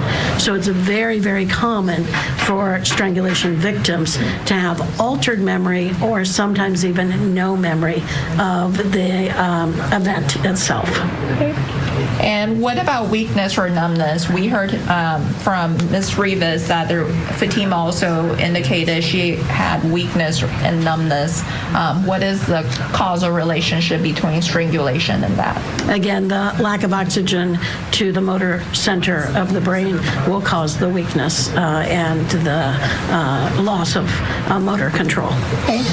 We also heard there was vision changes for Fatima. The causal relationship between strangulation and vision changes, is it the causal relationship, is it based on what you testified to earlier? Yes, the lack of oxygen and the buildup of the pressure will affect the vision center of the brain, which is the back of the brain. Okay. And what about ringing in ears? We heard that she also she also felt ringing in her ears. What is the causal relationship between strangulation and that? Again, this is another brainstem function. Our hearing is directly related to the brainstem cells. So when there's damage to those brainstem cells from the occlusion of the artery, the vein, and the trachea, ringing in the ears is a very common symptom. Okay. And what about sore throat? What is the relationship between strangulation and sore throat?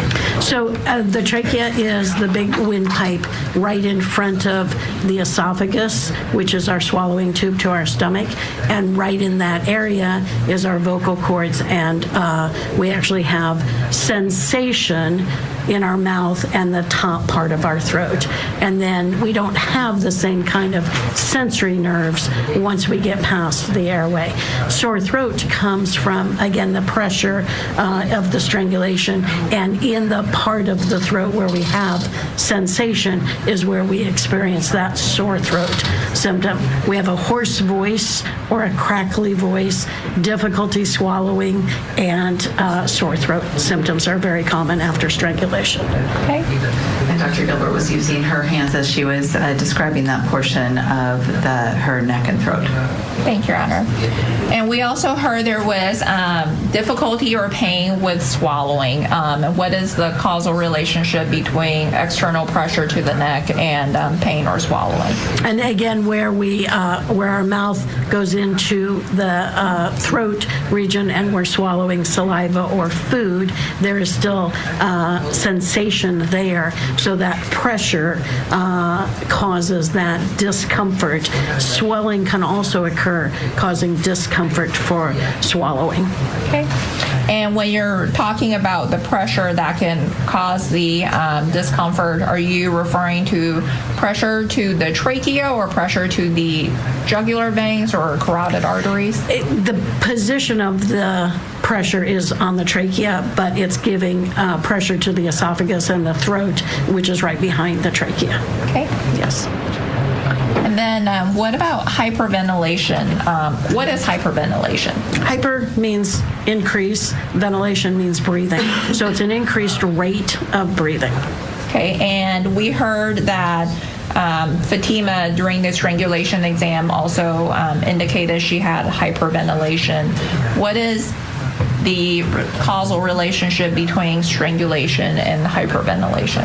So when you're strangled, when your airway is occluded, your immediate response is to try to breathe. It's a very primal instinct to stay alive and try to breathe. Fatima did this, and she described to us that she felt that it was hard to breathe and she couldn't catch her breath during this episode before she became unconscious. Once she woke up, the brain is on overdrive, telling her to continue to breathe and continue to breathe. And the hyperventilation comes from the strangulation episode, as well as from the anxiety that goes along with having your airway occluded. So even by the time she got to the hospital, she was still working hard at breathing. She was still afraid that it was not going to work well for her because of that strangulation effect. Gradually, over the time in the emergency room, her hyperventilation symptoms diminished. By the time she got to the pediatric floor, she no longer had that sensation or those symptoms. Okay. And we also heard testimony that there were, well, let me ask you this question. Can strangulation cause abrasions on the human body? Yes. And what are abrasions? Abrasions are breakage in the skin, the superficial skin, causing redness or marks or scratches or even sometimes true lacerations. So any force applied to the skin can cause an abrasion. Okay. And how can strangulation cause abrasion? The amount of force in the episode of strangulation around the neck, sometimes on the face or the chest, all depending on where the pressure is being applied during that episode, will cause damage to the superficial skin. Okay.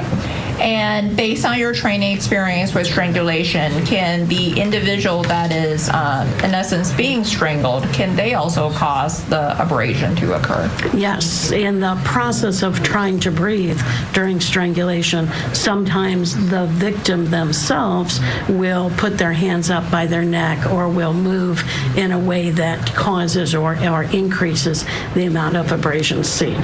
Okay. Your Honor, I think this may be a good stopping point for the morning break. You still have a ways to go with this witness? Yes, Your Honor. All right. So, members of the jury, we're going to go ahead and take our morning recess at this time. Thank you very much, of course, for your time. Court is dismissed for the moment there.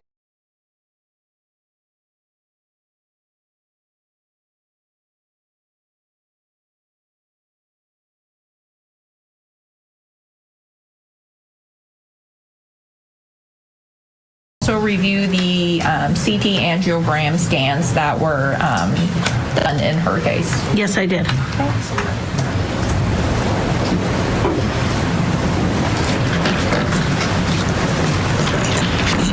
And then did the CT angiogram scans result in a diagnosis of pneumomediastinum and subcutaneous emphysema for Fatima? Yes. Okay.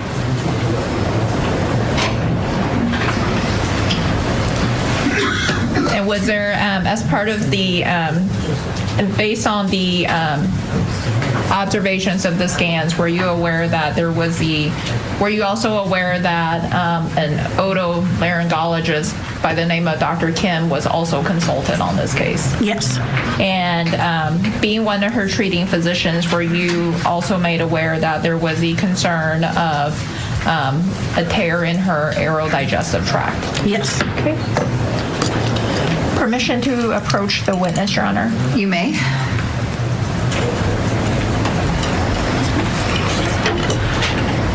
Dr. Gilbert, I've handed you what's been marked as State's Exhibit 105. Do you recognize what I have handed you? Yes, I do. Okay.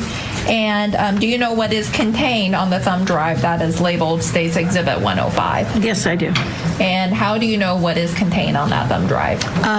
These are images taken from the CT angiogram that I gave to you to use in this trial. Okay. And did you also have a chance to review the images on Exhibit 105 prior to your testimony? Yes. Okay. And do they accurately depict the some of the CT angiogram scans that were done in Fatima's case? Yes. And do they depict the free-flowing air that was located in Fatima? It does depict the pneumomediastinum and the air in the neck, yes. Okay. Your Honor, at this time, the state offers for admission into Evidence Exhibit 105. Any objection, Mr. Keating? No, Your Honor. Mr. Liry? 105 shall be admitted. Permission to publish. You may.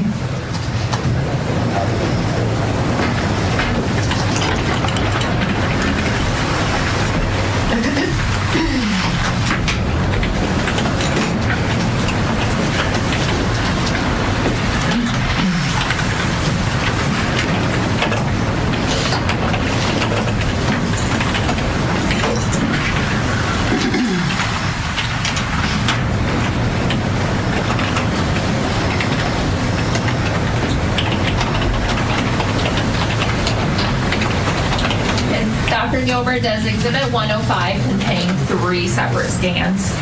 No, it contains 3 separate images from a scan. Okay, I apologize, but it is 3 images. Correct. Publishing the first image that is labeled SER0000.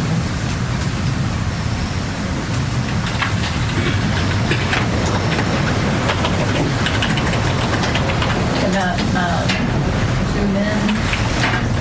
Permission to approach the witness, Your Honor. You may. So if you use this clicker and you point it at the TV, it gives you a red dot to point. The red dot's like super big. Sorry. Do you have an arrow? I could not from that. Okay. I'll try to make it work. Technology fails every time for me. Dr. Gilbert, showing you what's labeled scan SER000, not scan, image from the scan SER0000. Can you tell the jury what they're looking at in this image? Yes. A CT angiogram is a movie, and it's made up of many pictures, and with the angiogram means that there's dye placed in the veins. So when we are looking at this, we're looking at, in this picture, us cut horizontally through the lung tissue here. I'm going to use my dot. Okay. Maybe I'm going to use my dot. This is lung tissue right here. This is lung tissue right here. And I apologize. And for the record, you're using the dot to point to sort of the bottom half of the image? Correct. Okay. And then the white things around are ribs. Up front, the round circular thing is the trachea. And the little round black areas is air outside of the trachea.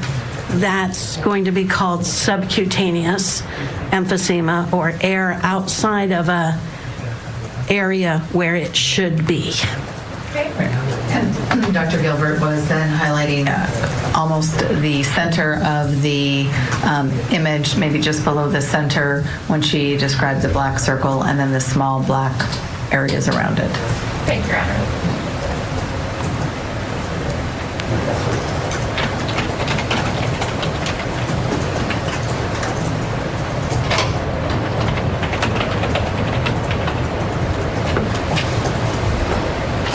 Now I'm going to publish the image that is Hitting the pause button on this testimony so we can bring in our guest analyst.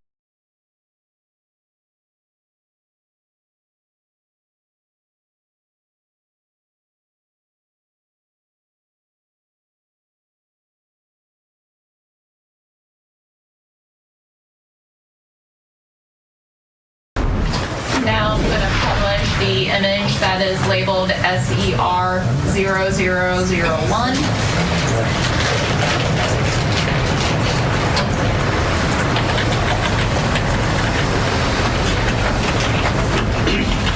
Dr. Gilbert, can you tell the jury what they're looking at in this image? Yes, this is a still image from the same CT angiogram, and in this image you're looking longitudinally through the body this way. We'll start at the top. This is the head and the skull. You'll see the spinal cord coming down like this. It's going to be harder with this big round dot, but this area is part of the swallowing esophagus, and this area next to the spinal cord is part of the trachea going into the lungs. Up front here, those areas are part of the pneumomediastinum. That's air outside of the lungs and outside of the trachea in the tissues near there. And mediastinum means front of the chest. So this is air in the front of the chest up to the level of the thyroid gland in the neck. Okay. That air should not be there. That's air in tissues where it should not be. And for the record, Dr. Gilbert, when you're describing this image, you are using the giant red dot. You started from the top of the image, and as you were describing the spinal cord, you were moving downward on the image. Is that right? Correct.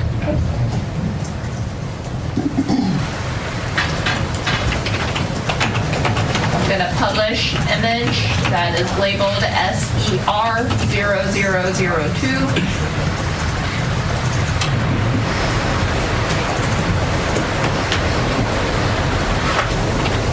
Tell the jury what they're looking at in this image. Yes, this is again a still picture from the CT angiogram. The angle is a little bit different than we saw before. This is the top of the head, part of the spinal cord here, and you'll see down at the bottom of the image lung tissue here and lung tissue here. That round circular thing right there is again the trachea.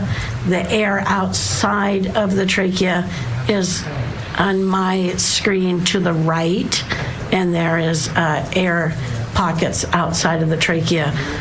Again, pneumomediastinum air that should not be there. Okay.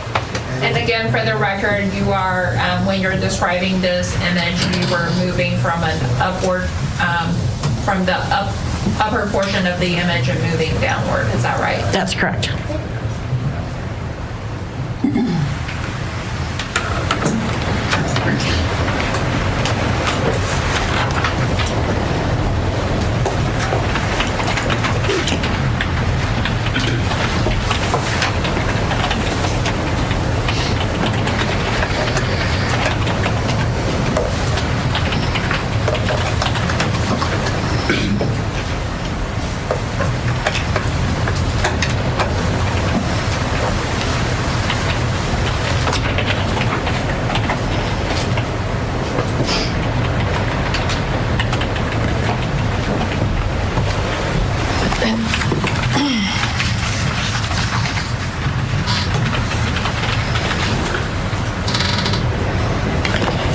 Dr. Gilbert, based on your training experience with strangulation, have you yourself examined a patient or patients that has strangulation happen to them that resulted in pneumomediastinum? Yes. Okay.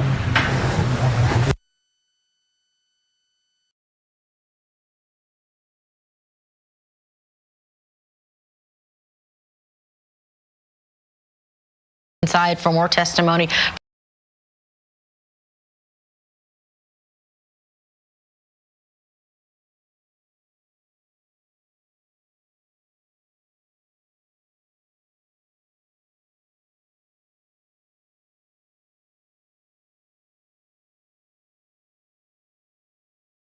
are Ihsan and Zahraa Ali. They're being tried together. And prosecutors say it's because they tried to take the life of their 17-year-old daughter, Fatima, in October of last year. This is an incident that was caught on bus security cameras and cell phone. And prosecutors say that the video shows the father trying to choke the daughter to death. Other teenagers jumped in and tried to rescue her, but it didn't do any exams. Dr. Gilbert, I'm handing you what's been admitted already as State's Exhibits 67 to 81. If you could look through those and let me know when you're done looking through them.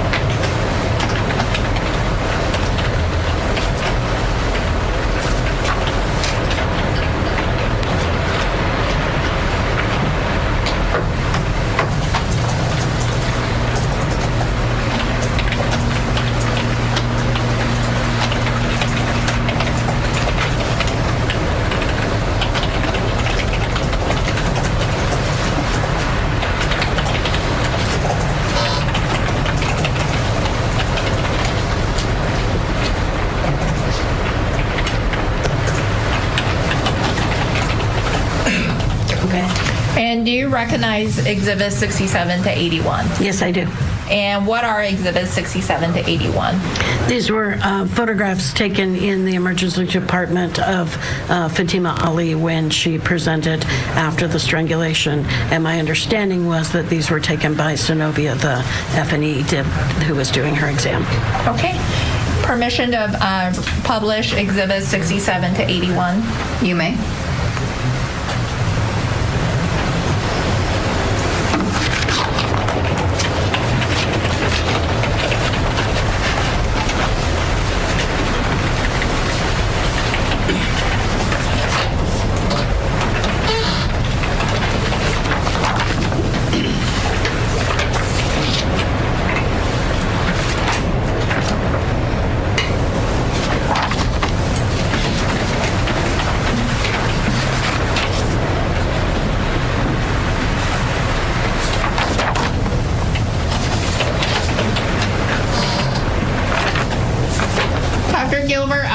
Showing you what's already been admitted as State's Exhibit 70. Can you tell the jury what is being depicted in this photograph?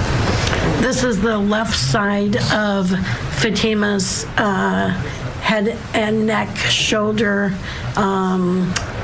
basically from her ear and the side of her chin down to her left shoulder. Okay. And we see some discoloration that is here, that is on the lower middle-ish of the photograph. What is the discoloration here?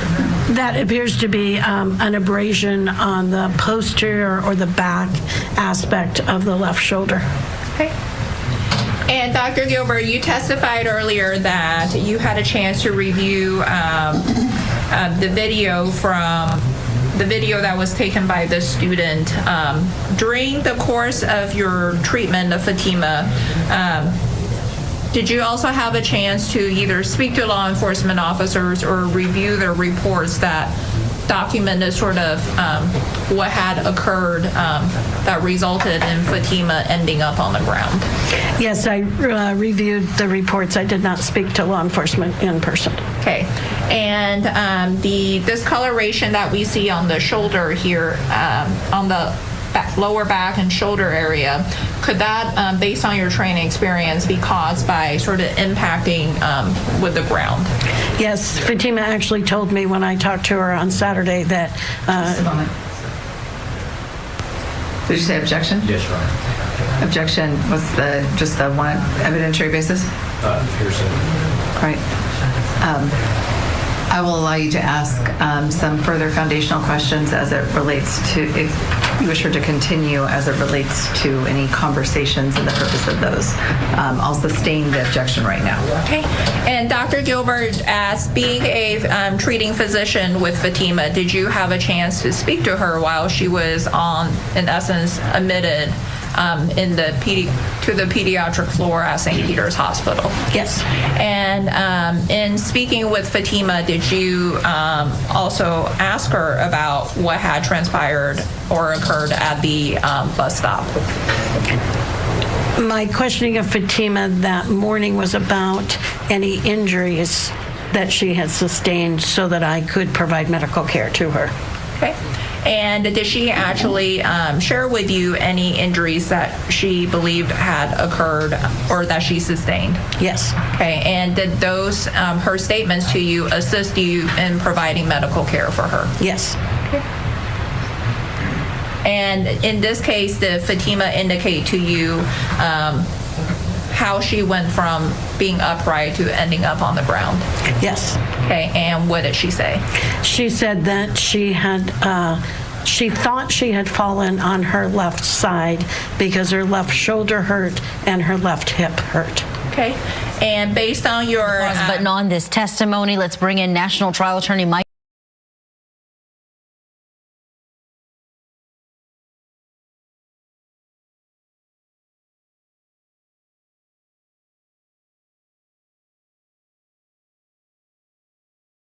And lifeless. Let's get back into court together now. The jury is hearing from Dr. Joyce Gilbert. And based on your training experience as being a pediatrician with a specialty in child abuse, is the discoloration we hear on her lower back, left shoulder area consistent with her impacting with the ground? Yes. Okay.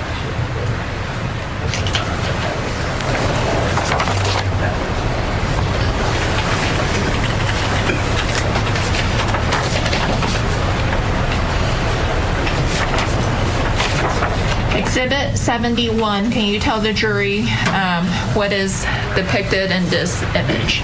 Yes, this is a photograph taken from the right side of Fatima's face. It includes her lips, her nose, her right eye, and her forehead. Okay.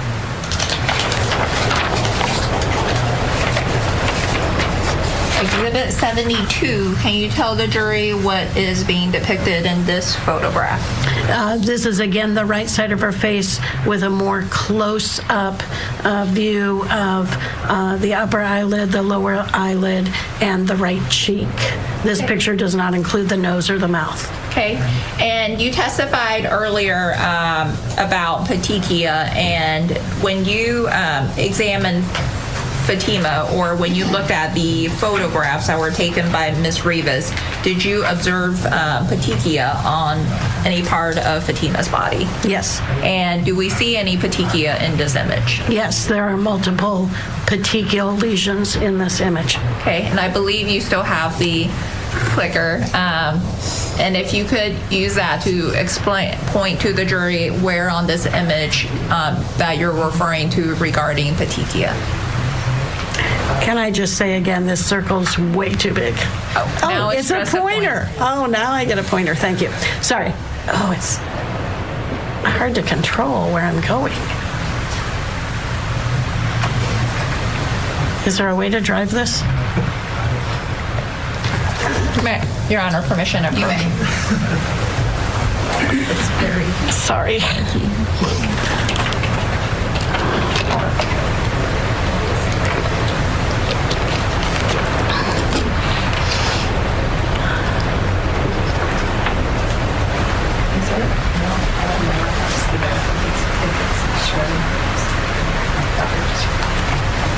I'm going to use my finger instead to point Dr. Gilbert. On this image, with regards to, I'm pointing sort of to the middle section of the image. What is the jury looking at here with regards to the red dots? So each of those red dots is a petechial lesion, a broken blood vessel in the surface of the skin. And again, there are multiple petechial lesions. Your finger was going over a few of them. Okay. And with regards to the petechia, if there is an episode of strangulation, is the petechia due to the jugular vein compression or the carotid artery compression? It's secondary to the jugular vein occlusion or pressure and the backup of blood into the head. Okay.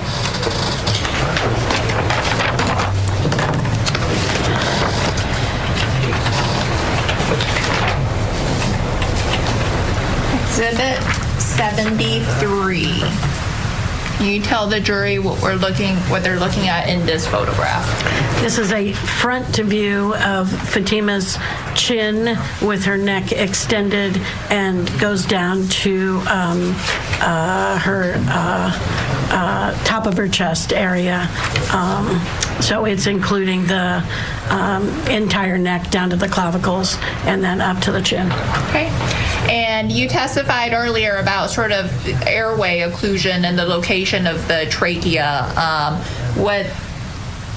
Using my finger, this area right here in the middle of the image, is this the area where the trachea would in essence be located? Yes, in Fatima, she, in this view, it's very easy to see the outline of her trachea. You can tell where the edge is on either side of the center there. So that large kind of tube appearing structure is her trachea. Okay, and the edge that you're referring to, are you referring to this edge that I'm using to trace my finger along the center of the image? Yes. Okay.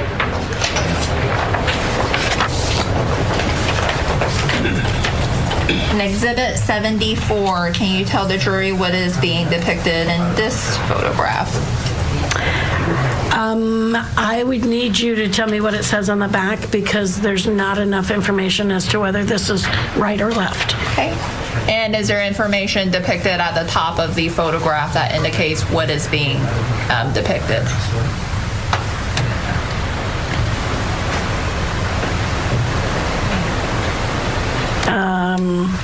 Again, I'm not seeing that it tells me if it's right or left. I believe this is left, but I would want that confirmed. Okay. And just a few questions regarding the image, not knowing whether it's the right or the left of, when you say the right or the left, which body part are you referring to? This is a picture of the neck. But because of the angle of it's a close-up picture of the neck, and because of the angle, it's difficult for me to ascertain if this is right or left. Okay. And not knowing, understanding that you don't know if it's the right or the left, the discoloration that we see that is being depicted in the middle of the photograph, what is that? That's bruising and abrasion of the neck.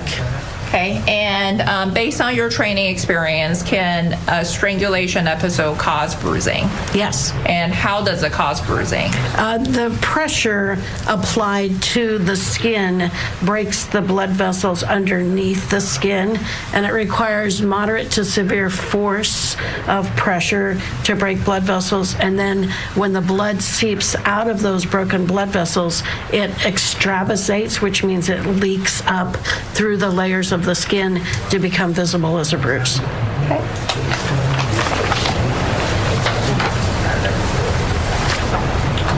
Exhibit 75. Can you tell the jury what is being depicted in this photograph? Yes, this is a photograph of the right side of Fatima's neck, and it includes her chin and her neck and the top of her chest. Okay. And the discoloration we see here that I'm using my finger to trace, that is again in the middle-ish of the photograph. What is that discoloration? Again, that is bruising of her anterior, the right side of her anterior neck. Okay.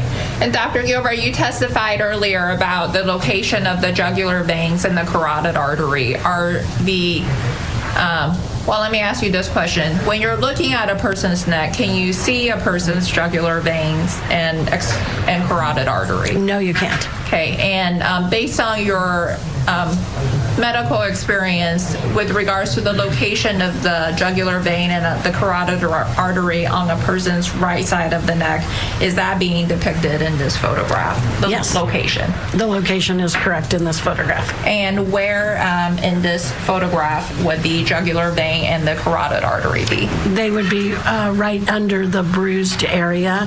Again, since we're on the right side of the neck, it would be the right carotid artery right next to the trachea, and then the right jugular vein right next to that. Okay, and you indicated it would be underneath the bruised area. Would it be in this area that I'm pointing to with my finger? No, because you're pointing to the clavicle area, which is more part of the chest. It would be up higher.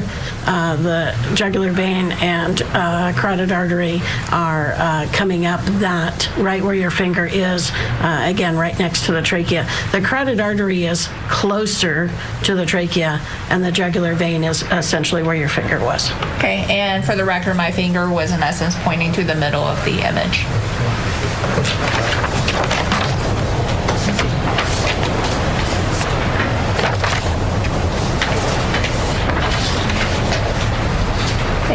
Exhibit 77.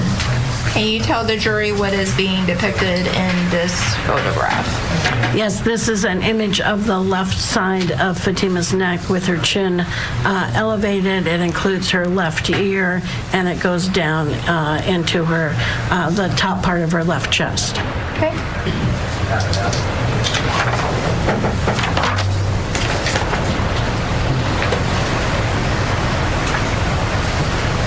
Exhibit 78. Can you tell the jury what is being depicted in this photograph? This is again the left side of Fatima's neck. This picture's not so close up. It's easy to ascertain that we're looking at the left side of her neck.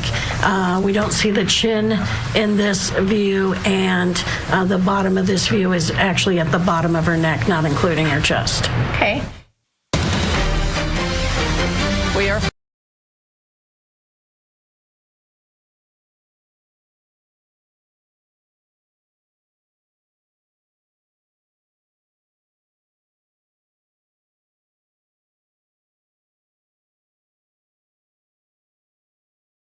Right now, Dr. Joyce Gilbert, this is a pediatrician who treated Fatima. okay, and we see sort of a round, a semicircular shape of red marks that is going down her left neck that is being depicted in the middle bottom portion of the photograph. What are those red marks? Those are scratches slash abrasions, breakage of the skin. Okay, and we also see some discoloration that is sort of going in a horizontal manner across the bottom half of the image, but also going across sort of where the abrasions are. What is that discoloration? And that's a bruise. Okay. And is the carotid artery and the jugular veins on the left side of the neck being depicted in this photograph as well? Yes, they are. And where would they be depicted? Basically where the scratch and the bruise are. The jugular vein would be closer to the scratches, and the carotid artery would be closer to the trachea. Okay.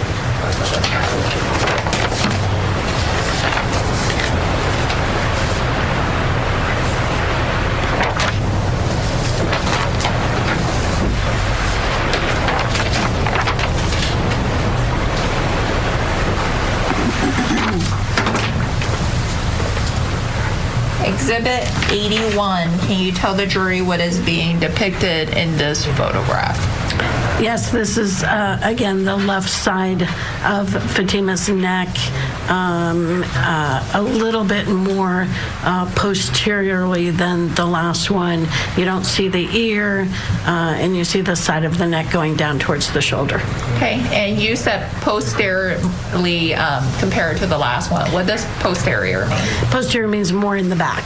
Okay, and do we also see the jugular vein and also the carotid artery in this photograph? Yes. And where would they be located? They would be on the left side of this photograph where the bruising is. Okay, and the bruising that you're referring to, is it the discoloration that we see in the middle of the photograph? And including the discoloration a little bit further up. There's additional bruising in this photograph in there, yes. And are you referring to this portion, which is on the upper, very right-hand portion of the photograph? Yes. Okay.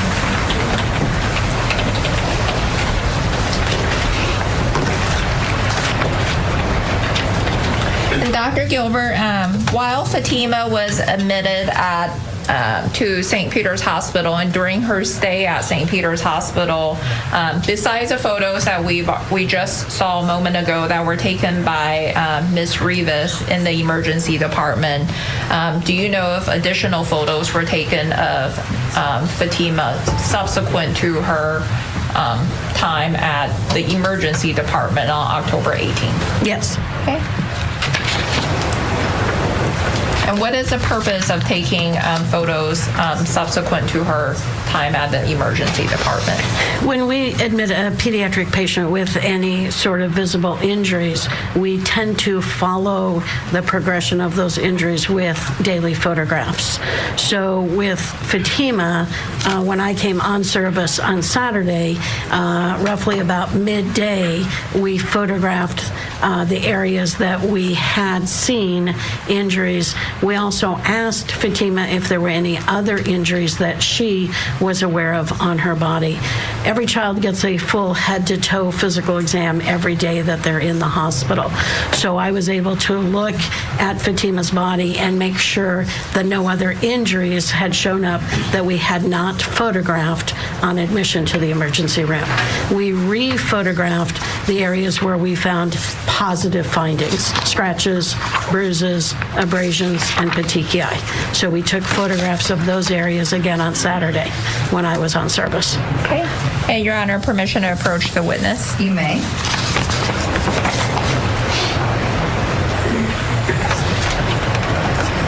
Thank you. And Dr. Gilbert, I've handed you what's been marked as State's Exhibits 99 to 102. If you could look through those exhibits and let me know when you're done looking through them.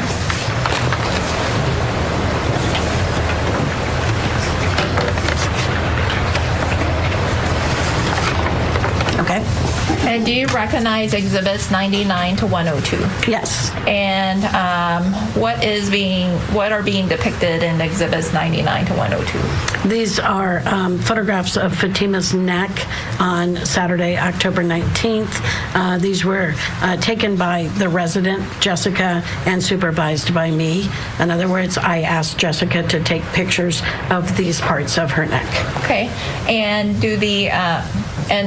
Exhibits 99 to 102, those photographs, do they accurately depict the injuries that you observed on Fatima on October 19th? Yes, they do. Your Honor, at this time, the state offers for admission to evidence Exhibits 99 to 102. Mr. Kading, any objection? No objection. Mr. Liry? No, Your Honor. 99 through 102 shall be admitted. Permission to publish? You may.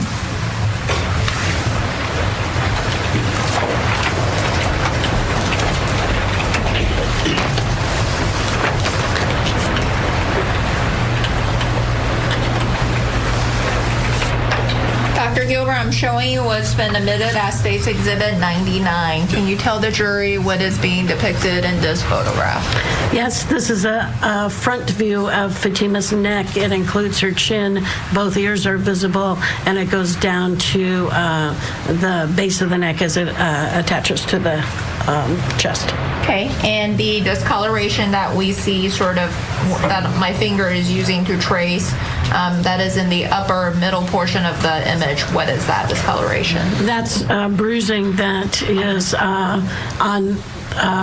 over the trachea and to the left, covering the areas where the carotid artery and the jugular vein would be. Okay.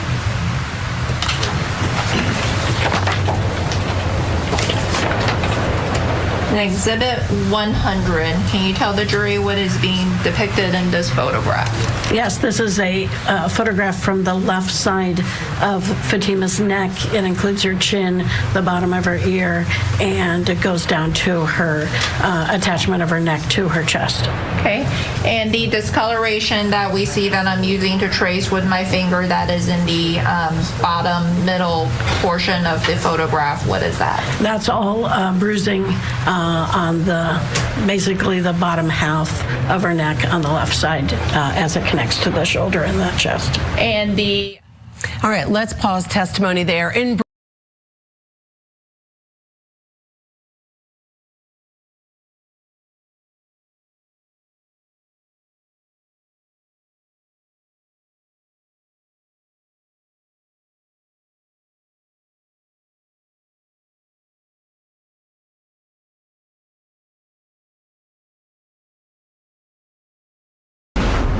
And the carotid artery and the jugular veins that is located on the left side of her neck, is that pictured in this photograph? They're all underneath this bruise, correct.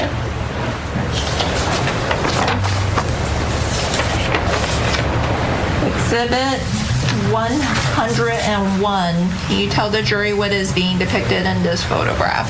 Again, this is a front view of the left side of Fatima's neck. It's just under the chin, the ear is not visible, and it goes down to where the neck connects to the chest. Okay, and the discoloration that we see that I'm using to trace with my finger, in essence, in the middle of the photograph, what is that? That's all bruising of the left side of the neck. Okay. Exhibit 102, can you tell the jury what is being depicted in this photograph? Yeah, this photograph is from the right side of her neck, again from under the chin to where the neck is attaching to the chest. Okay. And the discoloration that we see that I'm using to trace with my finger that is in the middle of the image, what is that? That's bruising over the trachea, the area of the carotid artery and the jugular vein on the right. Okay. And then we also see discoloration sort of on the, that I'm using to trace with my finger on the left-hand side, left bottom portion of the photograph. What is that? That's also bruising, again, on the right side of the neck at the base. Okay.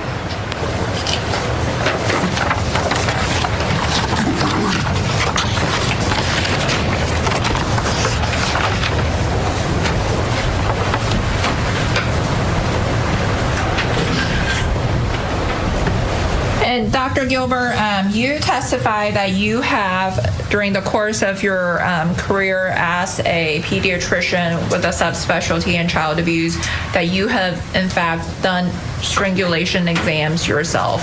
Do every patient exhibit the same symptoms of strangulation? No. Okay. And are there times where you conduct a strangulation exam where you do not see any evidence of bruising? Yes. Okay.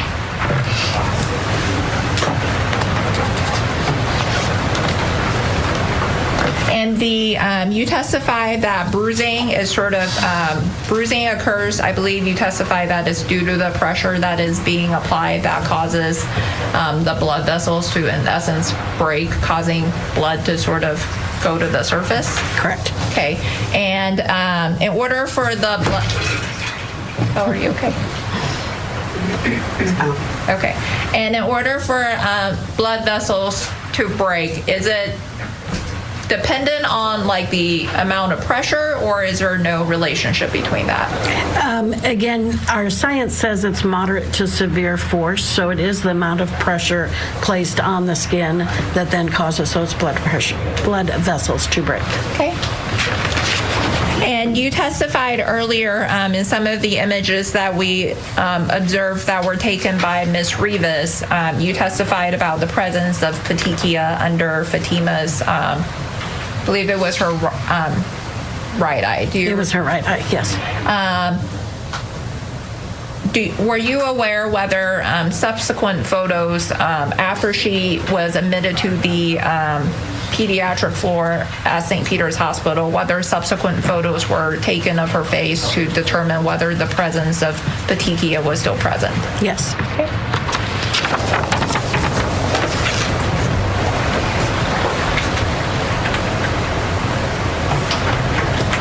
Your Honor, permission to approach the witness? You may.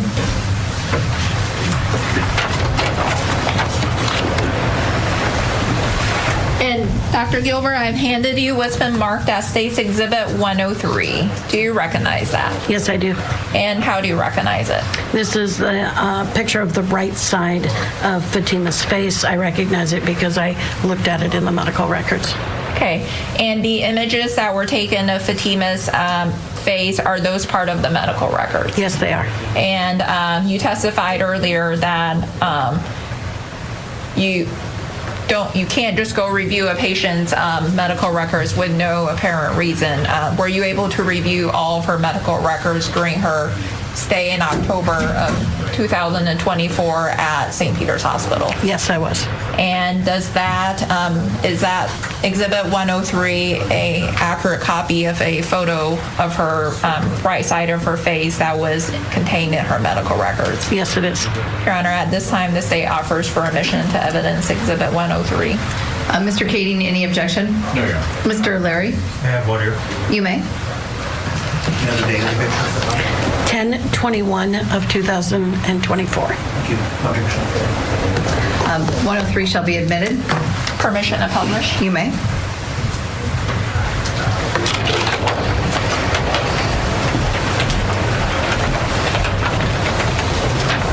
Showing you Exhibit 103, can you tell the jury what is being depicted in this photograph? Yes, this is a photo of the right side of Fatima's face, including her right eye, the right side of her nose, her lips, and her ear. Okay. And earlier we saw a photograph of Fatima's right side of her face that contained the red dots that you described it as petechia. Do we still see that in this photograph? No, the petechia I have all resolved. Okay. And based on your training experience, with regards to petechia, does it typically resolve on its own? Yes. Okay.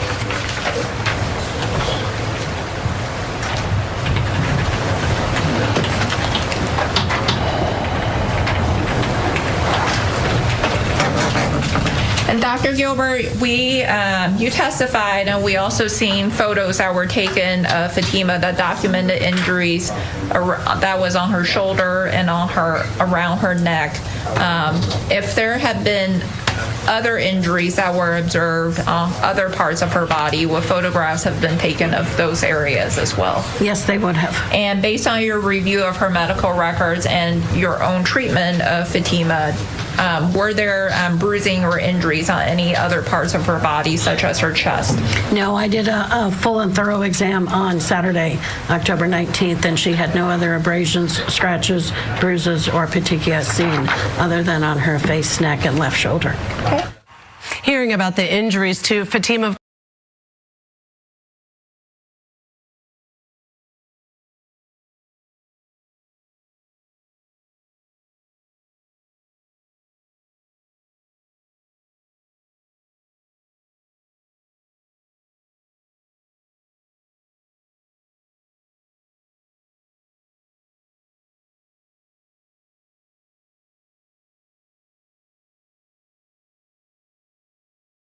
And we also heard testimony yesterday that with regards to Fatima, that she did not have a broken hyoid bone in this case. Is that correct? That's correct. Okay, and based on your training experience during a strangulation episode, even if a patient does not have their hyoid bone broken, can there still be damage to the trachea? Yes. And why is that?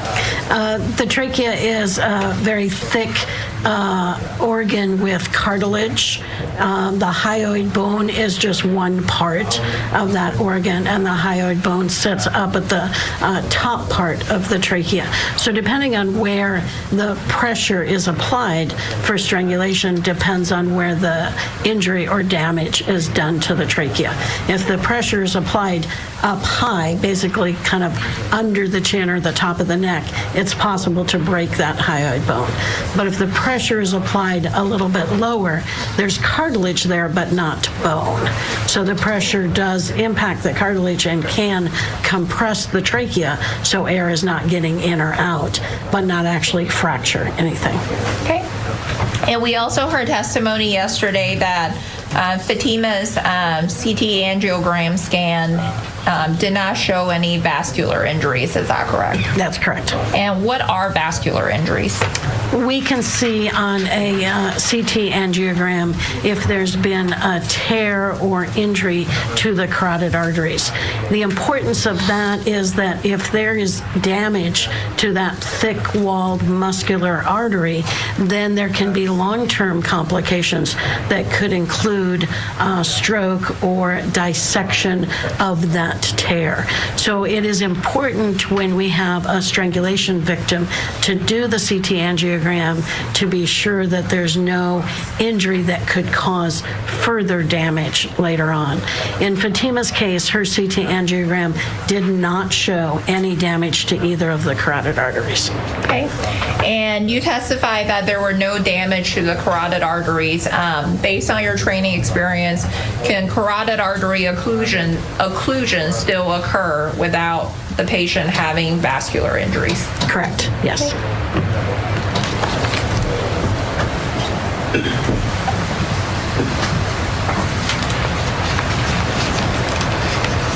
And the amount of pressure that is needed for carotid artery occlusion, in order for there to be vascular injuries, do you need more pressure applied to the carotid artery for vascular injuries, or less pressure, or does pressure play into the amount of pressure, does that determine whether there's vascular injuries? Again, in the science of strangulation, it's not so much even the amount of pressure or the length of time. It simply does happen. Sometimes that carotid artery tears internally, and many times it does not. But it's really important to diagnose when there's a tear inside the carotid artery, because the complications from that are great. Okay. Thank you, Dr. Gilbert. No further questions at this time. Mr. Kading, cross-examination. Thank you.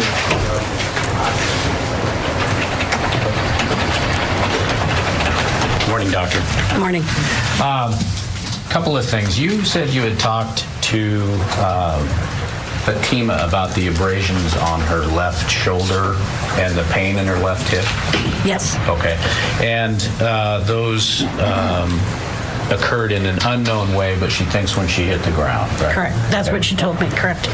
Is it possible that those injuries occurred when she hit some other hard object, say, for example, a tree trunk? It's certainly possible. I didn't get a history that she had hit a tree trunk, but it's consistent with that as well. It's a possibility. Okay. And if you hit something with your head hard, is it possible that the cerebral edema will come into play?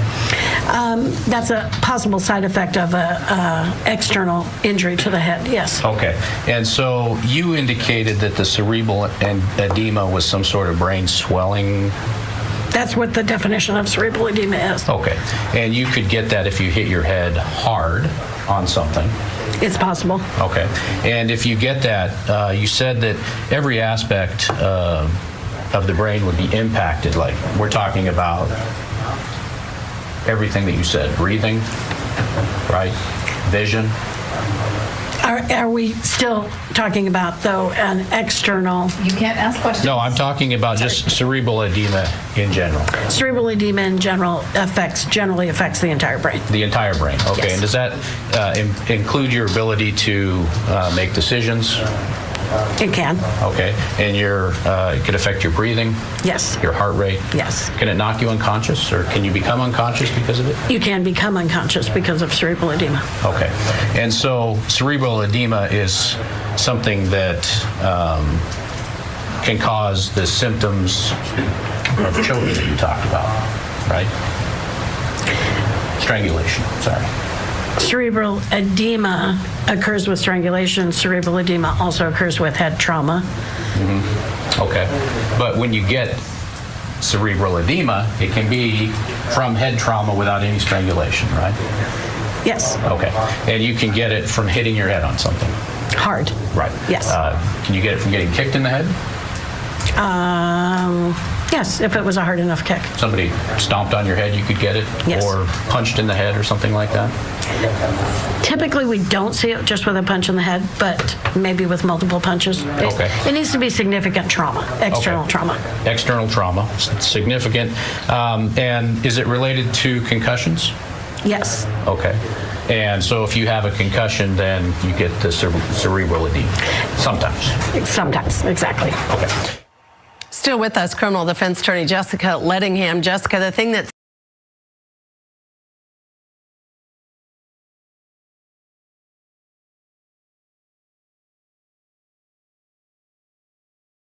that happens, let's say that you get hit in the head and you get knocked out. Does that cerebral edema, does that start right away? You get knocked out with a significant force of Could not report to Mr. and Mrs. Ali that Fatima was with her because she could not break privilege due to the fact that she is a mental health specialist, and Fatima never gave her permission to have her tell her parents that she was at the school. And Ms. Robinson will also testify that she didn't report to law enforcement because at that specific moment there was no imminent risk to Fatima's safety since she was at the school, and her concerns was something that could happen in the future. But despite all that, she still developed a safety plan with Fatima, and she in fact also connected Fatima with the national runaway hotline, and then also she connected Fatima with Ms. Goddard, who is a student navigator, and together they eventually came up with basically setting Fatima up to go to a local youth shelter. And so based on the totality, I do believe that Ms. Robinson's testimony about her concerns about Fatima's safety is relevant, and that there is no prejudice to this because we've already heard testimony from Fatima herself that she had concerns for her safety. And again, as I indicated, Mr. Kading has spent a lot of time on cross-examination of various witnesses trying to paint this picture that basically Fatima just didn't like she didn't like this trip that she was going to take, and so therefore she ran away, which is not the situation here. Thank you. Thank you. Mr. Liry? I do think the state can testify that the reason for not telling the parents is because there was a privileged conversation with her student. And so I think that puts things into context in terms of the fact that they concluded that there was no imminent risk, so therefore mandatory reporting or other law enforcement triggering events did not compel her to report to law enforcement. I think that is admissible. My concern is the generalized concern for Fatima's safety is based on hearsay conversations with Fatima. It touches on 404B that the state said that they weren't going to elicit. In terms of, they're not saying that, yes, the state chose to try these cases together. I have to represent my client's interests. I will note that Mr. Kading's questions about whether or not she felt safe at school or enjoyed school, the state in their initial direct elicited testimony that she had skipped class but had stayed in a bathroom or stayed in school, I believe Mr. Kading then followed up and said, well, that's not 100% complete, because there are also times where you skipped school and went to a Safeway, and she said yes. In terms of the, talking to her about not telling the truth, the state elicited on their opening direct that there was a hearing which she admitted under oath that she testified under oath and admitted that she didn't tell the truth to the court. They elicited that information, and Mr. Kading followed up on it. So I don't think that the questions asked by Mr. Kading opened the door. Certainly didn't open the door to my client. And I think having the school testify ambiguously about. Thank you so much to Natasha Scruggs for joining us today. Coming up next.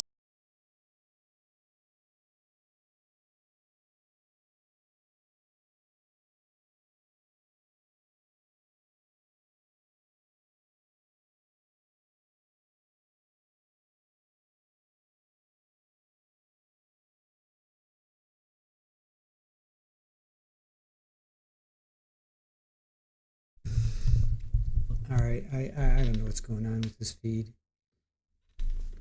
I have no idea. Looks like we're caught up. I'm like this close to like just getting off of this trial altogether and just coming back for the verdict, because this is just a complete joke. A complete joke. I can't follow it.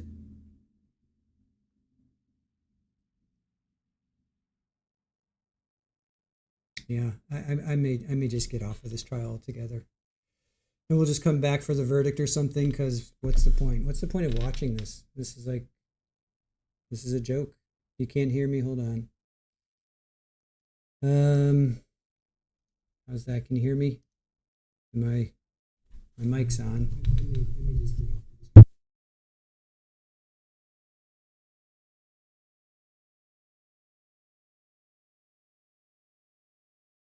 All right, how's that?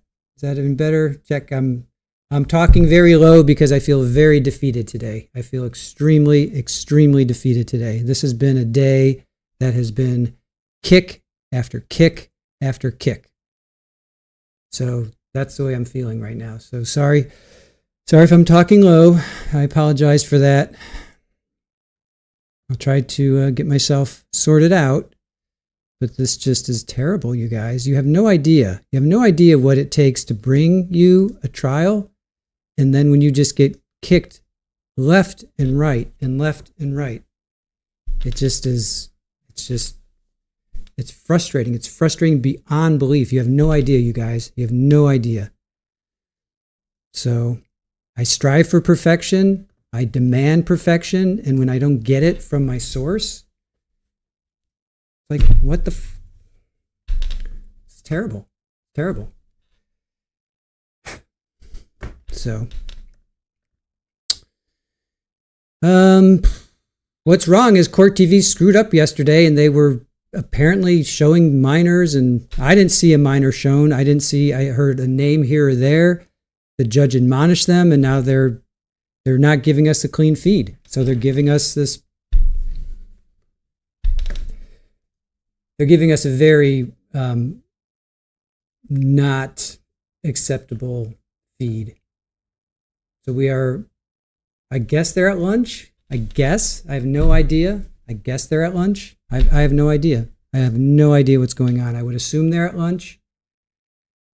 But they were like right in the middle of cross-examination, and they just cut her off. And then they're arguing about some testimony, lying under oath. I remember that.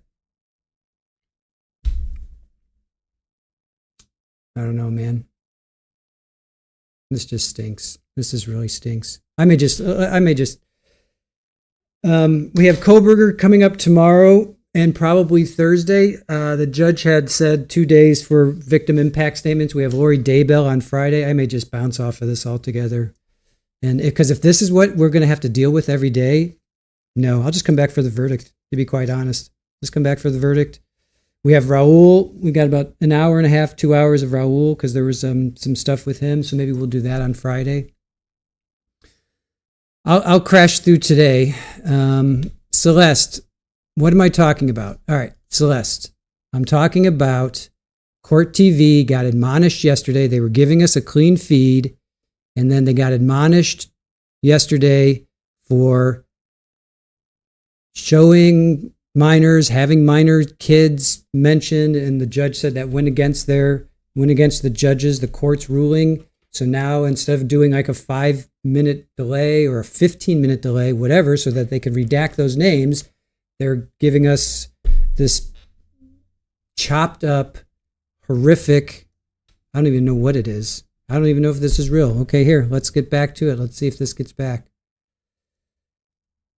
I don't even know if this is live, but here, let's get back to this. It looked like a seizure. It was sustained rhythmic movement without a purpose. Welcome back to Court TV Live. I'm Michael. I guess they're coming back.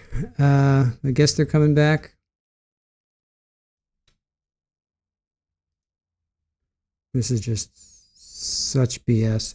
I'm not going to end the feed. I'll keep going. We'll get through today. His boyfriend. We'll get through today.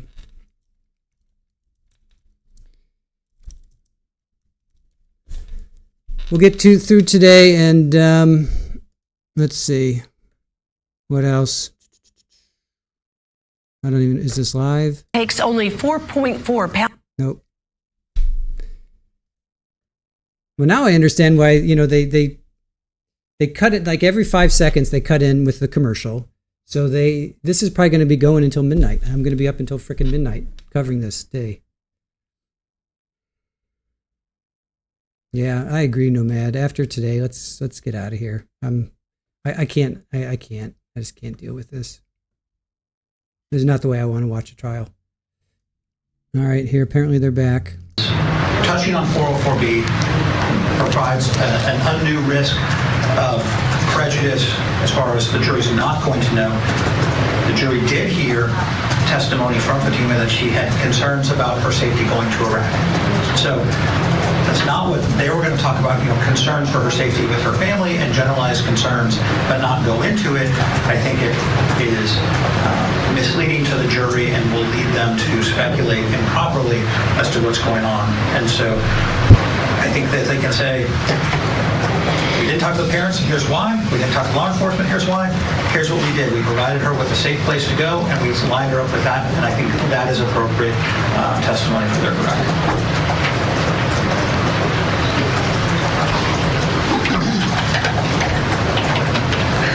So first of all, I'm not going to indicate what questions specifically can and cannot be asked.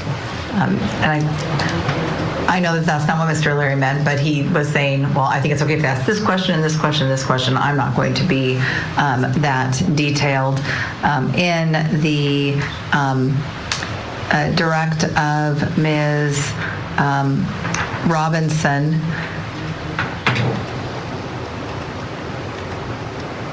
whether or not she had a generalized concern for Fatima's safety.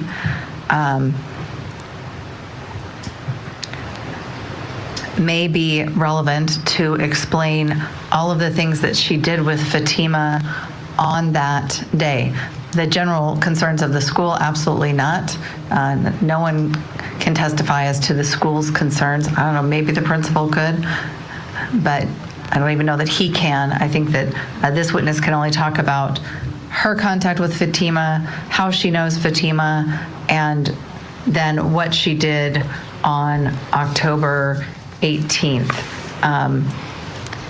And I would prohibit specific any specifics being testified by this witness as it relates to things that Fatima told her, which gave rise to her concerns. Ms. O said she wouldn't offer that. Mr. Liry has argued that He's concerned about the potential of 404B, which the court certainly understands. There is nothing specific that will be testified to other than her generalized, if that's what she says, that she was concerned for Fatima's safety on that date, or concerned for Fatima. I don't know what she's going to say, something along those lines.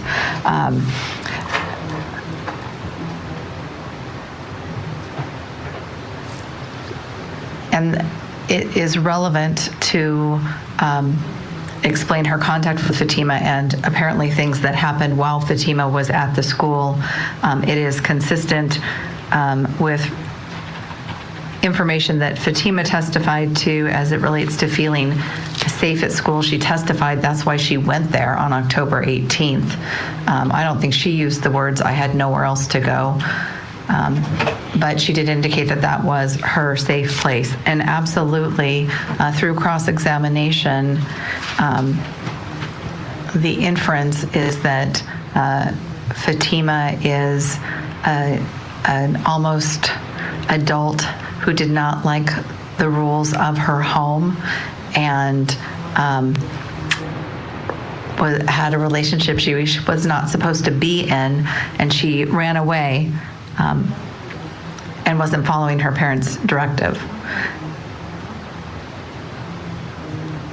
This, and that there was no basis, that was just kind of like teenage angst. I don't know if that's the right, but rebellion, teenage rebellion is really what the argument is, and that's defense theory, and the defense absolutely gets to develop that and argue that, and that's what they have been doing, at least as to Mr. Kading on Mr. Ali's behalf.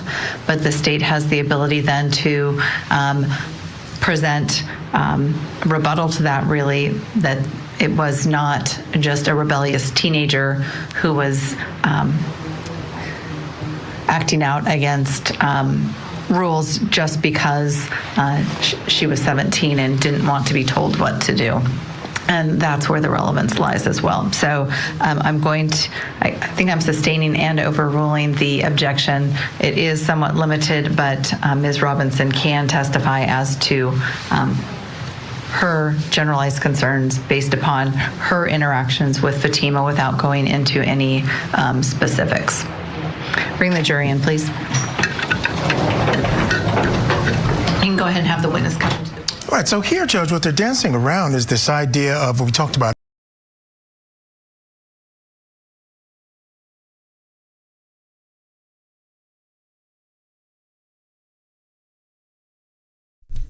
All right, so sadly we are caught up, right? So we're caught up. So right now we're in that problem of we're caught up. So there's going to be these huge breaks while they talk, and so now we're caught up. So what I did earlier is hold on, back to court. All right. Was a student of Timberline High School. No, she wasn't. Okay, and do you know where she was attending school? She was attending school at Summit Virtual Academy. Okay, and is Summit Virtual Academy still part of the North Thurston School District? Yes, it is. Okay.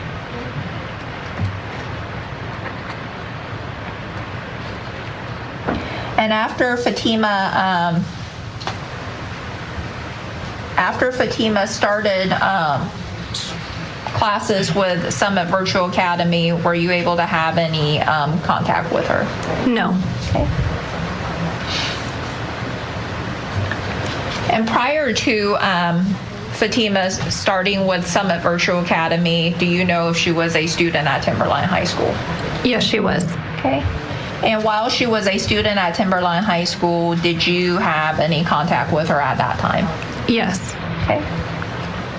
And was it in your capacity as a mental health specialist? Yes. Okay. And do you remember how many times Fatima went to seek your services? I don't recall. Okay. Do you recall if it was once or more than once? More than once. Okay. And Ms. Robinson, in general, if you as a mental health specialist have a student that comes to you and you have a concern about their safety and and they indicated that they have run away from home, what actions can you take as a mental health specialist? It depends on the situation. Okay. What are some of the actions that you could take? Some of the possible actions that I could take is providing resources for them for a youth shelter, calling law enforcement, or calling DSHS. Okay. And with regards to calling law enforcement, does it require there to be a imminent risk for student safety at that moment while they're with you? Yes, it does. Okay. And with regards to some of the outside resources that you mentioned, such as a youth shelter, do you know whether, well, let me ask you this question. Do you have any experience in dealing with those outside agencies? Yes. And do you know whether those outside agencies have any requirements to do notifications to parents or law enforcement if they receive a student that is potentially a runaway? Objection, close for hearsay.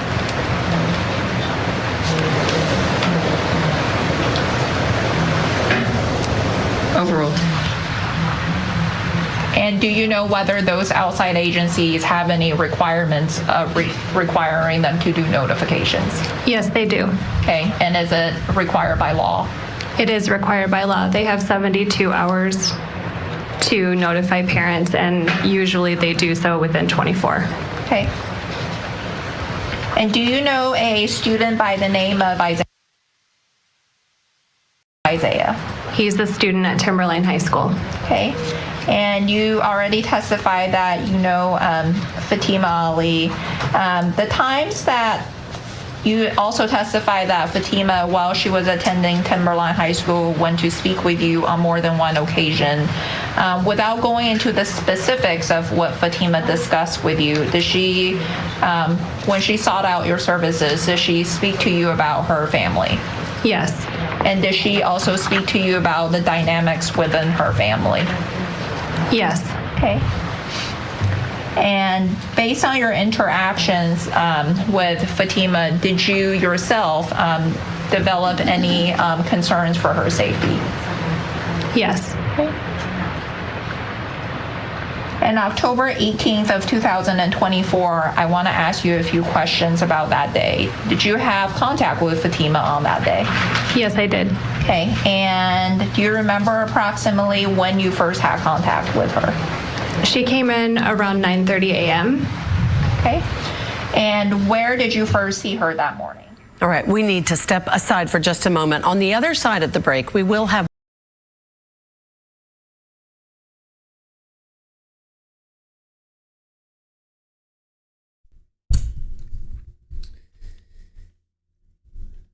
All right, so we have Elizabeth Robinson. She's a mental health specialist. She was a counselor. We heard about her in previous testimony. So Fatima came to her multiple times, and she spoke to Fatima about family dynamics. She had concerns about her safety. First contact with Fatima was around 9:30 a.m. So.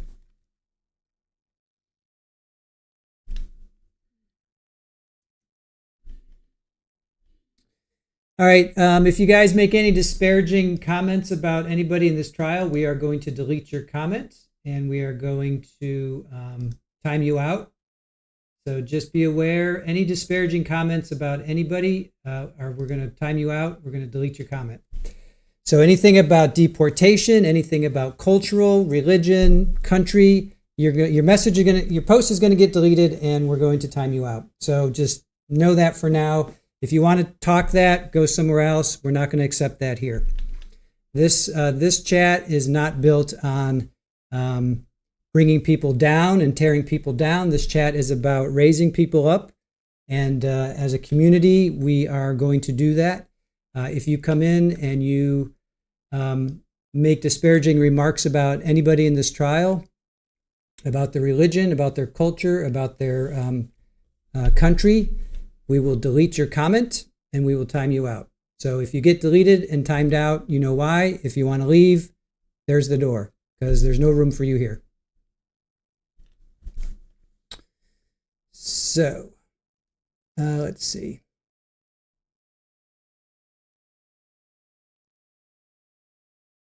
Richard in the kitchen. My weenie dog is sitting here looking at me like, hey, some attention, please. Right? Gretchen says, just sprinkling a little good cheer during these intermissions. You know, I get it. This is an emotional trial. I understand that. But that doesn't mean you have to be mean. That doesn't mean you have to be, make disparaging comments about somebody from a different country or a different culture. Okay? So just act like adults, be adults, and respect each other.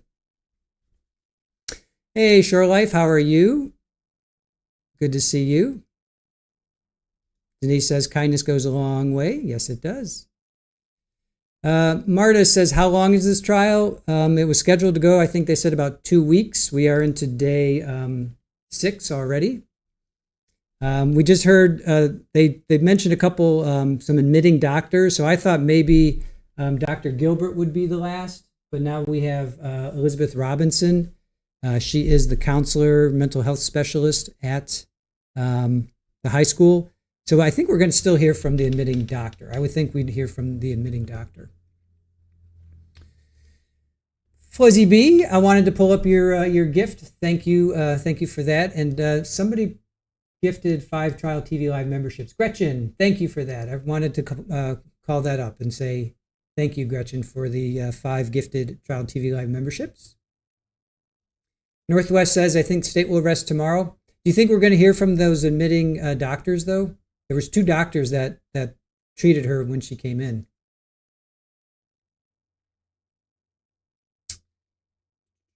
Gordon, some people just can't help themselves. Hey, that's fine. I get it. Well, there's a place for you, and that's not here. Mel says kindness goes a very long way. Yes, it does. Yes, it does. And those that can abide by it, fantastic. And those that can't, there's the door. So, Northwest, we've had enough doctors, but the admitting doctors, we haven't heard from the admitting doctors. We've heard from people that have read the reports. Let's see. Thank you, Trial Channel. Let me just pull that up. Yep. Trial Channel, respect the house rules.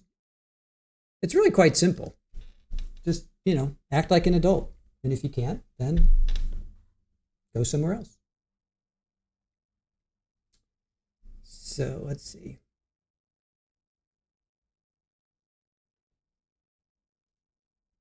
All right.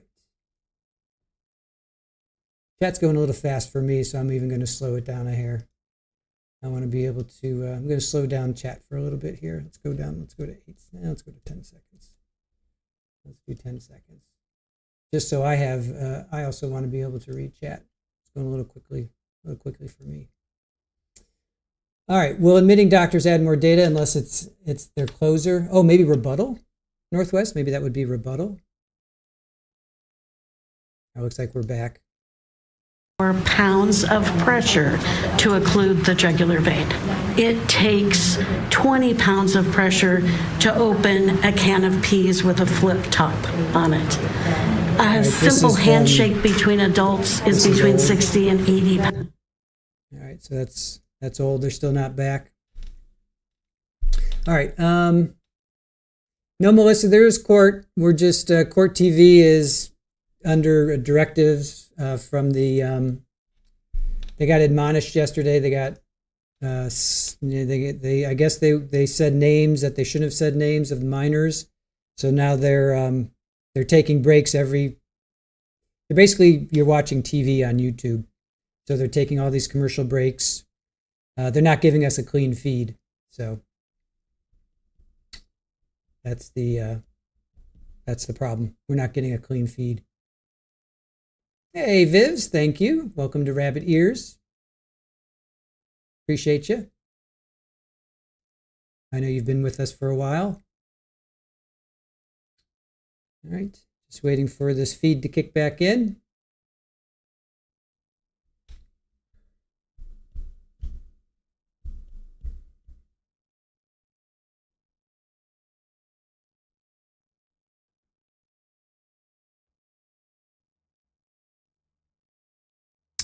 Yep, Court TV got a little spanking. They sure did. And now we're suffering from, we're not getting a clean feed from them. So it's, now that they're talking about Florida versus Neely now, they're not even talking about Ali anymore.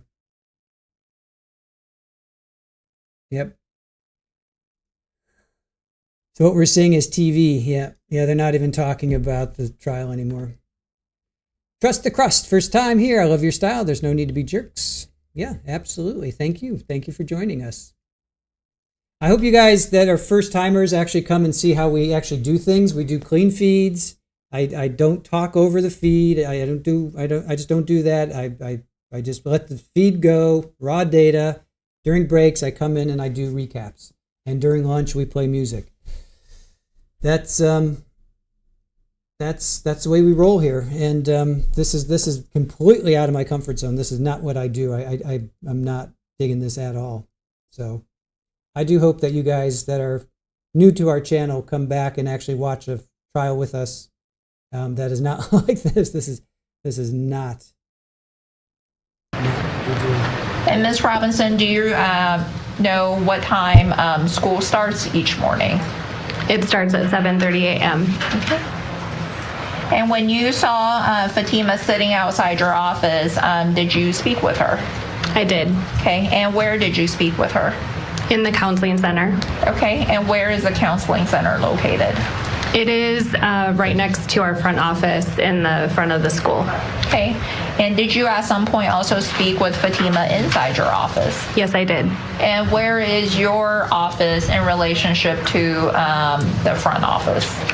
It is also in the counseling center. Okay.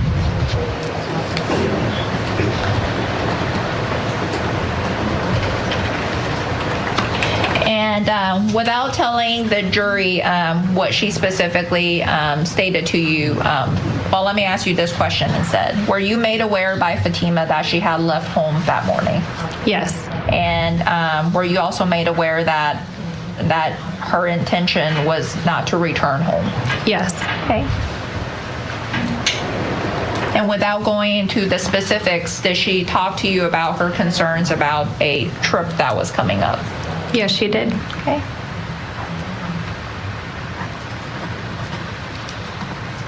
And while Fatima was inside your office, did you connect her with any outside agencies?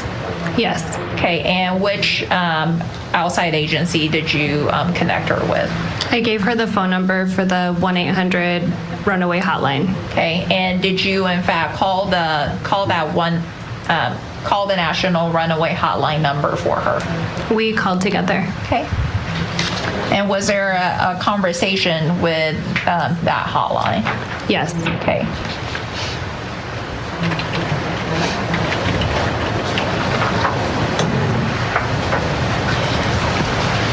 And the concerns that you have, Fatima, did you share that information with the hotline? Yes. Okay. And at some point after Fatima being in your office for a while, did you also connect her with another school official? Yes, I did. And who did you connect her with? Our Timberline student navigator. Okay, and what's a student navigator? A student navigator is one of our staff members that helps students that are struggling with housing instability or have run away. Okay. And after Fatima you indicated that you connected her with a student navigator. How long was Fatima in your office approximately before you connected her with the student navigator? It was approximately 2 to 2.5 hours. Okay. And while Fatima was in your office, did you also work on a safety plan with her? Yes, we created an extensive safety plan. Okay. And after Fatima was connected with the student navigator, did she come back to see you in your office? Yes. And during the course of your contact with her that day, did you and other school employees provide her with any items? Yes. And what kind of items did you provide for her? We provided her a blanket, a sweatshirt, a hat, and a Chromebook to take to the youth shelter. Okay. And you indicated that those items were provided for her to take to a youth shelter. Do you know whether a setup would, let me rephrase my question. Do you know if there was a placement for her at a youth shelter for that evening? Yes, our student navigator was able to get a bed scheduled for Fatima for that evening. Okay. And then at some point did Fatima leave your office? Yes. And did you walk her out of your office? Yes, I did. Okay. And prior to her leaving the school building, did she connect with any of the students there? Yes, she did. And who does she connect? And after Fatima and Isaiah went to the bus stop, did you go back to the front office? I did. Okay. And when you went back to the office, All right, I want to bring in our guest joining us this hour is criminal defense attorney and former head prosecutor Bob Bianchi. Bob, always a pleasure to have you on the show. Great to see you today. And I just want to say, I think this is extremely important testimony. This particular witness is an uninterested third party, a professional looking at the situation. And I thought the prosecutor really navigated some of the minefield here very, very well. She got across what she wanted to get across, the idea that the victim in this case, Fatima, was afraid, and she had talked about issues in her family before, and whatever she was afraid of led this woman to make the decision to send her to a shelter. I think that's where we wanted to go, given the idea that they can't talk about these honor killings.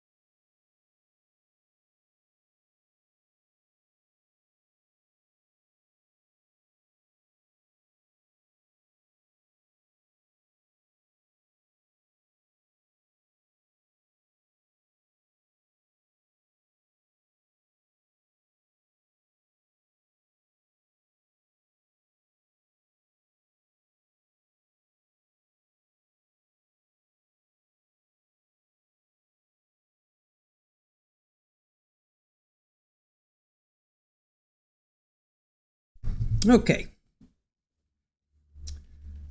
What do we got going on? Whoever, he really has done the best with what we're getting from CTV. Yeah, it's like literally, like I went to the restroom, I went to feed the cats, and it was like not even 5 minutes. They're not even giving us 5 minutes.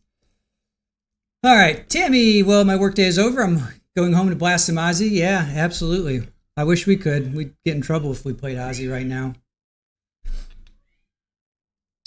Missy sent you guys an email to maybe cheer everyone up. Cool.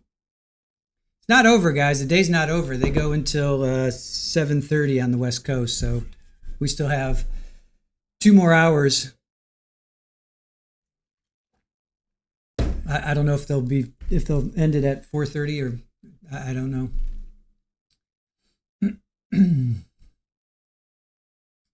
Whoever, you went to get a bowl of cereal, I know, right? Hey, Prince Casey Kitchen Cooking Delicacy. How are you doing?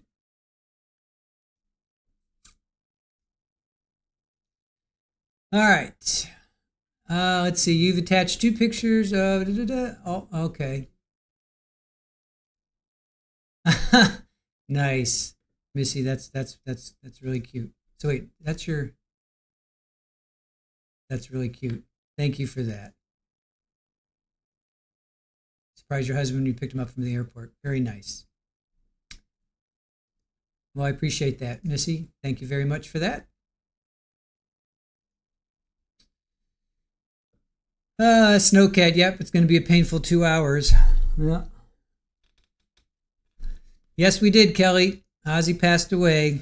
Yep. 76. I was surprised. Actually, I was surprised he made it that long, to be quite honest. Kim, welcome to Rabbit Ears. Thank you for joining us. 8 p.m. is Vinny. All right. Well, yeah, so 7:30. We have till 7:30. I have to bust out the guitar and play some Ozzy later. There you go. SoCo SLP, I saw your cooking stream about the summer couscous salad. I love that salad, and each batch only lasts about 2 days. Each batch. Oh, nice. Thank you for that. Thank you for that comment and for trying it. Nan says, if it's not too hard, could you record the rest of today and play it tomorrow without their junk?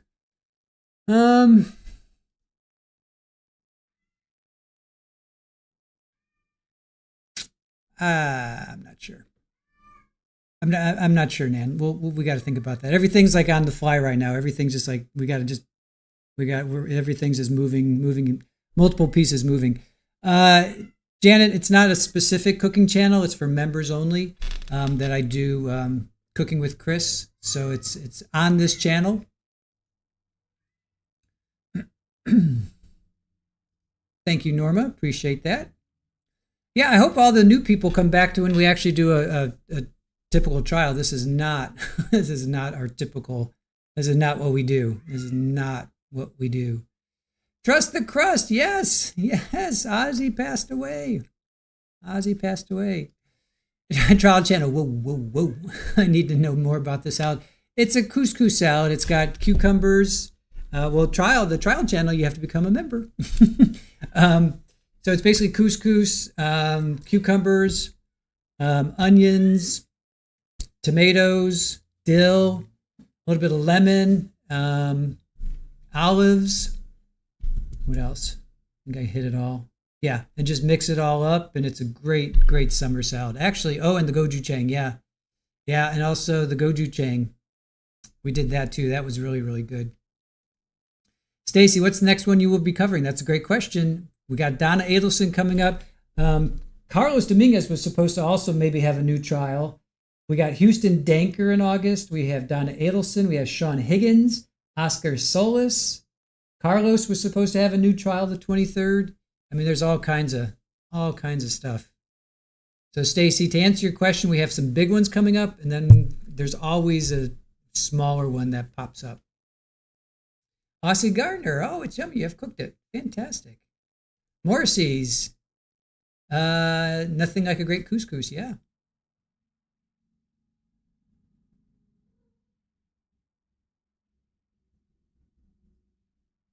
Lisa says, hope this judge reconsiders subjecting all of us to court. Yep. Instead of imposing a time delay. Yes. I'm not sure I can last. I know, Lisa. I can't last either. I'm ready to just wait till the verdict comes in with this. I can't deal with this. Doing this for another 5-6 days? No way. Or we just let it run and then we pick it up at 4 o'clock. Maybe we do that. We pick it up at 4 and then just run it until 8. We could do that.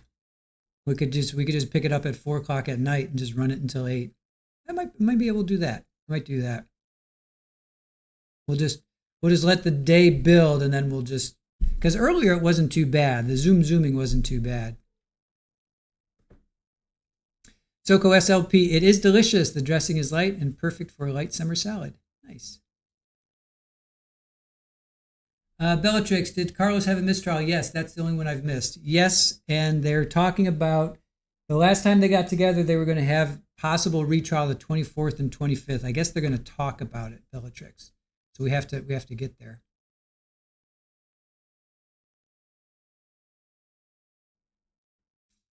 Yeah, maybe tomorrow we just let it build up and then we'll play it after Koberger. Maybe that's what we'll do. We'll let it build up.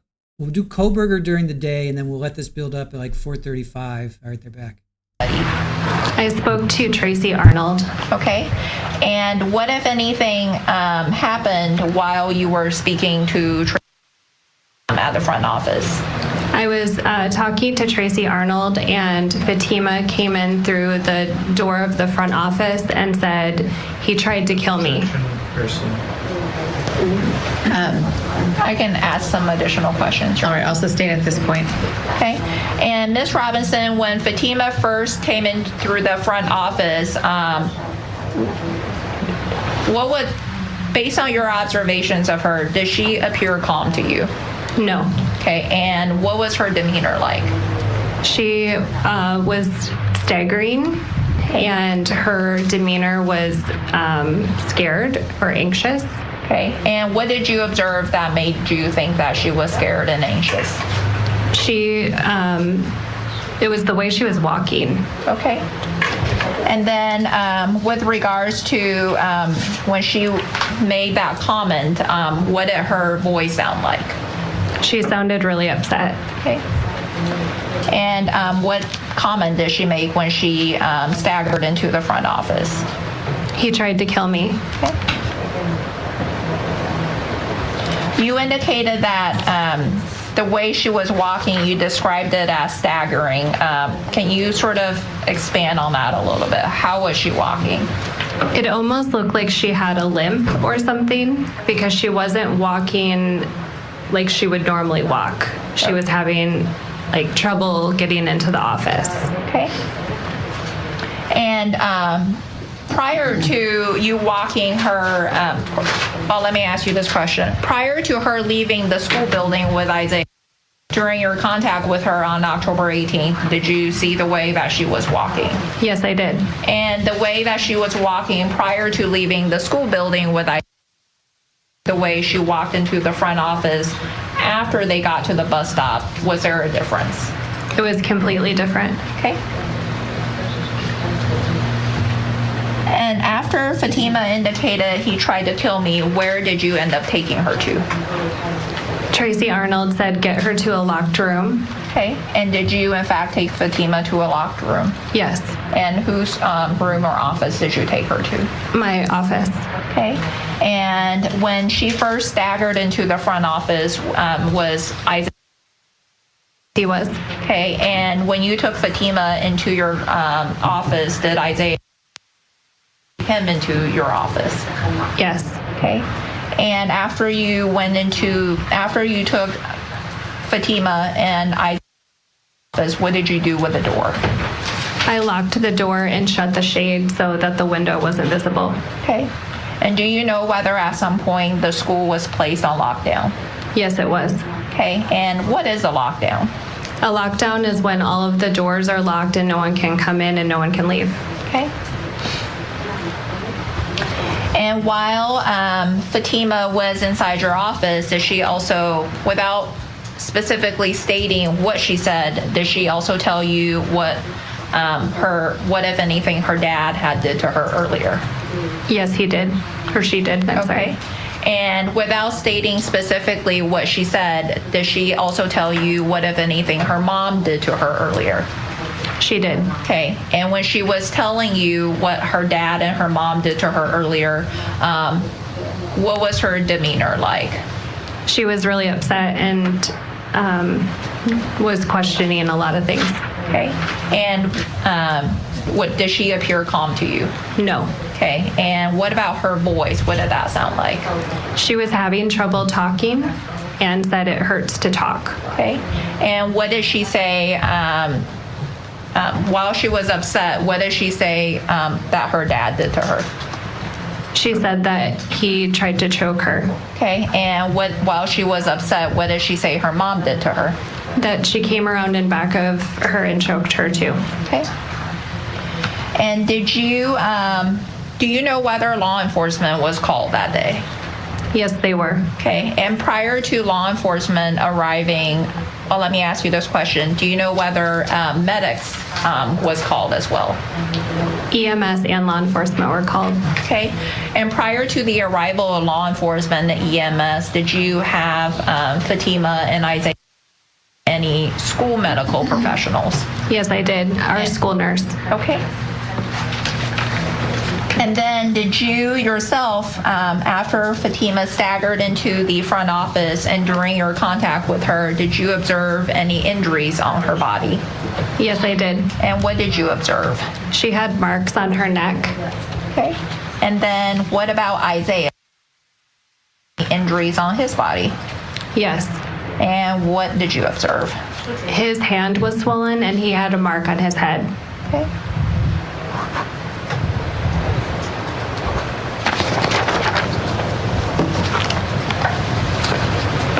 No further questions at this time. Thank you. Thank you. Cross-examination, Mr. Cady? I have no question.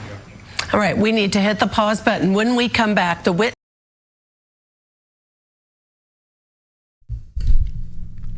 All right, so that was Elizabeth Robinson going into cross-exam right now.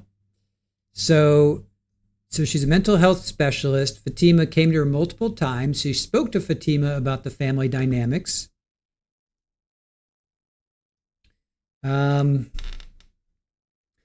She had concerns about her safety. First contact with Fatima was around 9:30 a.m. So Fatima had a limp. And she said, he tried to kill me as she came into the office, right? So this all happened. Dad attacks her. Boyfriend Isaiah tries to help. Other students at the bus stop. Other students at the bus stop are there trying to help. They're punching him, kicking him. So she gets away. Isaiah and her get away. They go into the school. So she said Fatima had a limp, and she came into the school saying he tried to kill me as she came into the office. So she said, so there's a Tracy Arnold. So will we hear from Tracy Arnold? Tracy Arnold said, get her to a locked room. Then, so she took Fatima to the office along with Isaiah. So she locked the door, shut the shades. The school was placed on lockdown. Fatima told her about what Dad and Mom did to her earlier. So we all know what that was. They choked her. They attacked her.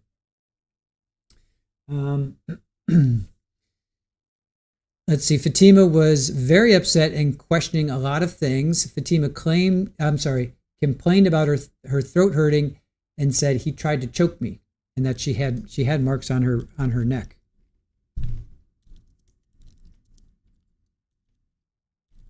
So, all right, I have to go back here because the feed will come up here.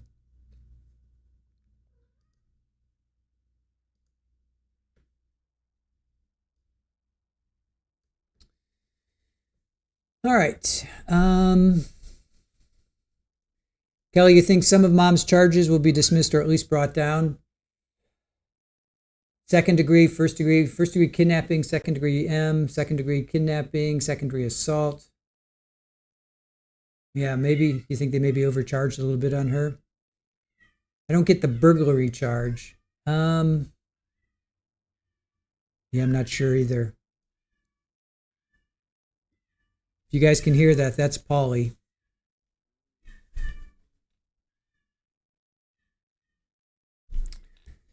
That's Polly in the other room. All right, what are you doing? What are you doing, little one? Huh? Come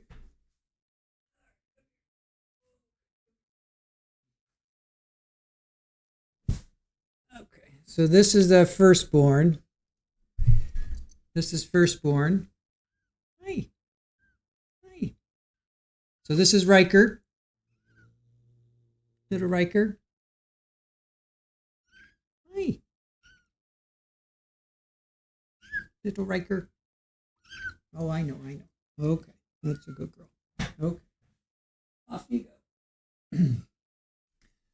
Firstborn is little Riker.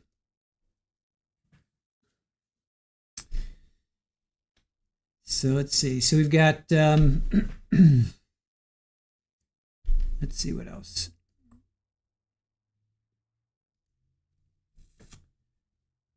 Yeah, the burglary charges, I'm not sure where. Yes, that's little Riker. She looks just like mom, right? She looks just like mom. She's right behind me playing little squeaks. Yeah, they have grown fast. They are going to be 7 weeks on Thursday. Yeah, I take Polly in to get fixed on Thursday. Thursday at 9:30, I have an appointment. And yeah, so she's going to get fixed on Thursday. Pass through the screen.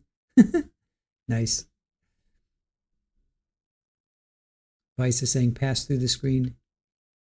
Iowa backyard. Yes, Riker is adorable. Again, if you guys are new to our channel, we've been doing some streaming on Saturday and Sunday, similar to what Iowa backyard does, where you just set up the camera and you let them play and do their thing. So if you are interested, you can check out our Kitty Cam playlist. The various interventions, education, support. Is that accurate? Yes, it is. Okay. And so when a student comes and says that they have left home and run away, I assume that over the 9 years, this was not the first time that had happened. Is that fair? That's true. Okay. And so your role is to support that student in the moment, correct? Correct. And moving forward, right? Yes. And so you're not kind of taking an investigatory role in terms of trying to get to the bottom of it. Is that fair? That's true. And so kind of trying to triage what's going to happen when that 2 o'clock bell rings. Where's this student headed? Correct? Correct. And it's fair to say that you don't want the kid to not have a place to go, right? Absolutely. And so one of the goals is the student navigator. So if a student navigator isn't available, do you sometimes assume that role? I can assume that role. Okay. And the student navigator is kind of the last piece in terms of figuring out housing, with a shelter being one of the options, correct? It depends on the situation. Okay. And so in this situation, the housing option that was presented to Fatima was a youth shelter, correct? That's correct. Okay. And absent the student saying, I'm okay with you telling mom and dad what's going on, or dad or mom or whoever they're living with, you're not going to provide that information, correct? Correct. And you talked about 3 different options in terms of your notification. Let's see if I can find my notes.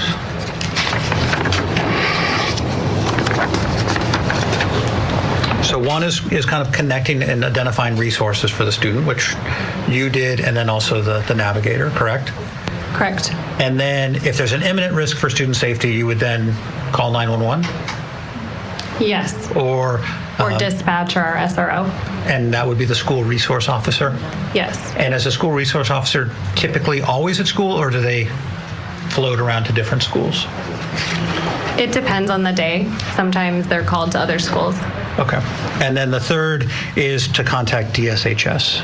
Is that correct? Correct. Okay. And in this case, law enforcement wasn't contacted prior to the end of the school day, correct?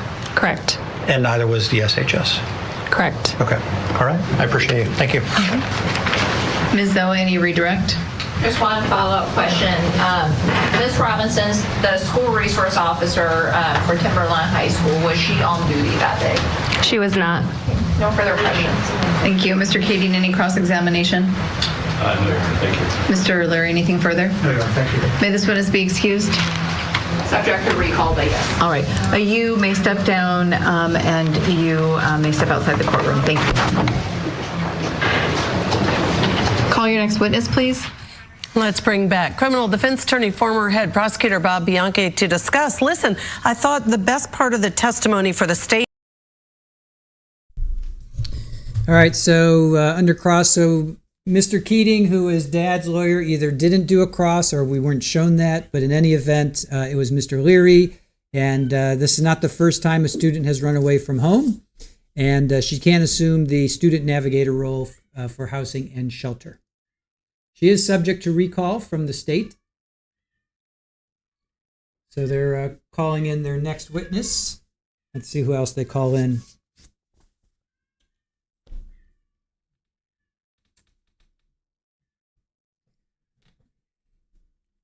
Let's see here. Is everybody behaving? How's everybody doing in the chat?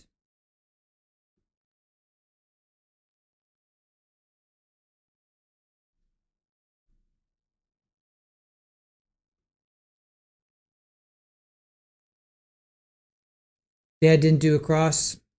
So that was Mr. Keating, or Kading, it's K-A-E, Kading. He didn't do a cross that we know of, right? Northwest. I mean, at this point, I don't know what they're showing us and what they're not showing us. Unfortunately. Hey, Jerry, how are you? Good to see you. Barely behaving. Gretchen is behaving. Kerrville's good. Aussie's good. All right. No medical, please, Brielle says. Stacy says, I'm misbehaving. Molly, you're not behaving. What's the Austin Powers? What does Austin Powers say? Oh, behave. All right. Short Life, you behaving? Short Life, you of all people, I expect to be behaving. Behaving badly, right? Let's see here. What is your deal there? What's up, Paulie? I'm not sure what's up on. Can we put a video of some kitties in the trial? That will help give us a mental break. Yeah. Oh, do behave, right? Pammy always behaves.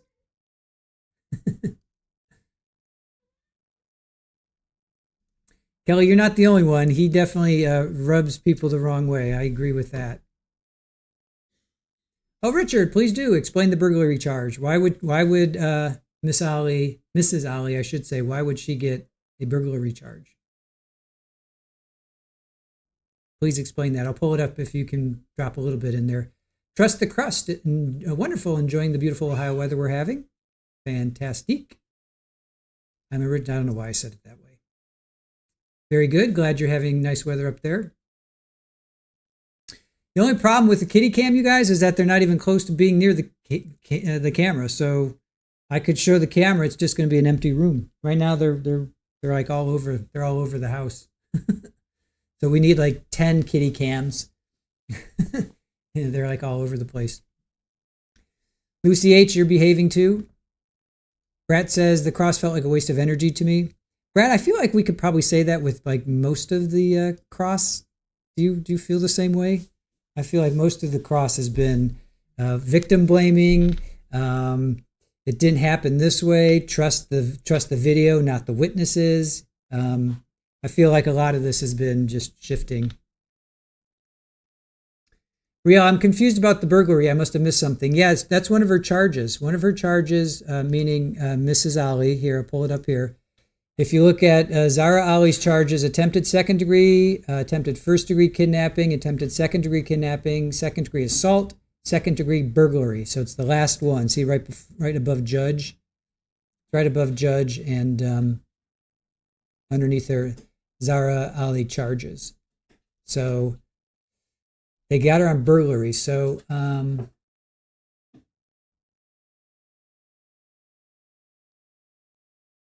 wait, Richard, are you pulling it up? Okay. Here, let me go back to the feed just so I don't miss anything here.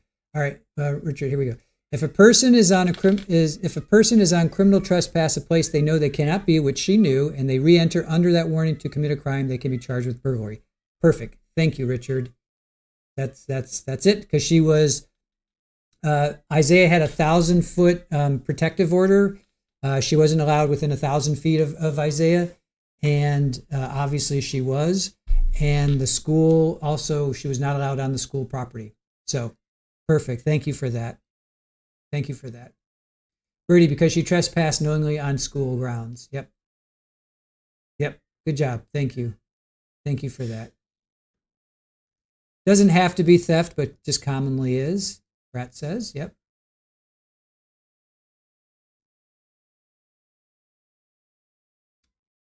Patsy asked, did mom take her backpack?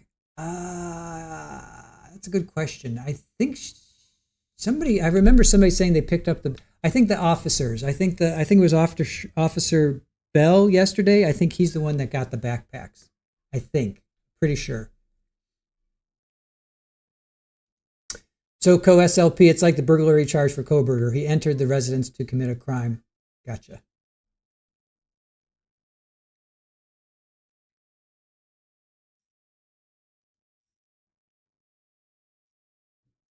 Kate, not incubus, Anubis. We have the black kitty is called Anubis. So it's in order. So Riker was first. So right, Will Riker, number one, he was first, and then we're not sure if Roger Federer was next or Sid was next. So Sid and Fed. And then the last one was Houdini. And then the outside cat is Anubis.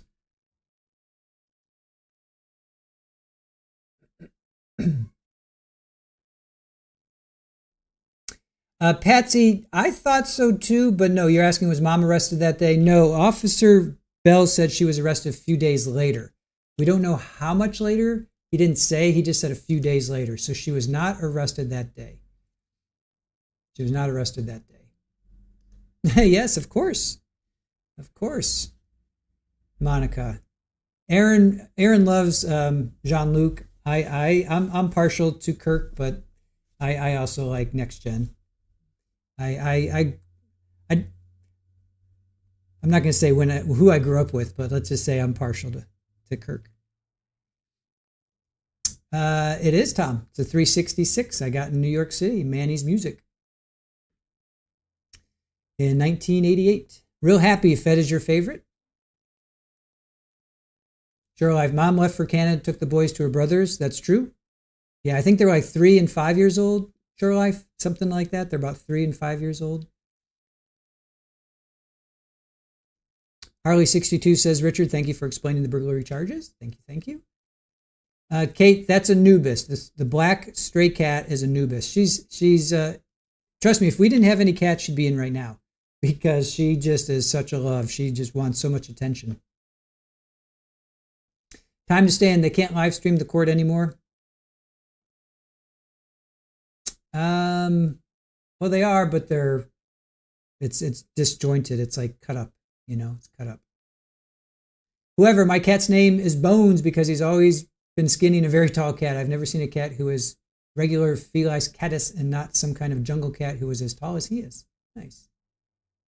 You're a Wharf fan. Iowa Backyard. Captain Kirk rules. Yeah, I watched Deep Space Nine for a little while. I got into that for a little while. Next kitty is Novak. No, somebody else said that, Alexa. No, Alexa, we are. Nope. I'm just going to leave it at that. Nope. Lines need to be drawn. I'll just leave it at that. Lines need to be drawn. Yeah, incubus, yeah. Anubis, incubus. Right, same difference, right? Alice says, mods are doing great work. Thank you for that, Alice. Thank you for helping us out, too. You guys can help us out. If you see somebody who's, not part of, the community, you guys can definitely say, hey, stop it. That's not what we do here. We build this community up. We don't attack each other. We are supportive of each other. Because she's all black and she just looks like an Egyptian cat. So she just looks like Anubis.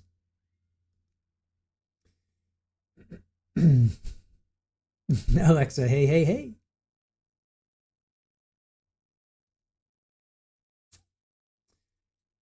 Let's see. Kerrville, did I miss an Anubis update? No, just that I think Kate thought that her name was Incubus. So no, I was just explaining that Anubis.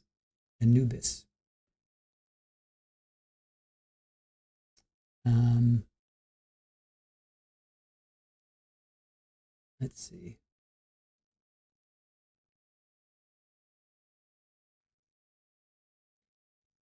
I'm sure I have pictures of Anubis, but let me see.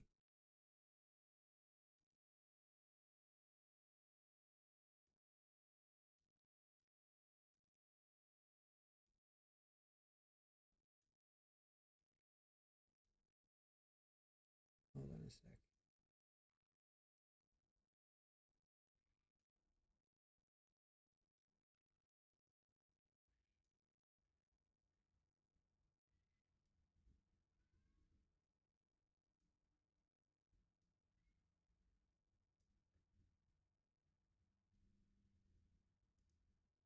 So there's Fed. There's Federer today. That's Roger Federer. That's actually a little kitten. He doesn't look like a little kitten, but that's a little kitten right there.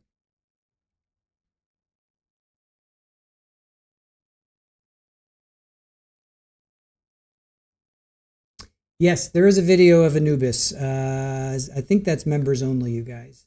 I think that might be members only. I'll try and find a picture of her in a second. Just give me a second.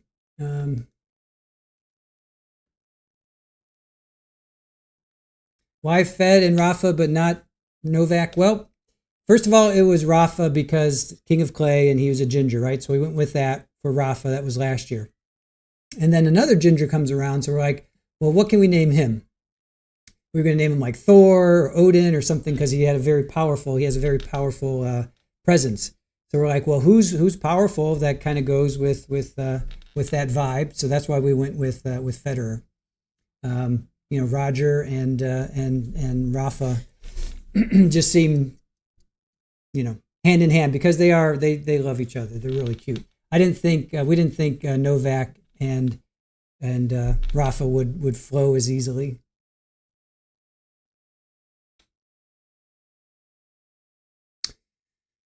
All right, Feed is talking about Koberger tomorrow.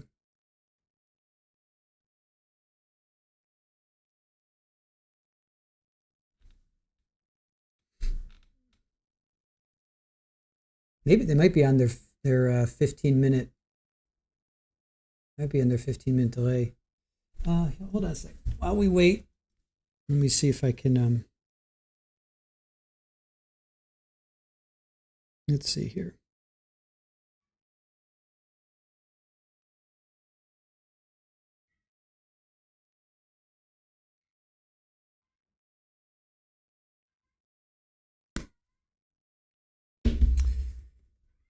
All right. So here is. Seems like they're probably at a. They're probably at a break. Because the feed isn't up yet. But here, let me show you this. So this is Anubis. So here's Anubis. There's Anubis. There she is. So that's her. She's probably 2.5, maybe 3 months. She's definitely a little bit older. She's on her own. I don't know what happened to her mom, but so that's Anubis. Northwest, will Court TV stream Ali tomorrow? Yeah, that's a good question.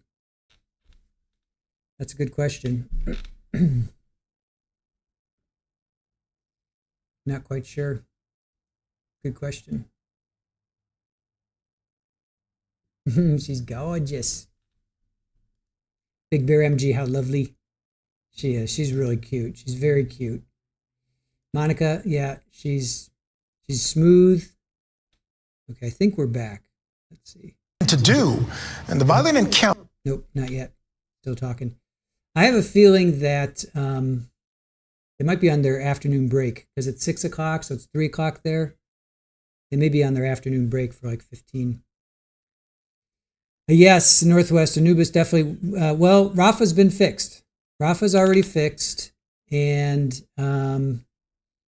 is she spayed? She is not spayed yet. We're going to do one at a time because it's a little pricey here where we are. The most convenient place for us to take her, which is about 10 minutes away. The other, it's very complicated and it's far away. It's like a 40-minute drive. You got to put him in you can't just put him in a cat carrier. You got to put him in the trap. You got to get him trapped. I think that'd just be too traumatic for them. 40 minutes. You got to make an appointment. Again, it's just all this. It's very complicated. I'll just put it at that. So the vet, we have an actual vet, and it's a little pricey. So we're just going to have to do one every month or so. So next up is Polly. She's tomorrow. So we have the adults taken care of, and then we'll have to do then Anubis because she's the oldest. So we'll do her next. We'll do her in like probably 2 months or so, 2 or 3 months. We'll wait till she gets about 6 months old. So we'll have her fixed, and then we got to do the kittens, and we got to get them fixed. So.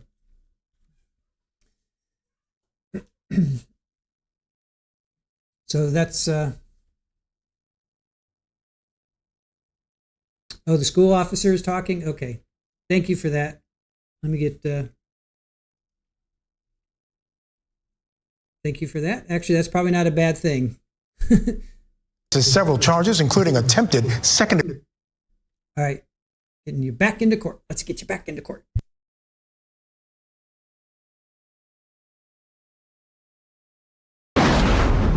And were you working on October 18th of 2024? No, I was not. Okay, and was October 18th a Friday? Yes. Okay, and what is your typical work week? So I normally work Monday through Thursday, and Fridays, Saturdays, Sundays are my days off. Okay. And after you indicated that you work Monday through Thursdays, did you go back to work on October 21st, which would have been a Monday? Yes. Okay. And after you went back to work on October 21st, did you become aware of a situation that had occurred at the intercity transit bus stop in front of the high school on October 18th? Yes. Okay. And then after you were made aware of the situation, or you learned about the situation, did you conduct follow-up investigation in this case? Yes. Okay. And on October 21st, did you speak to any students or their family members on this case? Yes. And who did you speak with? One of the involved students. Okay. And Isaiah Williams High School? Yes. Okay. And you testified earlier that 4 years at Timberline High School that you are familiar with the students there. As a result of that, were you also aware who Isaiah?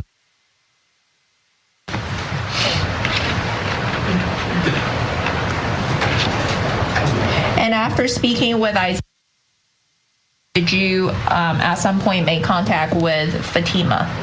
Yes. Okay, and where did you make contact with Fatima? At St. Peter Hospital.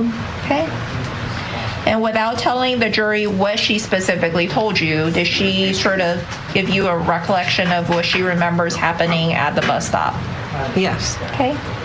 And without telling what she specifically told you, did she discuss with you about just her dad's actions, or both her mom and her dad's actions at the bus stop? Objection, closer yours. Sustained. Okay.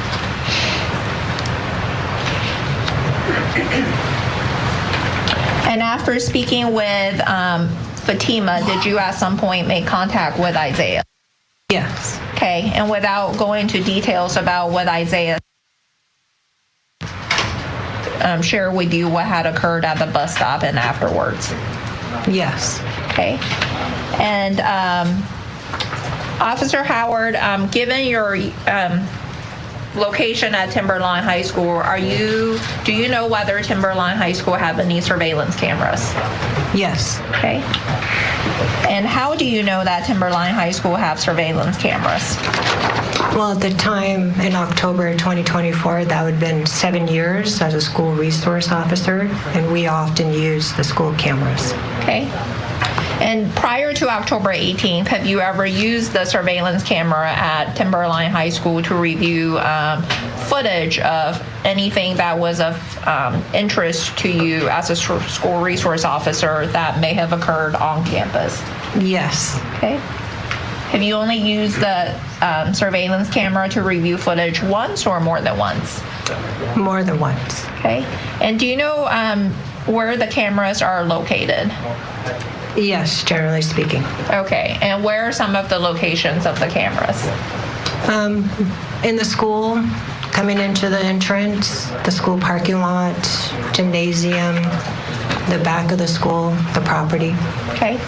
And after speaking with Fatima and I had occurred at the bus stop, did you try to locate surveillance footage of the incident at the school through the surveillance cameras?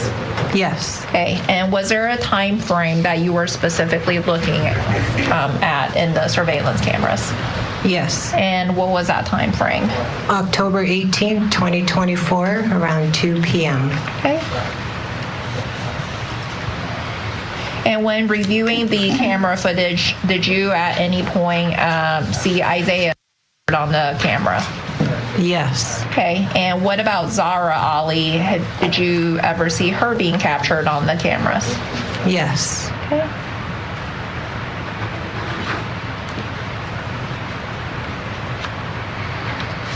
And when you observed Mrs. Ali captured on the cameras, do you remember what she was wearing? Yes. And what was she wearing? A greenish colored headdress, a long sleeve black top, and it appeared to be like a long black skirt. Okay. And then what about Isaiah? What the camera captured him wearing? Yes. And what was that?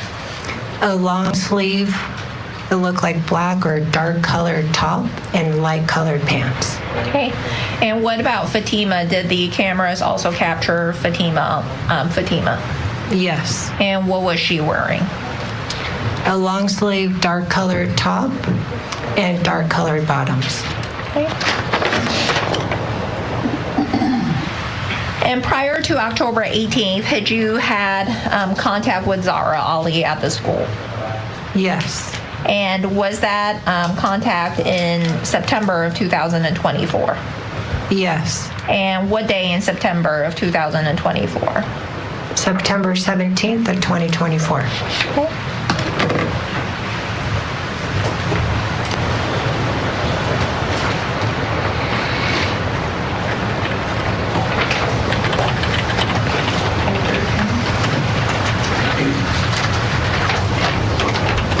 Permission to approach the witness, Your Honor. You may.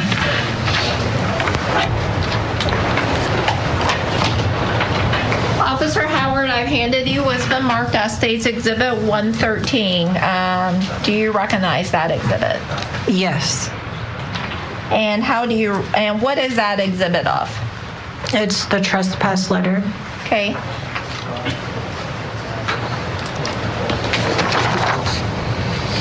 And is that an accurate copy of the trespass letter that you served on Mrs. Ali on September 17th of 2024? Yes. Okay. And when you served the trespass letter, where did that occur? At the Timberline High School. Okay. Did it occur out in the hallways, the front office, or someone's office? That occurred in Vice Principal Celeste Waltermeyer's office. Okay. And was Miss Waltermeyer also present when you served the Mrs. Ali the trespass letter? Yes. Okay. And was your body-worn camera on and recording when you served the trespass letter? No. Okay.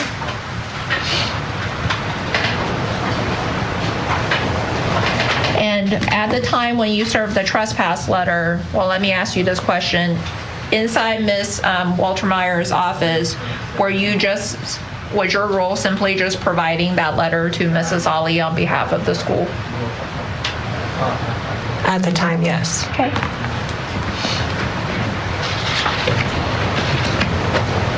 And when you first served the letter on Mrs. Ali, was she there by herself or did she have any family members with her? She was initially by herself. Okay. And when she was by herself, did you speak with her?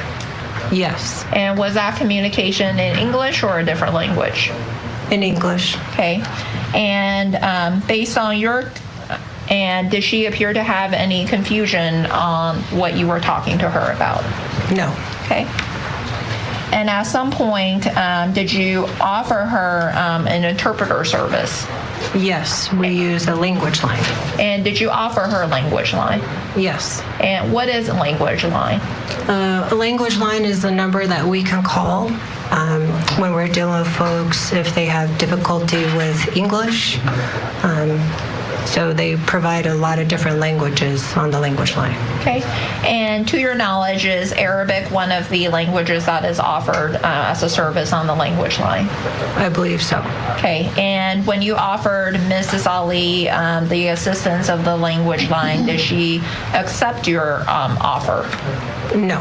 And did she herself have any specific requests on who she wanted to be there to assist her with translation? Yes. And who does she want there herself? It was her oldest daughter, Ihsan Ali. Okay. And did you... All right, we'll step aside here to squeeze in a short break. But before we do, I'd like to welcome our viewers.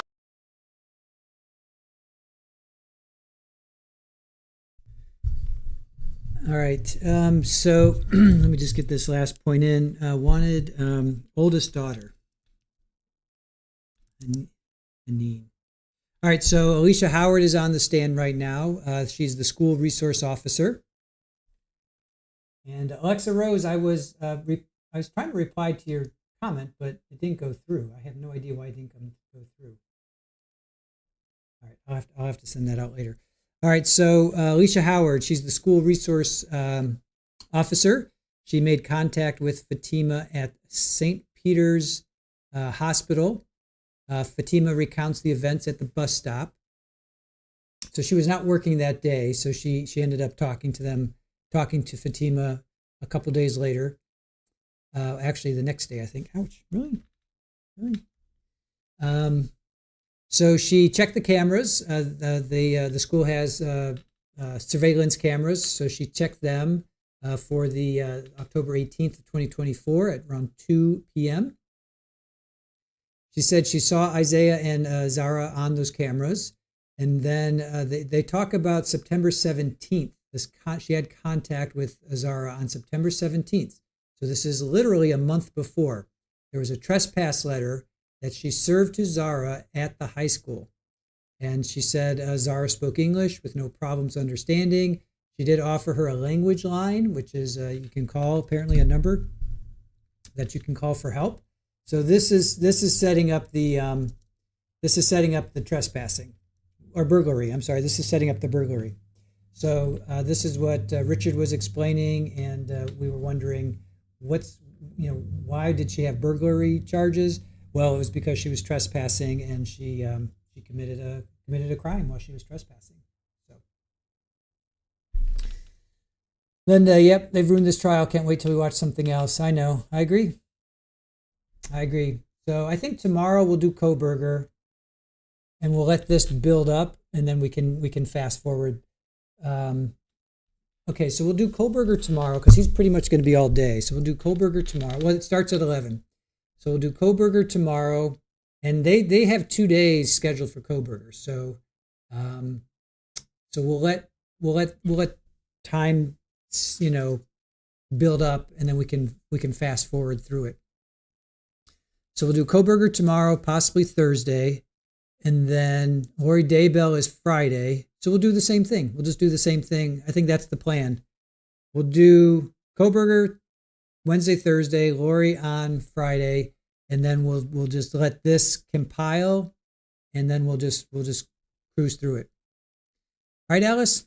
Right? Sounds like a plan, right? So we don't have to go through these these breaks. Chris Mass says, this has been the only day it's been screwy. Correct. Tomorrow will be better. No?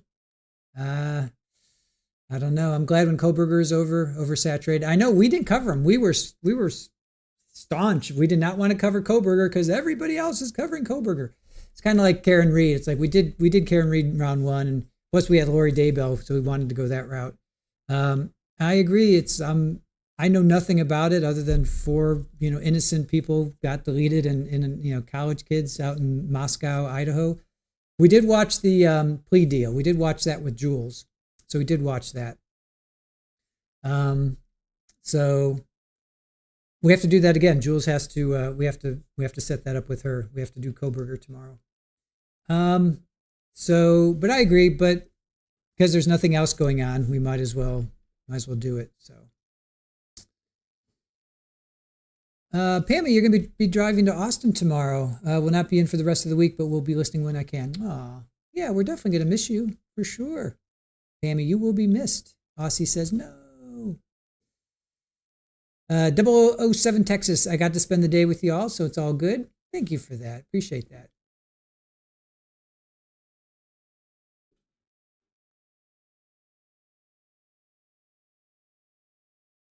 Rich Auntie says, I saw that too. I don't think I discovered you yet. What did you see?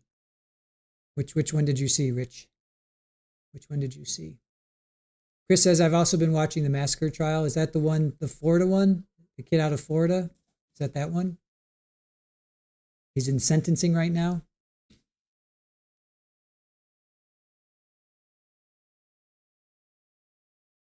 I'm just keeping an eye on the feed.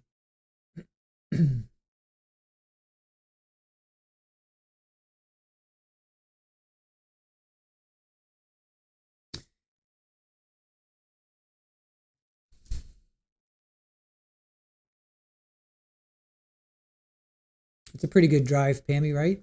That's a, how many hours is that? Is that like 3 or 4 hours? Stacy says the breaks aren't terrible. We get to be more interactive. That is true. Oh, okay. So that's where you came on. I gotcha.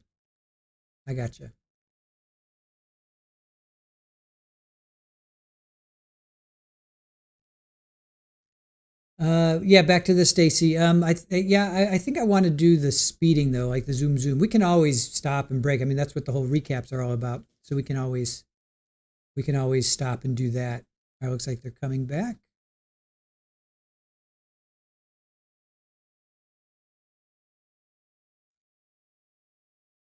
Nope. I got a talking head on. About 3 hours for Pammy. Yeah, I guess that's not too bad, right? That's not too bad. Kathy says, I could not get interested in Karen Reed at all, but Kohberger, I don't miss a bit of. It's interesting, right? It's interesting what attracts, like what trials attract you. The first Karen Reed, we were not streaming back then. Well, actually, that's not true. We picked up, the very first stream we did was like the last 3 or 4 days of Chud, of Chad Daybell. And then he was done, so we jumped on to Karen Reed the last couple of days. All right, here they're back in. Boyfriend, now we're hearing that she was told not to go to the school. No. This is important. All right, they're not back yet. Establishing that maybe these parents were a little bit. Yeah, I don't think they're back yet. They're showing it. Right. I mean, this is the problem. All right, so yeah, so we picked up the very end of Karen Reed. So those were our first 2 streams, was Chad Daybell and then Karen Reed. So the second go around, we were like, well, it was either Karen Reed or Lori Daybell, and because we had Joe Schmo in the courtroom, we decided to go with Lori Daybell. Kiki, I cannot wait for the Adelson trial. Yep, Donna Adelson. We will definitely be covering Donna. Pammy, listening to you, it goes like that. Nice. The other one, we're waiting for live trial to come back. This is what we get. This is what we get. So we're waiting for the live trial to come back. Never watched Karen Reed, Northwest said. I thought it's fascinating. I mean, I was fascinated by the police work, or lack thereof, I guess.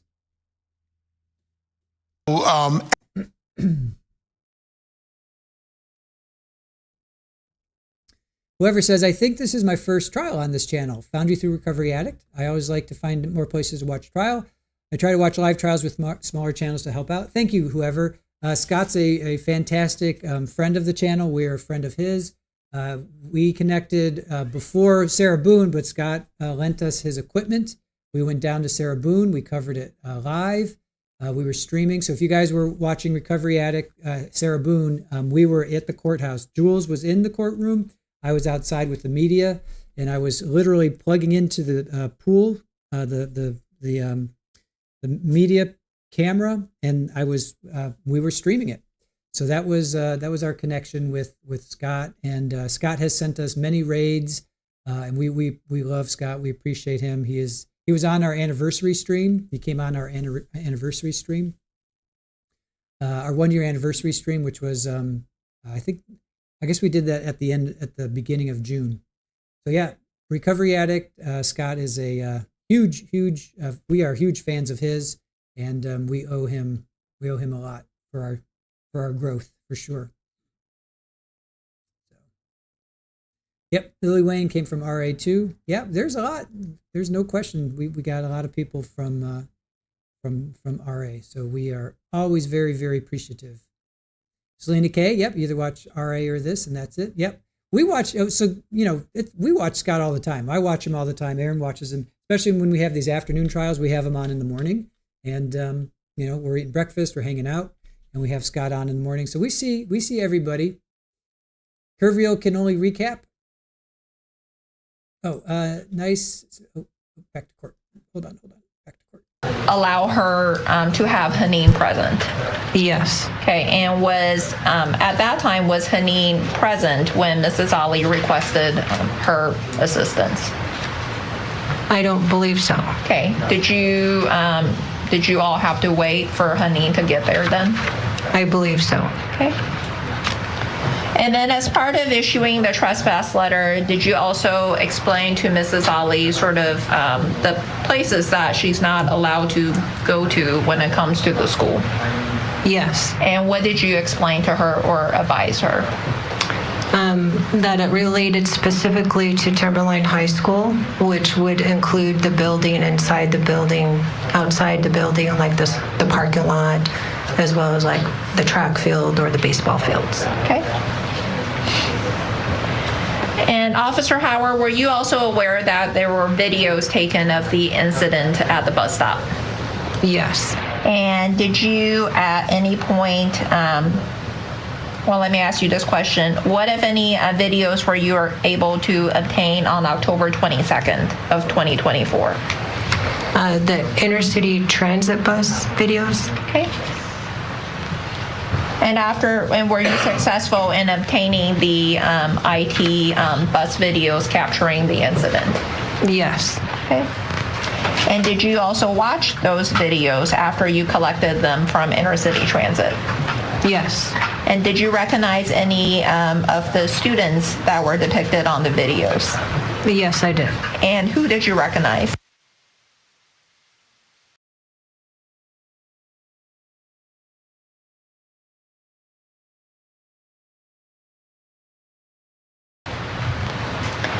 And besides obtaining the inner-city transit bus videos, did you obtain any other videos?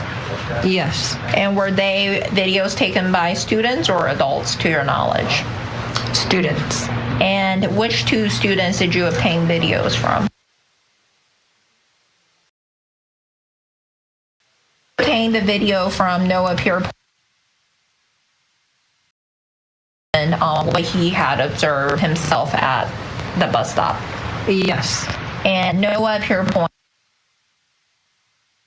with Timberline High School. Yes, he's also one of my students at Timberline. Okay. And do you you testify that you also obtained a video from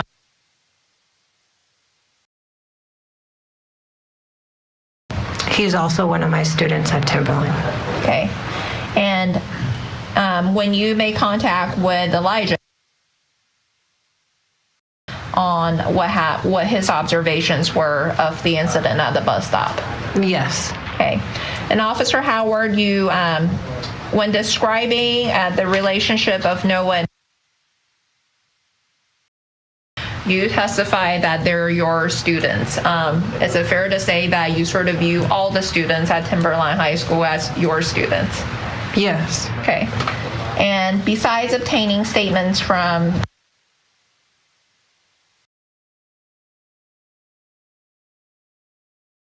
Yes, I did. And do you remember whose statements you obtained? Yes. Okay. And who were they?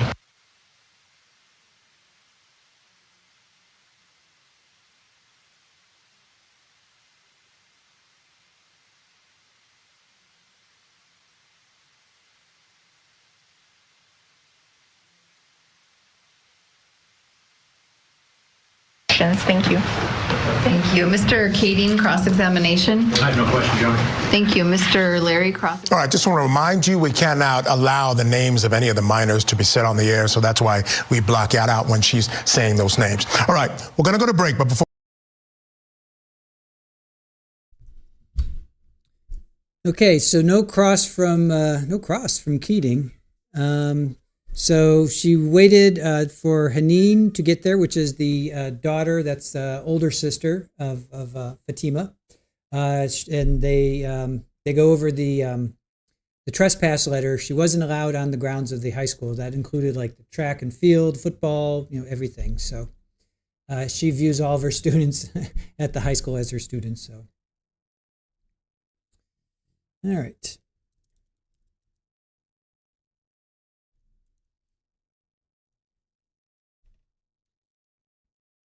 No minors, only majors.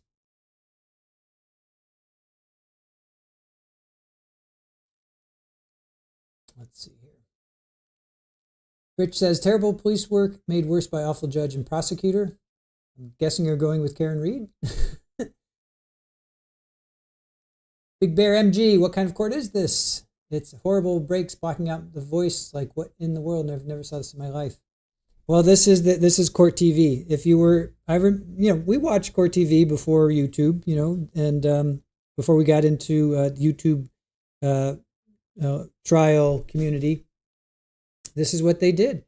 They would they'd show like 5 minutes if you were lucky, and then they'd say you're not going to miss a minute, and they put you back into court, and this is what they do. They got to pay their bills, so this is what they do. So. And they're doing this, Big Bear, because of yesterday they got admonished by the judge because they were showing they had some names of minors would come out, and I hope that they just do like a 10-minute delay. I think that would be a lot less jarring, and just do a 10-minute delay and instead of doing all of this. But that's my 2 cents.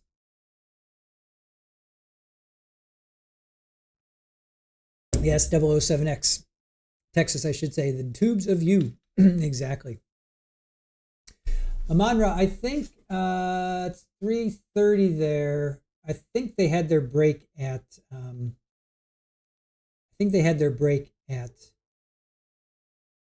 What do you call it? At 6. I think they had their break at 6.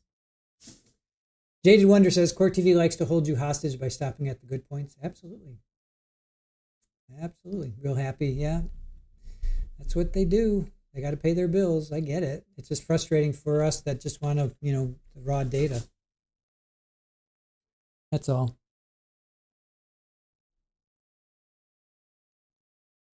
So 3:30 out there. Yeah, I think their break was at 3. Because they usually only go to about 4:30. Forrest Nelson says, Karen Reed overcharged and rotten everything. Absolutely painful to watch, with the judge constantly sustaining every objection the prosecution had. 49-0 in the last trial. Are you serious, Forrest? Really? Was it that bad? Serious? Was it really that 49-0? That's insane. That is insane. And for those that don't know, Forrest Nelson is a fantastic mod over at Joe Schmo. Joe's on his way to Lori Daybell's sentencing, so... oh, can't see the name. Okay. Hold on a sec. Hold on. Let me do this. Aaron's telling me you can't see the name, which I agree, so let me put it over there. There we go. Sorry, guys. There we go. What would I do without my producer?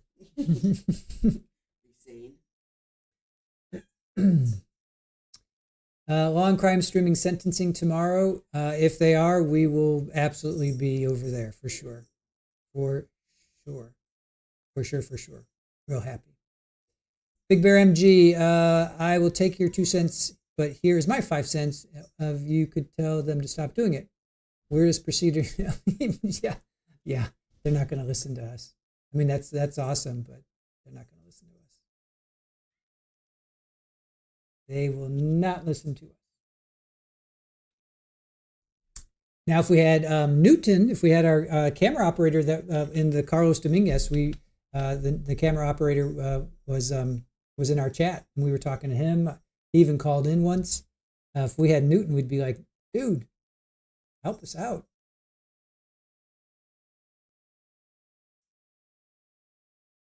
Lally was on the stand in another trial? Jaded? Really? Which trial was that? Which trial was Lally actually on? He was on the stand. Which one was that? We did watch the Ingolf Turek. He was in the same courtroom, and his defense lawyer was the same for Jennifer McCabe.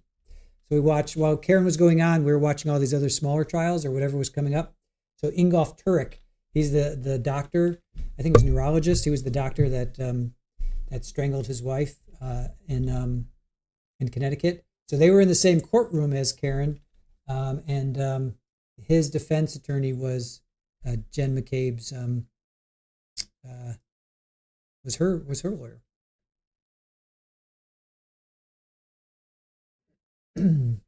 SoCo SLP, yeah, the fallout from Karen Reed trial is going to be epic. The incompetencies brought up are now impacting dozens of other cases. Nice.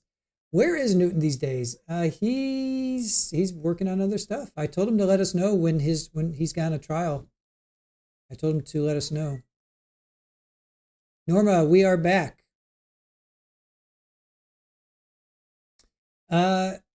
Big Bear says Raul's start date is supposed to be the 24th, 5th, like the next couple of days. So we got our eyes on that. We have our eyes on that.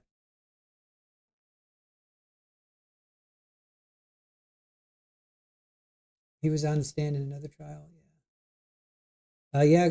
I don't know if the lawyers are just supposed to meet to see if they're having another trial or what the deal is with Carlos. But they are, my notes say July 24th through the 25th, they're supposed to meet again. Oh, is Queen Olive, are you taking off? There you are. Okay, you're switching to phone again, going out to eat for your husband's birthday, and he wants to go now. Oh, happy birthday to your husband. Happy birthday to your husband. Hope he's having a good one. You're welcome, MG. Sweet Vampy. Hey, how are you? Good to see you. Morrissey, he's not being retried for all. Is he? I don't think so. I think it's going to be like a Raul thing where he's only retried for certain things where he was not, or where they were hung. I think where he was hung. Same with Raul. They're just trying him on specific things, which was Kimberly. I think they're coming after him for Kimberly, because I think they're just coming after him for Kimberly. No. This is Carlos, Deborah. We're talking about Carlos Dominguez. Raul is. We're going to do we're going to show. There's a lot that's been happening with Raul. I will show that. We will show that. Maybe Friday. We'll do Raul on Friday. It'll be like an hour and a half stream. You normally have body-worn video when you're in the school? I normally wear a body-worn camera, yes. Fair enough. Okay, so, and so are you is that dress blues? Is that your uniform that you wear to school, or do you have more of a duty belt with a vest and other? accoutrements?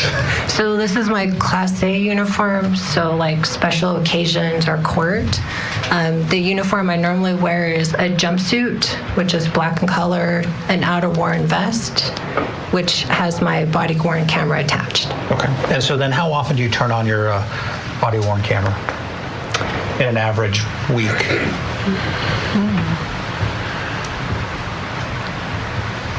Well, on an average week, I'd probably say a couple of times during the week. Okay. And so what are things that would trigger you activating the camera? Sometimes I do make traffic stops in the parking lot, so you activate it during that time.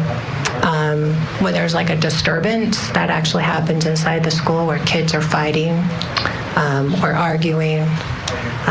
Sometimes when you do an interview at the school. And then what causes you to generate a report? Often normal reports are like in reference to like criminal events or behaviors that are occurring in the school. And so from the September 17th transmission of the letter to Zahraa Ali, so you didn't activate your body-worn camera, correct? Correct. And didn't generate a report, correct? Not specifically with the issuance of the letter, no. Okay. And so were you a part of generating the letter that was handed to her? No. And did you read it to her, or was it read to her in that September 17th meeting? I believe I went over what the letterhead stated in reference to specifically relating to Timberline High School. Okay. And you testified on direct. The points that you made is that she wasn't allowed, Mrs. Ali wasn't allowed to be at Timberline High School, and you said the buildings, track and field, the complex. Yes, and the parking lots too. Okay. Was she precluded from being anywhere else? Well, anywhere that was what it stated, the North Thurston School District properties. Did you say that, or did you just say did you just say Timberline High School? Well, I believe I read the language that was on the letter, but it related specifically to Timberline because that's where her daughter was attending at the time. Okay, and do you have a specific recollection of that? Just in generality in reference to Timberline High School. Okay, all right. And was it clear to you that English was not her first language? Well, when I initially spoke with her, it was in English, but out of respect for her request that her daughter respond to help with translation, that's why her daughter was contacted to respond. Okay, so was it clear to you that English wasn't her first language, though?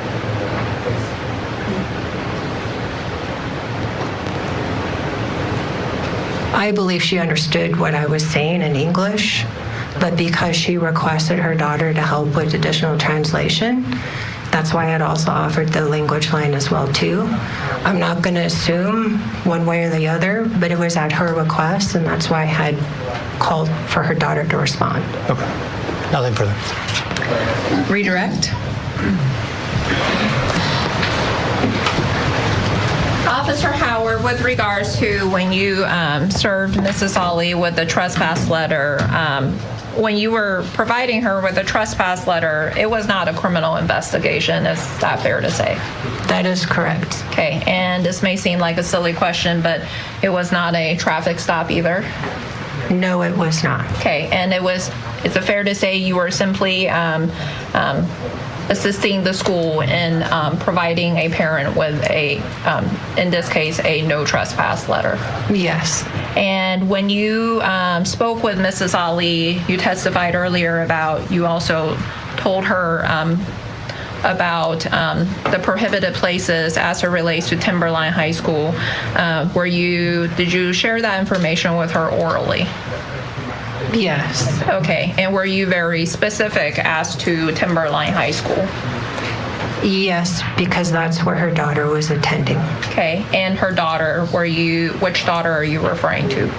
Fatima. Okay, and when you explained to her you mentioned the track course and then also the parking lot and the gymnasium, when you referred to all those areas, were you specific that it was associated with Timberline High School?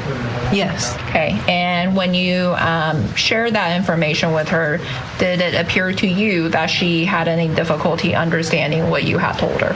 Objection calls for speculation. Sustained. Okay. When you share that information with her, does she say anything along the lines of, I don't understand, I'm confused? No. Okay. No further questions. Mr. Cage. All right, remember, one of the things that Zahraa is charged with is violating that very.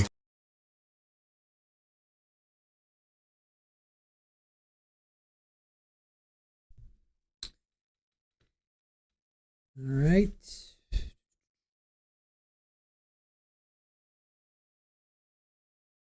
We're taking a break. All right, so so Mr. Liry was talking body camera. She had body camera on, meaning Officer Howard. So she wasn't a part of generating the letter, but she did go over the letter and she stated, but didn't read it. So she went over the letter with Mrs. Ali, but she didn't read it to her verbatim. She said, out of respect, the daughter was contacted to help out. English was not her first language, was not her primary language, as Northwest said. She believes Zahraa understood English, and she said, but she wouldn't assume that she didn't understand English. And then redirect, she told Zahraa about the restrictions on the high school grounds verbally. So she did tell her verbally. Oh, hey, Nick, how are you? Thank you for joining us. It's been a day, Nick. Is Nick with us? Thank you, everybody coming in from Nick Starro. Appreciate it. Say hello, hello. So we're trying to cover this trial and court TV. For those that are coming in new, this is not how we do. This is not how we do our stream normally. So court TV got in trouble yesterday for airing minors' names. So hey, Nick, it's a me raid. Thank you for joining us, Nick. Appreciate it. Nick, we got thrown a huge curveball today. So court TV got in trouble yesterday for airing some of minors' names, and now they're basically every 5 minutes they're taking a break. So it's been very, very challenging. Let me just put it that way. This has been a challenging day. I don't know if you've ever run across that, Nick, but it's been a mess. It's been a mess. Like literally, like 5 minutes go by, not even, sometimes 2 or 3 minutes go by, and they go to a break. So I get out here. Let me just show you, Nick. This is what I'm dealing with. Have you ever had to deal with this? Here, check this out. This is what I'm dealing with. I'm dealing with this. And then they have their chat up there. It's a joke. Everybody's saying hello to the Nick Raiders. So, yeah, it's been a day. So appreciate you coming in, Nick. Hello, Lulu. And those that don't know Nick Starro, he's a lawyer and definitely has a great channel. Go check him out. Nick has been he's been on our show. We did a show together. So definitely go check him out, Nick Starro. You covered the YSL trial for 2 years. Everything happened in that trial. Oh, I am sure. I can't even imagine. 2 years, man. Talk about fatigue. Yep, here we go, Gretchen. Basically, court TV is punishing viewers because they can't figure out what they're doing. They are a much bigger player in broadcasting than this should allow. I agree 100%, Gretchen. They're a monopoly at this point. They're just they're in the monopoly. Hey, Zoe, saying hi from London. Good to see you. Court TV is back on. Norma says, well, Norma, this is what I see. That's what I see. So until they come back on, I'm pretty sure I'm caught up. Okay, let's see. Here we go. City of Lacey. Okay. And can you tell me a little bit of your training and experience background, relatively briefly in this format, please? Thank you. I attended the police academy in 1999, 440 hours. Since then, I've had a myriad of continuing education and training courses to include, but not limited to, basic homicide investigation of domestic violence, strangulation, fugitive investigations, surveillance, interviewing, interrogation, firearms crime enforcement, shooting scene reconstruction, management of major cases in crisis by the FBI, management of investigative units, and several others. I'm a firearms instructor and a pursuit driving instructor. Pursue what? Excuse me. Pursuit driving instructor. Thank you. And were you employed by the Lacey Police Department in October of 2024? I was. And are you familiar with an event that occurred at Timberline High School on or about October 18th of 2024? I am. Were you actually at the scene of that event? No. How did you become involved in that event? The following Monday, I was briefed on the case on October 21st. And October 21st, who briefed you on that case? School Resource Officer Alicia Howard. Okay. Were detectives involved in that case at that time? No. Okay. After being briefed by Detective Howard, did detectives become involved in that case? Yes. And who, if anyone, did you assign to become involved in that case? Detective Julie Mullen. Okay. And what did you direct Detective Mullen to do? I requested that she assist School Resource Officer Howard in the continuing investigation of the incident. Did you yourself become involved in the investigation or coordination with that case? I did. And based on your role in that investigation, did you take any initial efforts associated with that case? I did. What initial efforts did you make associated with that case? I reached out to a federal partner with Customs and Border Patrol at the Seattle International Airport. Okay. And what was the purpose of doing that? The purpose was to identify whether any of the members of the Ali family had traveled. Had traveled previously, recently, or... All right, I want to pause it there for a moment because I want to get back to that question that I had read earlier, that great question by Roxy Chavez. All right, while they pause, we will pause and wait for them to come back. All right, so I think going forward, what we're going to do, guys, going forward, we're going to just let this, obviously today we're going to crash and burn. We'll get through it today. But for the next couple of days, unless they change their format, we'll show Koberger tomorrow. He starts at 11, so we'll do him, and we'll let the feed go, and then we'll just replay it so we can cut through all of this, and that way we're not starting. So today we just got to get through today, about hopefully another half hour or so. They may go to 8. But and then we'll follow the rest of this trial, but we'll wait for it to. So in other words, tomorrow we'll let it go all the way through, and then we'll pick up at after Koberger. We'll pick up at 3 or 4 whenever Koberger is done. We'll catch up. So. Yep, Terry. I've heard kids' names. Isaiah's name. We've heard Isaiah's name. And. Here's the funny thing is they say no minors' names, but then the prosecution gets up there and they say, so Isaiah, tell us about this. So Fatima, tell us about that. I didn't know Fatima's name. I had no idea. We had no idea what her name was, And then the prosecution gets up there and they're like saying their name left and right. So I don't know. Sugar Beet, we'll be here till 7:23. I know at this rate. No, they got to stop. I think Vinny goes on at 8, so they'll probably stop at 8. That's probably when they'll stop. So,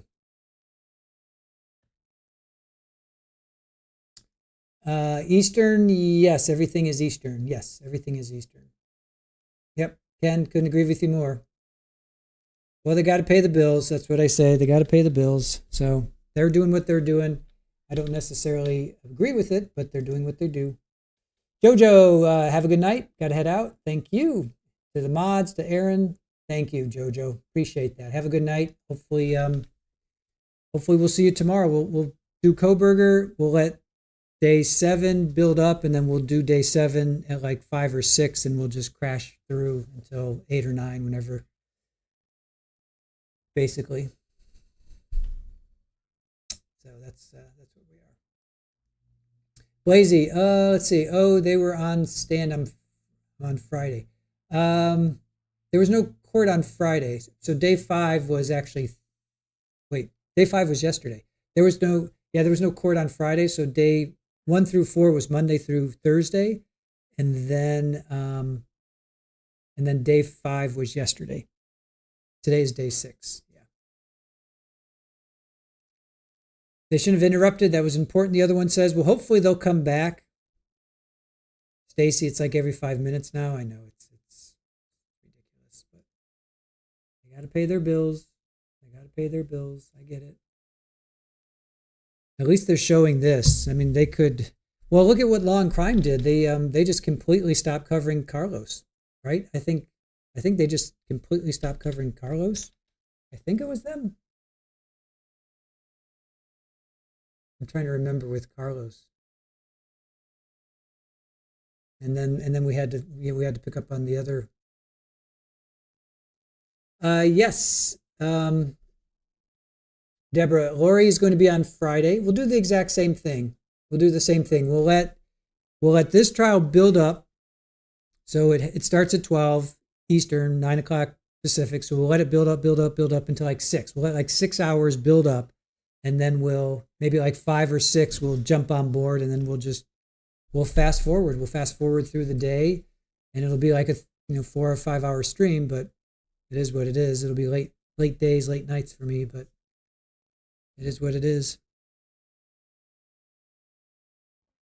Yes, Stacy, tomorrow is Coburger. They put 2 days out because there's 4 families, so they allowed for 2 days. Gretchen, and when Court TV is choosing to go in out is strange, like 2 minutes of witness. Yeah, I know. Yep, Northwest, up to 2 days for Coburger. Judge wants 1 day. Well, there's 4 families giving impact statements, so. All right, Red Snap, you have things to do. Have a wonderful evening. Catch you on the flip side. I think around 11 Eastern, Gail. I think it's 11, starting tomorrow at 11.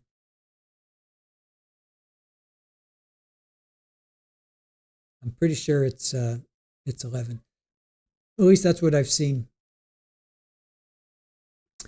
Daisy Jane just got back from the pool with my grandkids. What's going on? We're waiting for Court TV to come back. This is what we see. We're waiting for Court TV to come back. So they're on a break. So they're running commercials, I'm sure. So Tracy says, I know this trial is irritating, but please keep covering it. We will.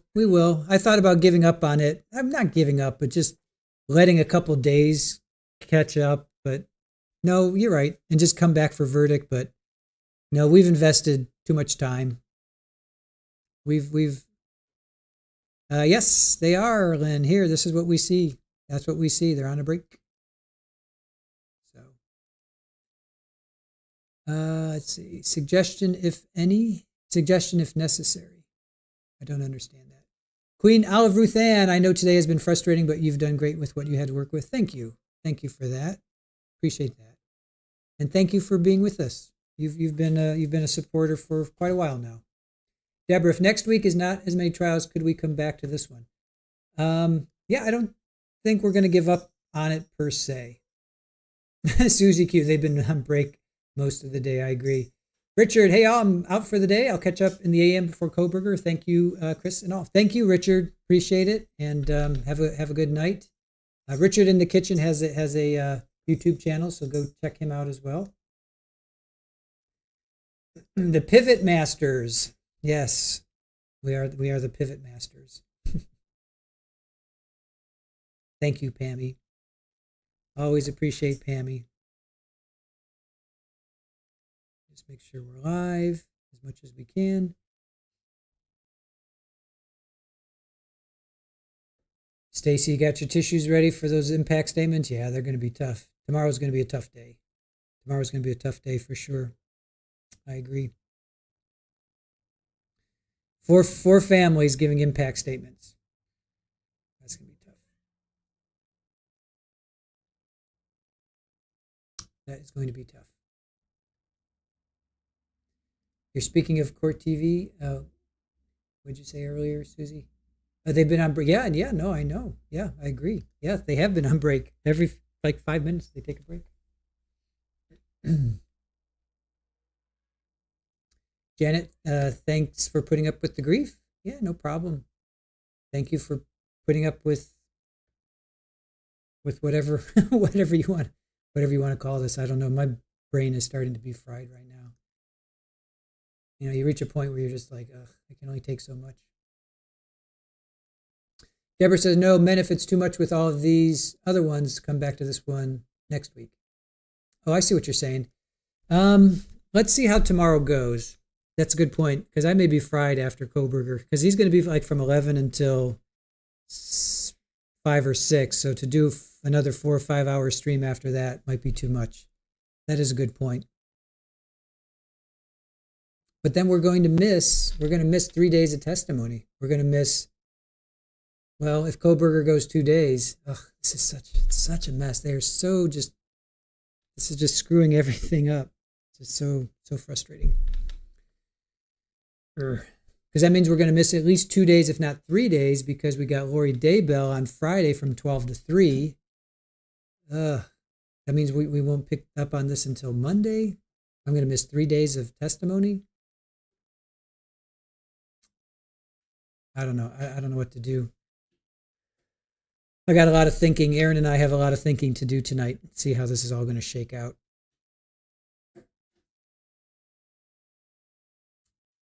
So we'll see. We'll see how it shakes out.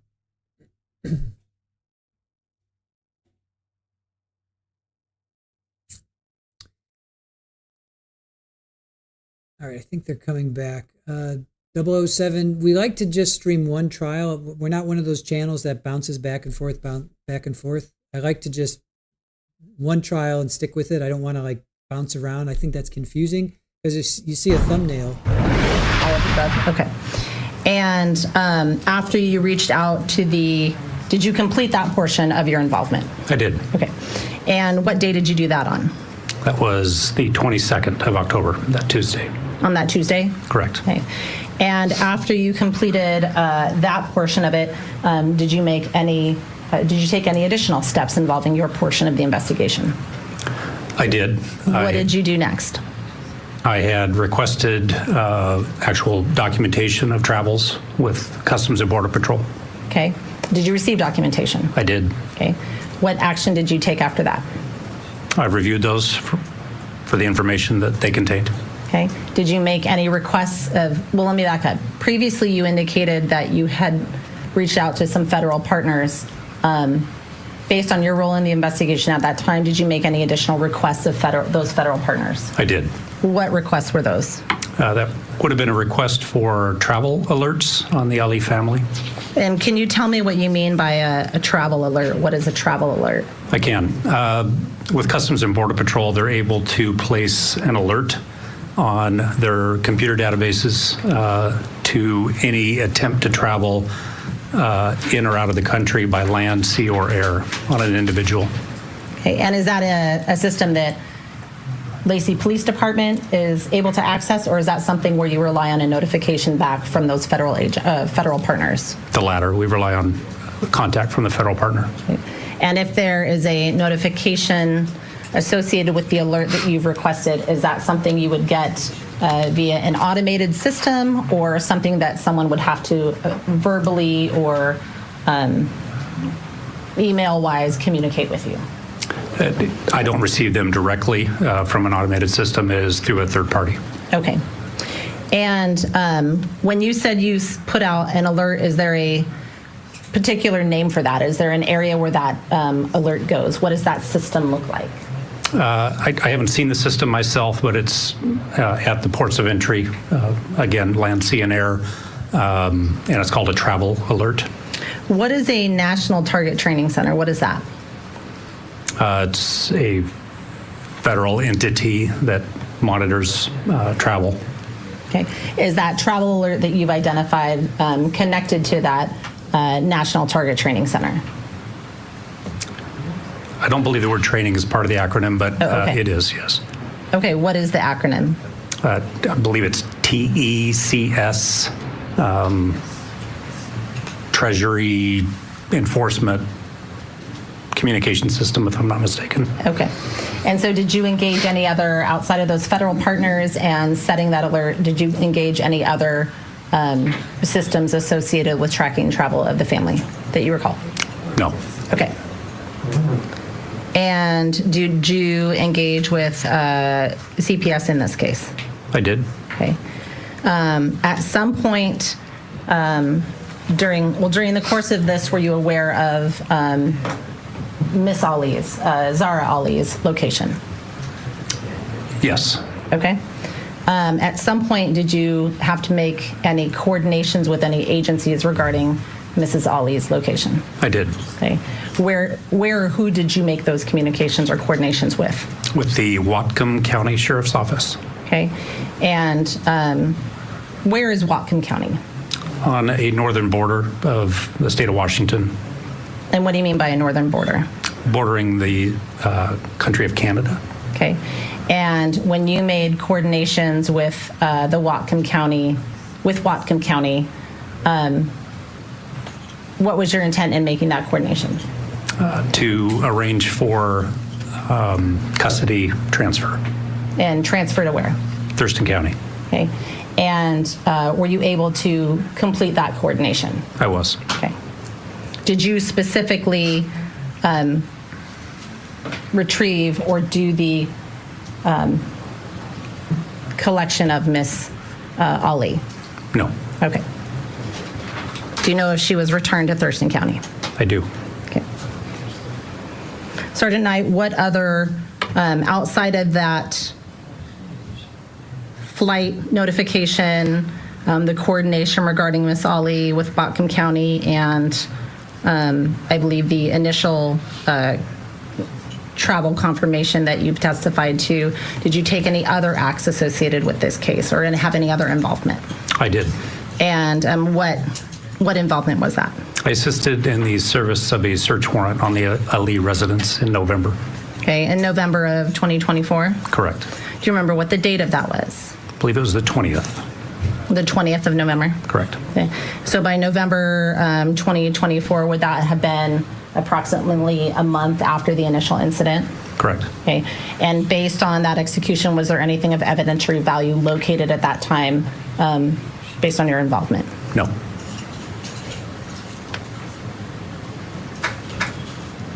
I have nothing additional. Thank you. Thank you. Mr. Kading, do you have any cross-examination? I do not. Mr. Liry? Thank you. Good afternoon, Sergeant. Good afternoon. All right, so you had requested of a federal partner to have basically alert for travel of any of the Ali family members, correct? Correct. And you said land, air, or sea, correct? Correct. So if they got on a plane, you would, let's say they flew to Spokane, would you have known? That I'm not sure. That was focused on out of the country. Okay. So if they got on a plane to leave the country, you would be alerted? Correct. Took, the Victoria Clipper up to Canada by Correct. sea, or crossed a land border crossing either on foot or by car, correct? Correct. Okay. And so, so they necessarily would have had contact with Border Patrol, correct? Is your understanding? If done properly, yes. I'm sorry, would you? If done properly. Okay. And so if they had crossed illegally, this travel alert would not have told you, correct? Unless they were captured. Correct. Okay. So if they're doing it legally by buying a plane ticket, buying a boat ticket, buying a pass on a boat, or driving or walking through a port of entry, they're going to get flagged and you're going to be notified. That's correct. Okay. And that is by Homeland Security or Immigration Customs Enforcement? All under Homeland Security umbrella, I believe. Okay. And you're not aware of how the system works, correct? Not in detail, no. Okay. But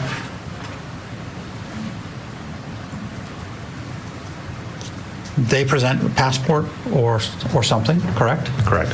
And the person puts it in, that information is then generated, and then that is communicated to you, correct? In essence. Okay. And you don't know, do you know how she got there, by land, air, or sea? Got where? Or how the alert was prompted? That was an attempted border crossing by land. And how did you get that information? From more than one federal partner. And so, is that a person called you, emailed you? How was that information conveyed? I received at least one phone call and I believe an email. Okay. And the email was from a person? Yes. Okay. Nothing further. Thank you. Anything further, Ms. Stone? No, Your Honor. Thank you. All right, we're going to go ahead and have you step. All right, so the issue here was essentially here's.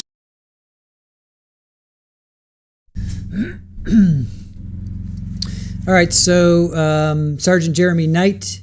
So the federal partners helped with this alert. The alert was from a border crossing by land.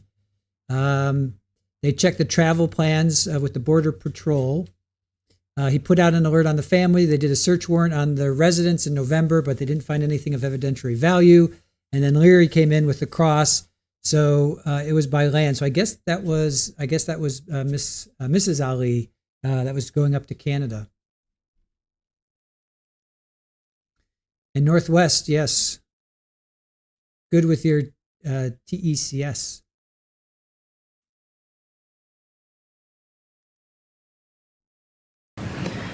Were you actually at the scene of that event?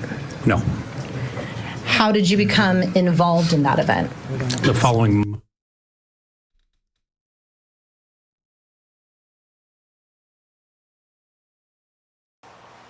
Our detective unit. And were you employed by the Lacey Police Department in October of 2024? Yes, ma'am. Are you familiar with an event that occurred at Timberline High School on October 18th of 2024? I am. Were you actually at the scene of that event? No. How did you become involved in that event? The following Monday, on October 21st, I was briefed about the incident by the school resource officer. Who was that school resource officer? Officer Alicia Howard. Okay. And was Officer Howard you said she's a school resource officer. Were detectives involved in that case at that time? No, ma'am. Did you assign any detectives to that case at that time? I did. Who did you assign? Detective Julie Mullen. Okay. And what was Detective Mullen's role or purpose in that investigation?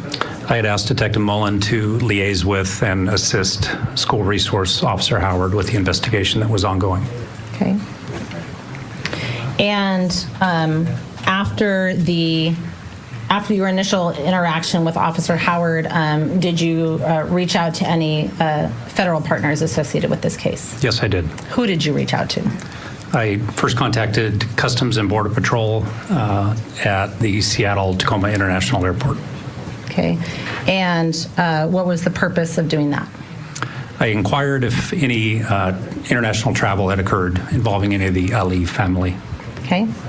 And did you reach out to any other federal partners or engage any other federal resources as part of that query? I did. And what or who was that? Both Customs and Border Patrol and a task force officer with the FBI were involved with my request to place a travel alert on members of the Ali family. What is a travel alert? A travel alert is entered into a federal system database that alerts points of entry by land, sea, or air of any attempt to travel.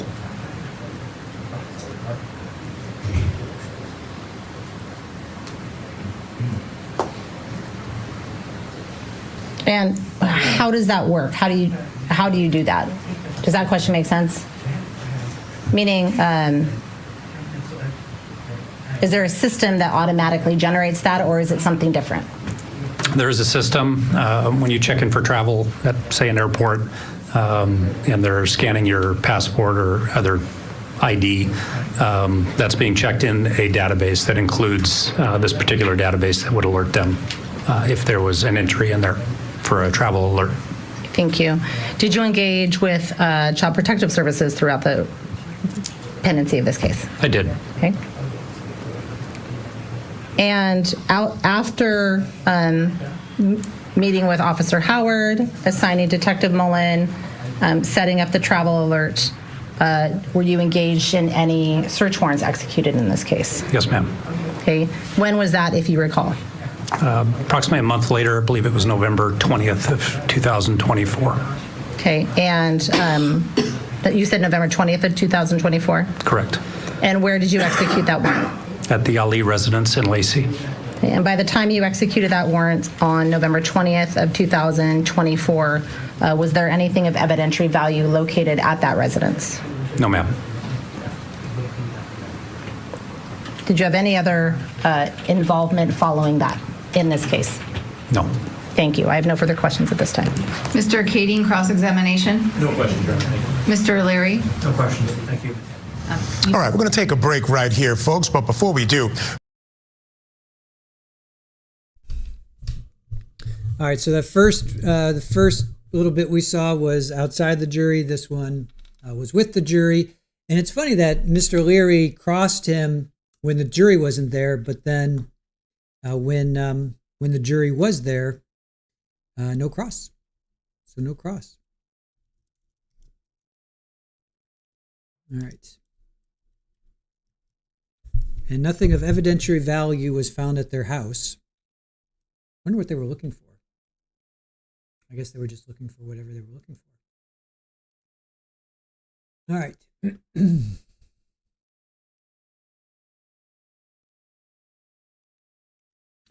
Virginia Little, but wait, wasn't it in one of the videos where the cop told her you aren't supposed to be in here? You aren't supposed to be here. That would have been with the body cam. So that was Bell. Was that yesterday, Officer Bell? Officer Bell said if you continue, so she was trying to get to her husband. So Zahraa was trying to get to Ihsan, and he said if you continue, you're going to be in trouble. He didn't say you're going to go to jail. You're going to be in trouble.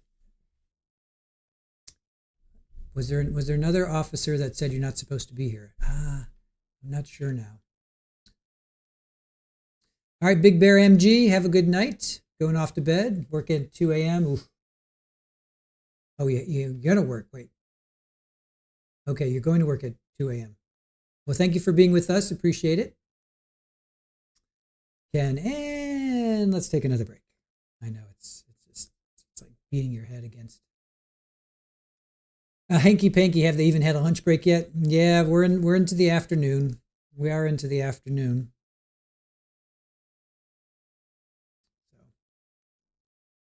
Janet says Isaiah's dad also got a temporary restraining order. That is correct. Yeah, it wasn't supposed to be. Virginia Little saying thank you to Trial TV Live. 1,000 feet. There was 1,000 feet. Not within 1,000 feet. So, why was the family being watched for travel? Because probably Fatima told them. Probably because Fatima told them everything. Right? Fatima told them that they wanted her to go to Iraq and all this stuff. So maybe the mom wouldn't leave the country.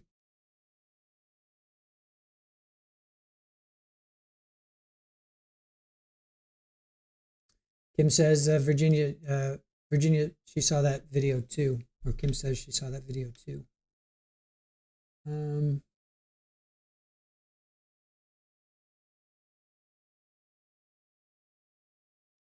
I think because the girl told the police they were trying to take her out of the country for arranged marriage.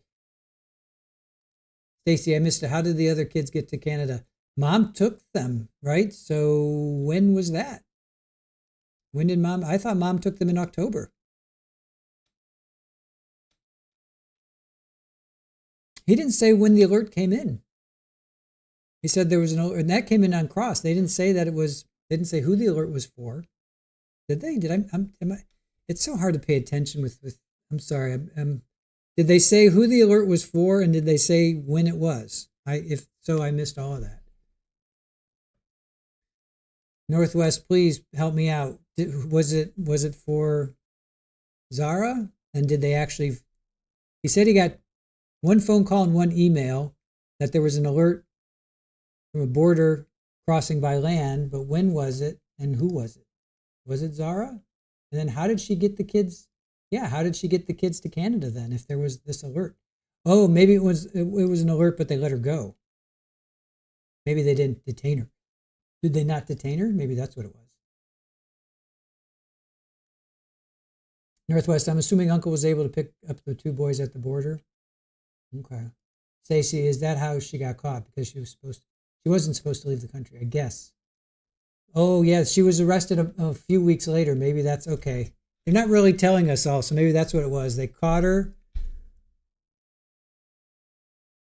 And then the boys went with the uncle, maybe?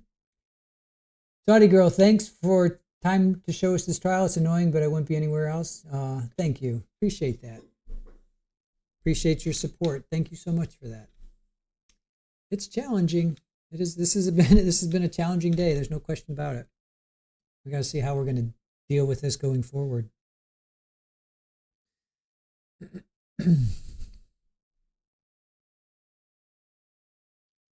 Yeah, boy, they're beating on him, and he's just not letting go. I mean, they were just wailing on him, and he's just not. Look at her arms. Look at her arms. I mean, she's just going out.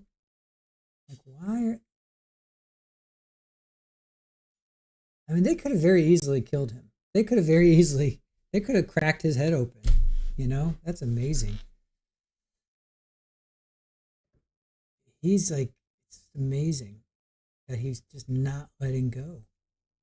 I mean, somebody could have grabbed a stick or had a pipe in their, not a bottle. Look at it. Somebody could have just totally smashed his head, you know? Chris, yeah, he was determined for sure. The jury will see that. I mean, that's amazing. Angela, wait, hold on. Angela, there you are. You're still alive? Well, yeah. Marie, could his choking her could have killed her jurors? Yes, then that proves attempted murder. Simple, and video proves it. Done. Yeah. Yeah, Kiki, rocks. They could have picked up a rock. I mean, Virginia, it would have been self-defense of another. I wonder if they're going to, I wonder if the Alis are going to go after those kids, right? If they're going to like sue them, or they're going to file charges against them or something, you know? Whoever will go for a softer, more tender spot. Yeah. Janet says alert was for the Ali family. Super Ball. Little Super Ball. Aww. Super Ball is hissing at kids.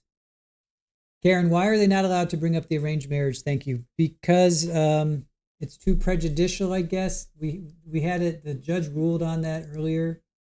I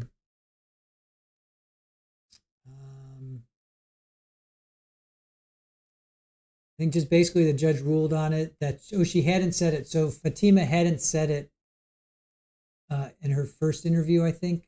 And now she's saying it now. Something like that. Hold on. I have the affidavit, but I don't remember exactly where it was.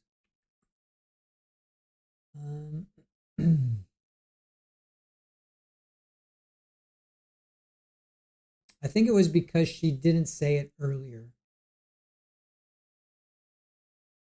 Like in her first interview, she didn't say it.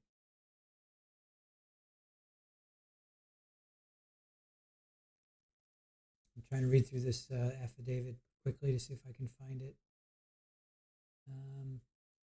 Trying to force her to go to another country, which had prompted her to run away earlier. Prior to being transported to the hospital, she told law enforcement, father was trying to force her to go to another country, which had prompted her to run away earlier. She went to the school because she was a former student. She believed she would be safe. I think it's because she didn't say it in the original affidavit. I think that's it. I think that's it.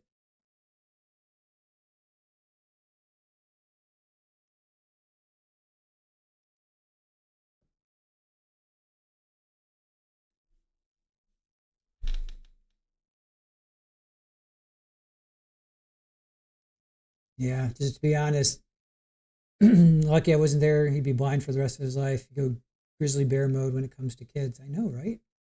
I mean, unduly prejudicial. All right, they're back in. Are too close, okay? All right. Were you employed by Timberline High School on October 18th of 2024? Yes. Were you working on that day? No. Do you know, are you familiar with the students at your high school? I am. Okay. Do you know a student by the name of Fatima? Ew. And how long have you known Fatima?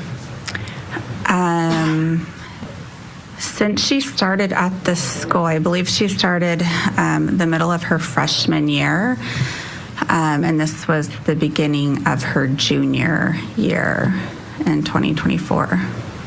So approximately 3 years, as you recall, or 2 years, give or take? Yeah. And are you familiar with another student? Do you know how long you've known Isaiah? Since he started at Timberline High School. Okay. Are you aware of anything of significance that occurred on October 18th, 2024 as it related to those two students at your high school? I am aware that there was... Just a yes or no? Oh, yes. Okay. And without repeating what you've heard, how did you become aware of these events? Well, I was alerted on my phone originally that there was a lockdown at the school. Okay. As the assistant principal, do you get those notices?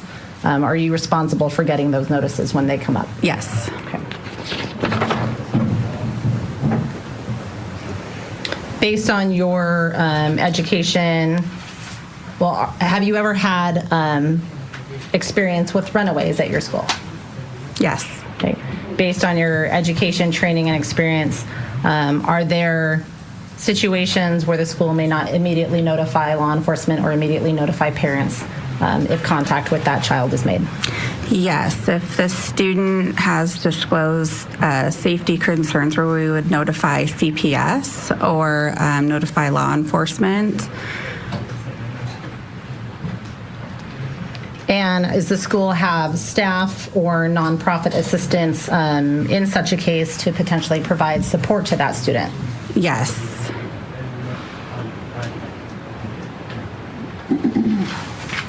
Do you know if on October 18th, 2024, whether that student, Fatima Ali, was enrolled in your school? Fatima was not enrolled in our school on October 18th. And you indicated that she had previously been enrolled in your school. When had she become unenrolled at your school? My recollection is it was the end of September. I believe it was like September 27th. Okay. And about how long, was she still a student of the North Thurston School District? Yes, she was. She had been at an online school. What was the name of that online school, if you know? Summit. And do you know how her enrollment in the online school occurred? What was the process in getting her into that online school? So, I believe it was September 17th or 18th. Mrs. Ali had met with North Thurston High School and or had her transfer to Fatima's transfer to North Thurston High School denied. And she reached out to appeal that to our assistant superintendent, Nikki Grubbs, who handles that. From that point, we worked with Mrs. Ali and the other schools to see where would be a good fit for Fatima. I was involved in those meetings as well as some other district and other high school staff. And was Summit Online, as an educator, was that your first choice for Fatima? No. Whose choice was that? That was one of the choices, but that was the choice that Mrs. Ali wanted for Fatima.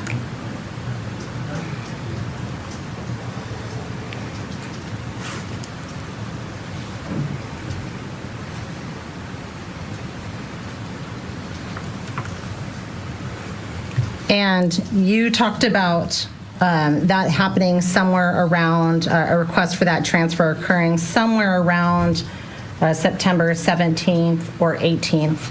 Are you familiar whether there was an incident at school prior to that regarding Mrs. Ali?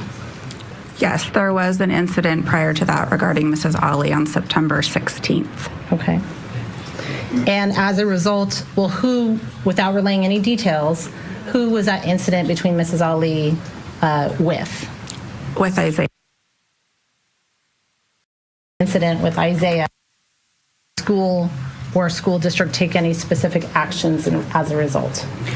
As a result of that, I put in a no trespass with Mrs. Ali, and she was no longer allowed on Timberline or North Thurston District. North Thurston. All right, we're going to step aside here for a short break. When we come back, testimony in the attempted murder trial of Ihsan and Zahraa Ali continues. All right, so we have Celeste Waltermeyer on. She's the assistant principal to the high school. She was alerted by phone of the lockdown because she was not at school or not. I don't think she was working that day. I forget if she was working or not.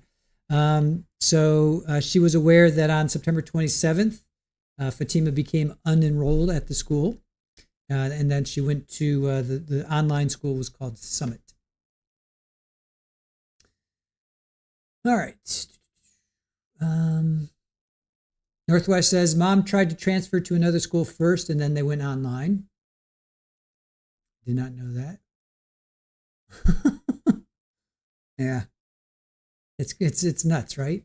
It's like literally every 5 minutes. It's just unbelievable. All right. Jaded wondered, do we know if the court is monitoring the streaming of the trial? I'm guessing they are because they've already been smacked. Let's see. Who was the first one? The Mirror? Was it the Mirror? No. Who was the first one that got? Yeah, I'm sure because they've been called out a couple times, at least the once, if not twice. And yeah, I'm sure somebody's watching. Oh, here, I wanted to show you guys this. All right, for those that let's see. All right, so hold on a sec. So that's little Anubis. Here's another picture of her. Here's another picture of her.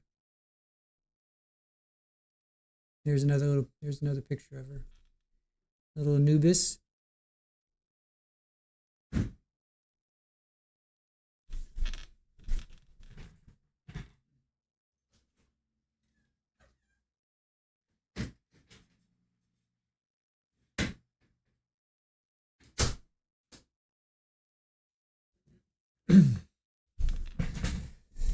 All right. The security guards, well, yeah, Psychosaurus Rex. Judge has been dishing out Super Bowl swats to court TV and Daily Mail. Thank you. That's what it was, Daily Mail. The security guard is watching, right?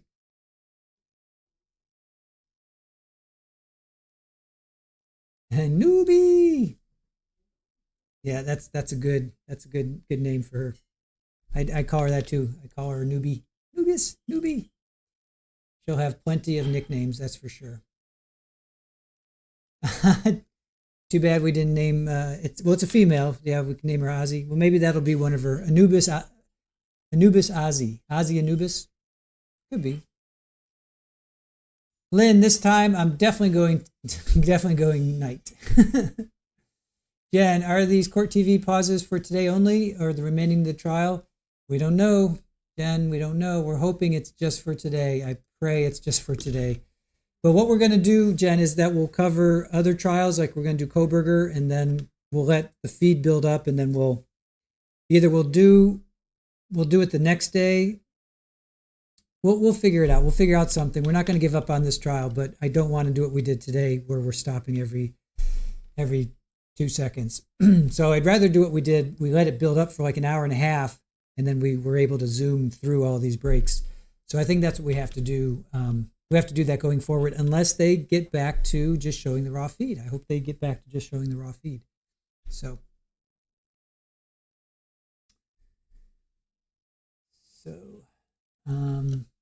yeah, I have no idea if they're going to continue this tomorrow or not. I hope not.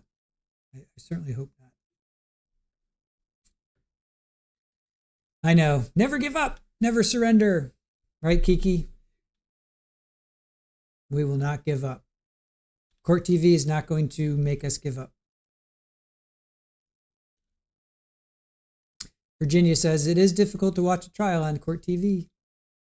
Well, when they're breaking every 2 seconds, it's very disjointed. There's no flow. It's just... Jill, why was mom not allowed on the school grounds? Let's see. She went after Isaiah. Isaiah had a protection order in place, and why did the school have? Because she went after him on the grounds as well. Yeah, so he had one by himself, and then she did it on school grounds in September 17th. There was an incident. I don't think they're really talking about it because it might be too prejudicial, but I think September 17th there was a incident on the school grounds where she went after Isaiah, and that's when he got the protection order, and then that's when the school got involved as well. Yep. They're probably going to go to 8 o'clock, and then Vinny kicks in. Oh, no. What if Vinny takes over? No. Yeah. I'll just cut the feed. Yeah. Well, let's see. We probably get this until 8, and then that's it. School property. Okay. North Thurston School District property. Yeah. Thank you. Okay. And do you recall whether that trespass notice was ever served on Mrs. Ali? Yes, it was served to Mrs. Ali on September 17th. And so if I understand, the incident happens on or about September 16th. The trespass order is served on or about the 17th, and the request for the transfer of Fatima happens somewhere around the 17th or the 18th, the same day. Is that correct? Or shortly thereafter? Yes. Okay. Do you recall, is at any point during this Fatima still going to school, or is she withdrawn from school? Fatima was still attended school the 16th and 17th, and then did not show up the 18th or thereafter. Was she withdrawn from school by her parents?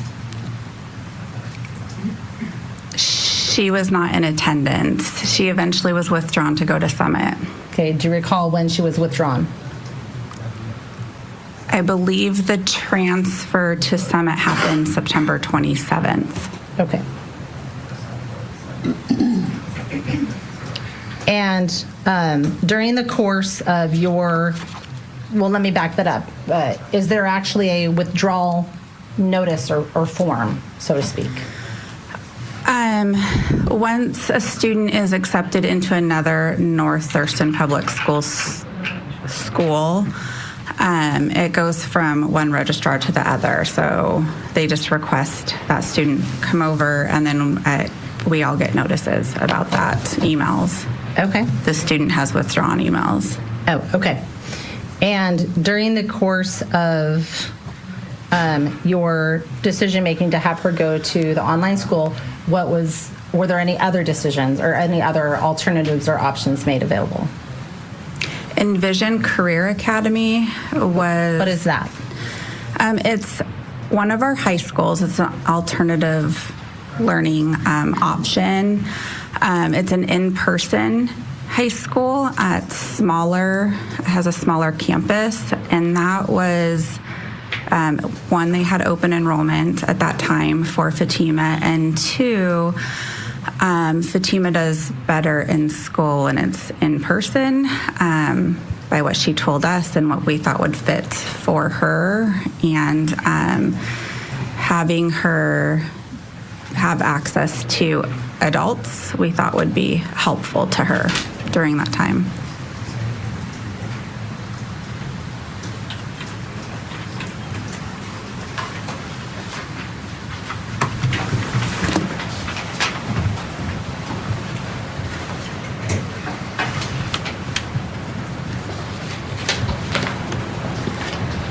May I approach her? You may. Ms. Waltermeyer, I'm going to ask you to look at what's been marked as State's Exhibit 113 as well as what's been marked as State's Exhibit 121. Can you please look at those silently to yourself and then look up at me when you're done?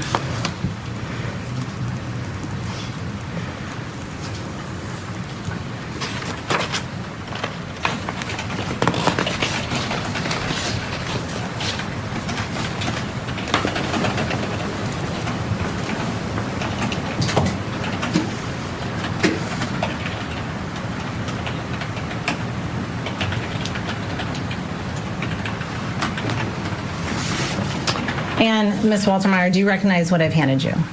Yes. Okay, and what are those? This is the no trespass order that I issued. Okay, and State's Exhibit 113, you picked up a document. Was that State's Exhibit 113?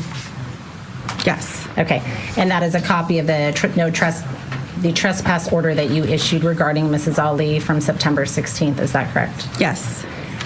Is it the 16th or the 17th?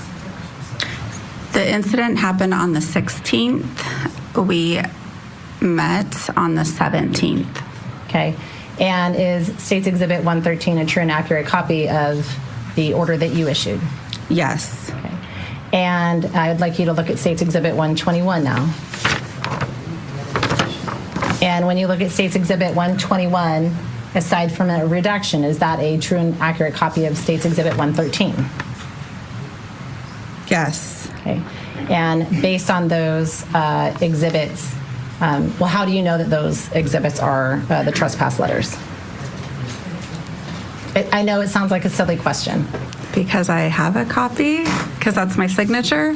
Okay, thank you. Your Honor, at this time the state would move to admit State's Exhibit 113 and 121. Or excuse me, 121 only. 121 only. Mr. Kading? No objection. Mr. Liry? No objection. 121 shall be admitted. May I retrieve those, Your Honor? You may.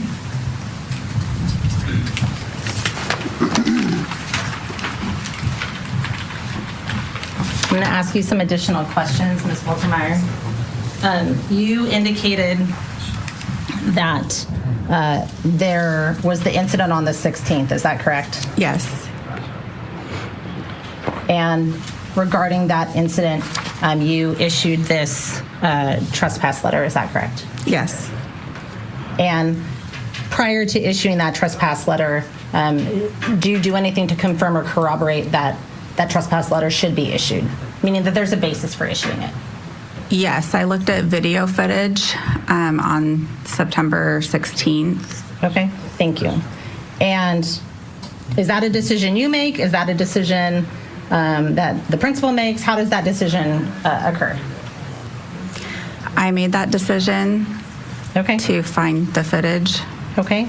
And when you made the decision to trespass Miss Ali, where was Miss Ali trespassed from? Where, what parts was she trespassed from? Timberline High School, and in that letter it says all North Thurston public school properties. And you indicated you had a meeting with her, is that correct? I did. Okay. And so how was that notice served on her? Can you describe how that meeting went? Without repeating anything anyone said to you, how did that meeting go? What does that look like? We met in person that day, and so it was Mrs. Ali, Officer Howard, and I, and Haneen came in, the daughter. Okay, and where did you meet? In my office. And you said initially, well, Mrs. Ali's daughter, do you know what Mrs. Ali's daughter's name is? Haneen. Okay. It's not a test. Okay. When Haneen came, was Haneen there at the beginning of the meeting, in the middle of the meeting, at the end of the meeting, or something else? She was there towards the beginning of the meeting. We waited for Haneen to get there. Okay. So initially, I'm sorry? At Mrs. Ali's request. All right, we're going to take a break here, and on the other side, the assistant principal describes.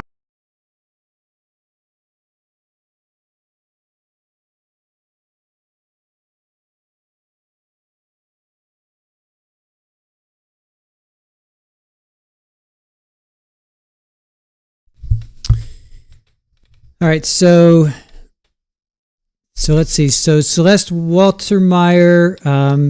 So Zahraa was trespassing on school grounds September 16th. She was served trespass notice on September 17th.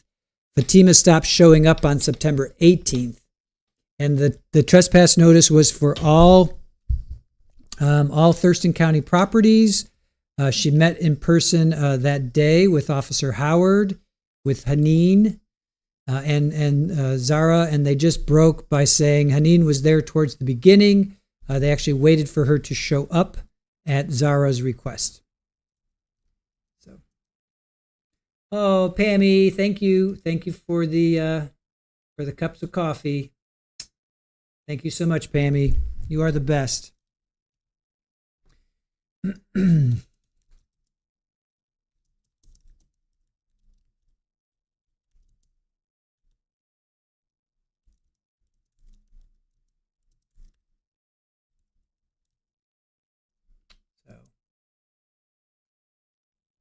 Thank you, Pam. We really appreciate that.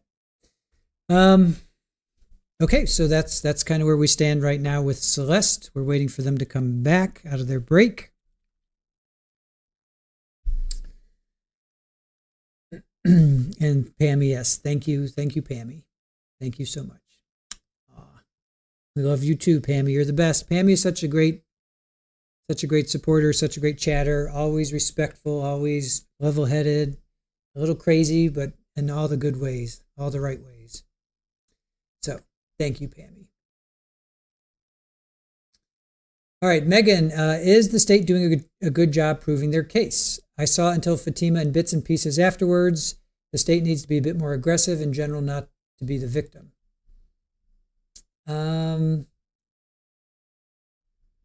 I personally think they are showing their case. I think they're laying the foundation that there was history, with this, especially what they're doing right now, showing this trespassing notice. They're getting that into evidence. And to be, gosh, me crazy. And to be quite honest, what more needs to be shown in evidence other than that video? I mean, it's really hard to get over that video. In my opinion, it's really hard to get past Fatima's arms. Like, she literally just her arms go limp, and then she's like flailing, then her arms go limp. It's kind of hard to get past people hitting Ihsan in the head repeatedly, and he's just not letting go. I mean, what can you say that would cause that to be acceptable? Like, what can you say that would cause that to be acceptable? Even if she was a rebellious teenager, and even if you go down that path of yeah, she hated her parents, she was a rebellious teenager, she wanted out, she was running away. What justifies Ihsan choking her out, right? And Tinks, yes, October 18th is the date of the incident. That is correct. Kelly, I know it's all on video, man. Right? Defense case will be interesting. See how they spin it. Well, Lily, let's see if they actually have a defense. Look at Lori. Lori didn't have a defense, but we'll see. Bella Brat, for you, is there video after Dad? Let's go, like video of Mom. Is there video after Dad? Oh, after Dad, let's go. I don't think so. No, I think it's body cam. It's after people arrive. I know, you know what? I know, was it Haneen? one of the daughters showed up and she was videotaping. So maybe there is video. Maybe they'll show that. But again, what justifies you doing that to anybody, let alone your daughter, let alone a child who's 5 foot and 100 pounds? I don't understand. There's nothing that would justify him doing that. There's nothing that would justify him doing that. Hola, I'm waiting for a defense, but the video is all I need. Yeah, I agree. There's no justification. No justification. Here they're showing it again.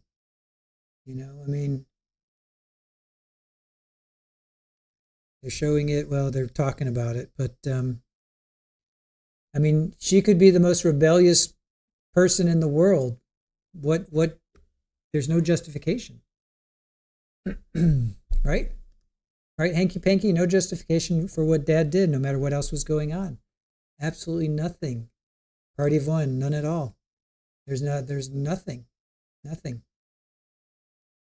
Sugar beet, thank goodness on video, because otherwise it would be next to impossible to prove the case. It'd be difficult.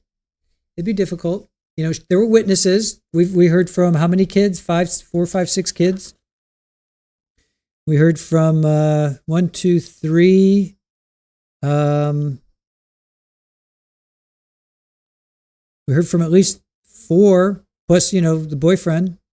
So, and the Wagners. We heard from the Wagners. Yeah, we heard from 5 witnesses, 4 or 5 witnesses, and the video helps. 100%. The video definitely helps. Bella Brat, for you, agree, no justification. I'm just wondering what proof they have on mom. Well, they have witnesses. And they have witness testimony. Let's see what they're showing here. So they have it all blurred out. They have witness testimony, and they have maybe, I guess that's all they have really, is just witness testimony. Virginia, going to the Hard Rock in Hollywood, Florida. Have tickets for Coldplay. More interesting in the casino, though. Yeah, we were down there when they built it. All right, they're coming back in.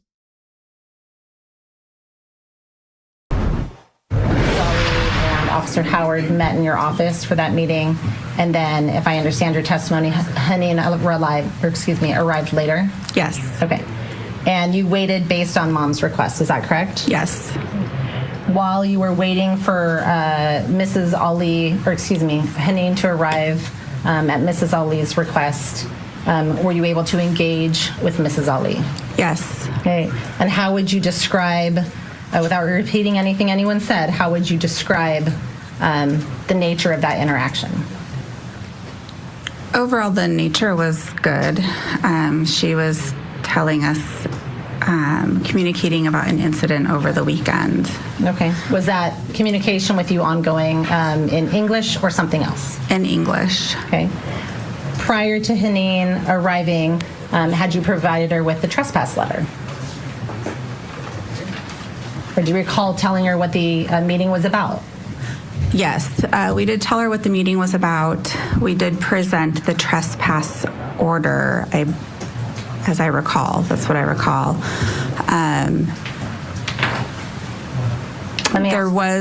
Officer Howard did ask if she wanted an interpreter, and she asked for Haneen instead. And so at that point, we paused to wait for Haneen, is my recollection.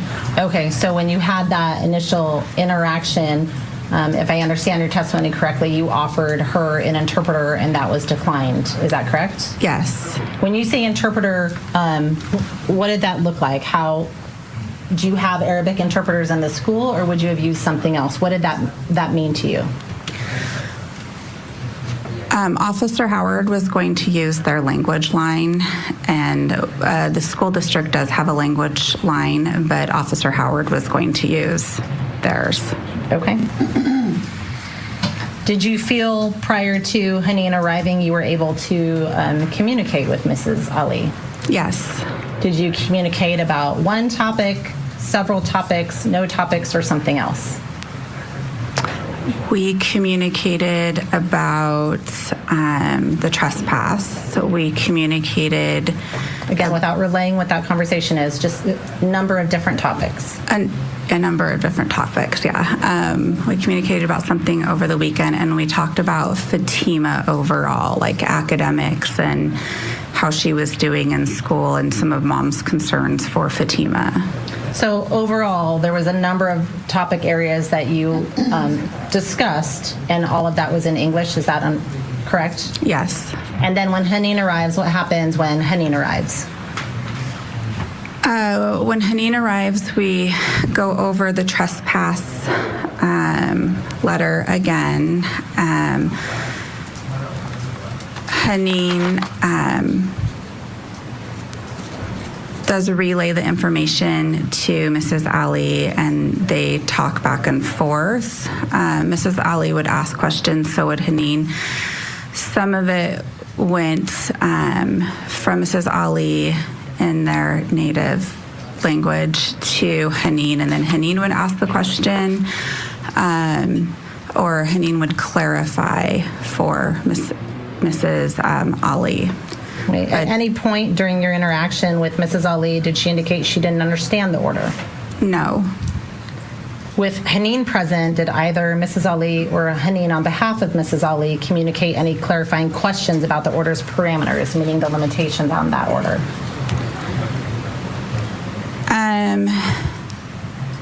I think that Mrs. Ali asked about pickup, and we talked about how Haneen could come and pick her up, or Mr. Ali could come and pick up the kids, but she was no longer allowed to be at school. But other than that, no. Was she given an opportunity to ask questions about the order before Haneen arrived?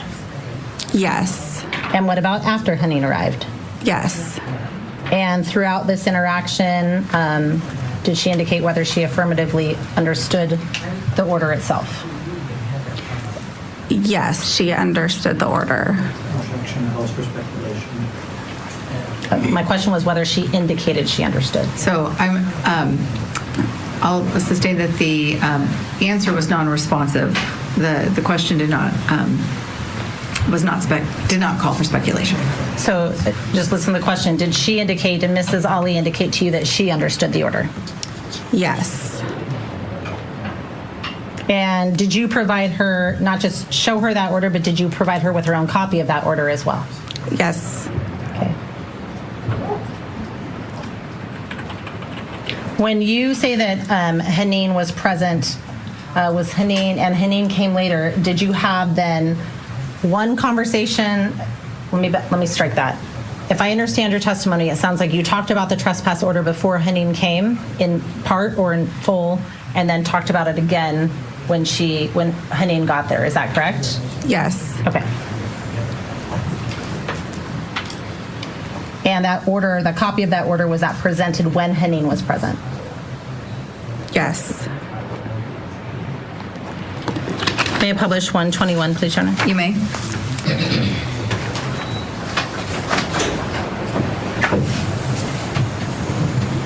And Mrs. Waltermeyer, can you tell the jury what we're looking at on State's Exhibit 121? First of all, what's at the top of that page as you're looking at it on the screen? That is the North Thurston Public Schools symbol. I can't think of the right word for it. And it's our letterhead. And do you recognize the third name down on the upper right-hand side? Yes. Whose name is that, ma'am? That is my name. Okay.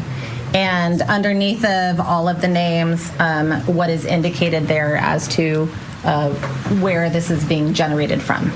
Timberline High School. Okay. Is there a date associated with this letter? 2 dates, yes. September 17th. And what date is September 17th indicated up here? What is that intended to indicate? The day that it was issued. Okay. And who is it issued to? Zahraa Ali. All right, that's going to wrap up our coverage for tonight. Thanks to Noah Pines for joining us. I'm Michael Ayala. It's been a pleasure being with you. Thank you so much as always.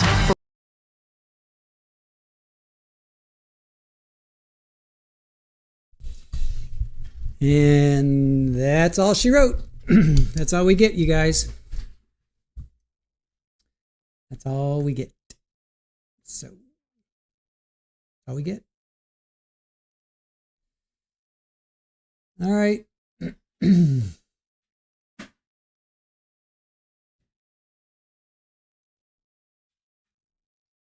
So that's all we get. All right.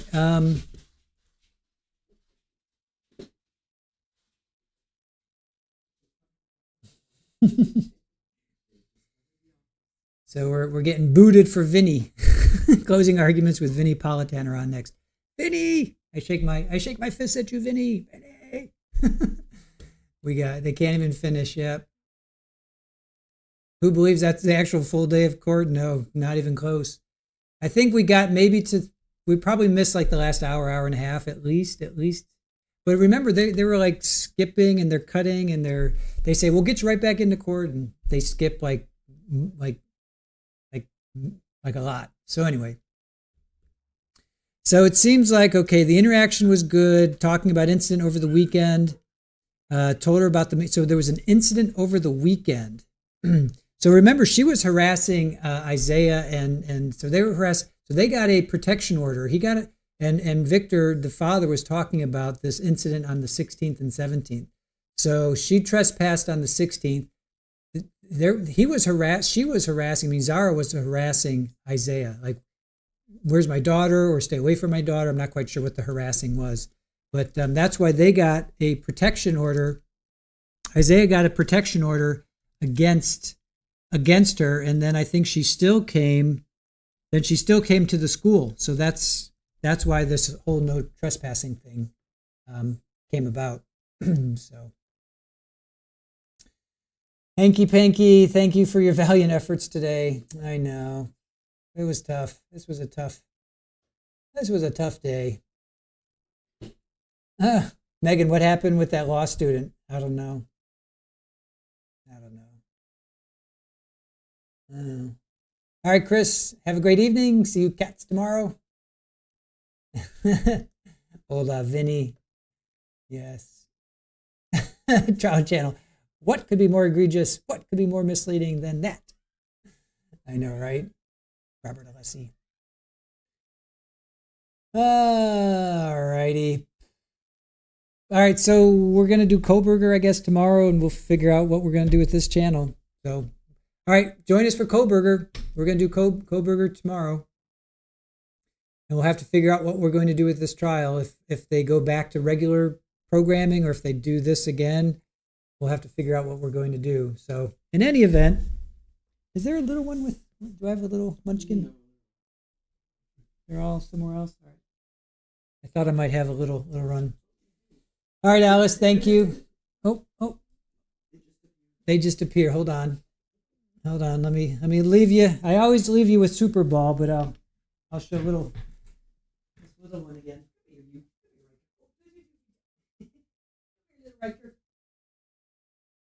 All right. Here's little Riker. Hi. Say hello. Oh, yeah. Hi. Meow. Oh, a good girl. Yeah. It's a little Riker. She's beautiful, right? I know. You're so cute. All right. Off you go. Off you pop. She's adorable. Kittens. Yeah. So she's made her way into the office. Where is she? Nope, and she's gone. Just like that. Because Super Ball's over here. All right, I got Super Ball, as always, is right here. Oh, there's Polly over there. All right, and she's gone. She's gone in a heartbeat. Oh, and she's back. Oh, there she is. There she is right there.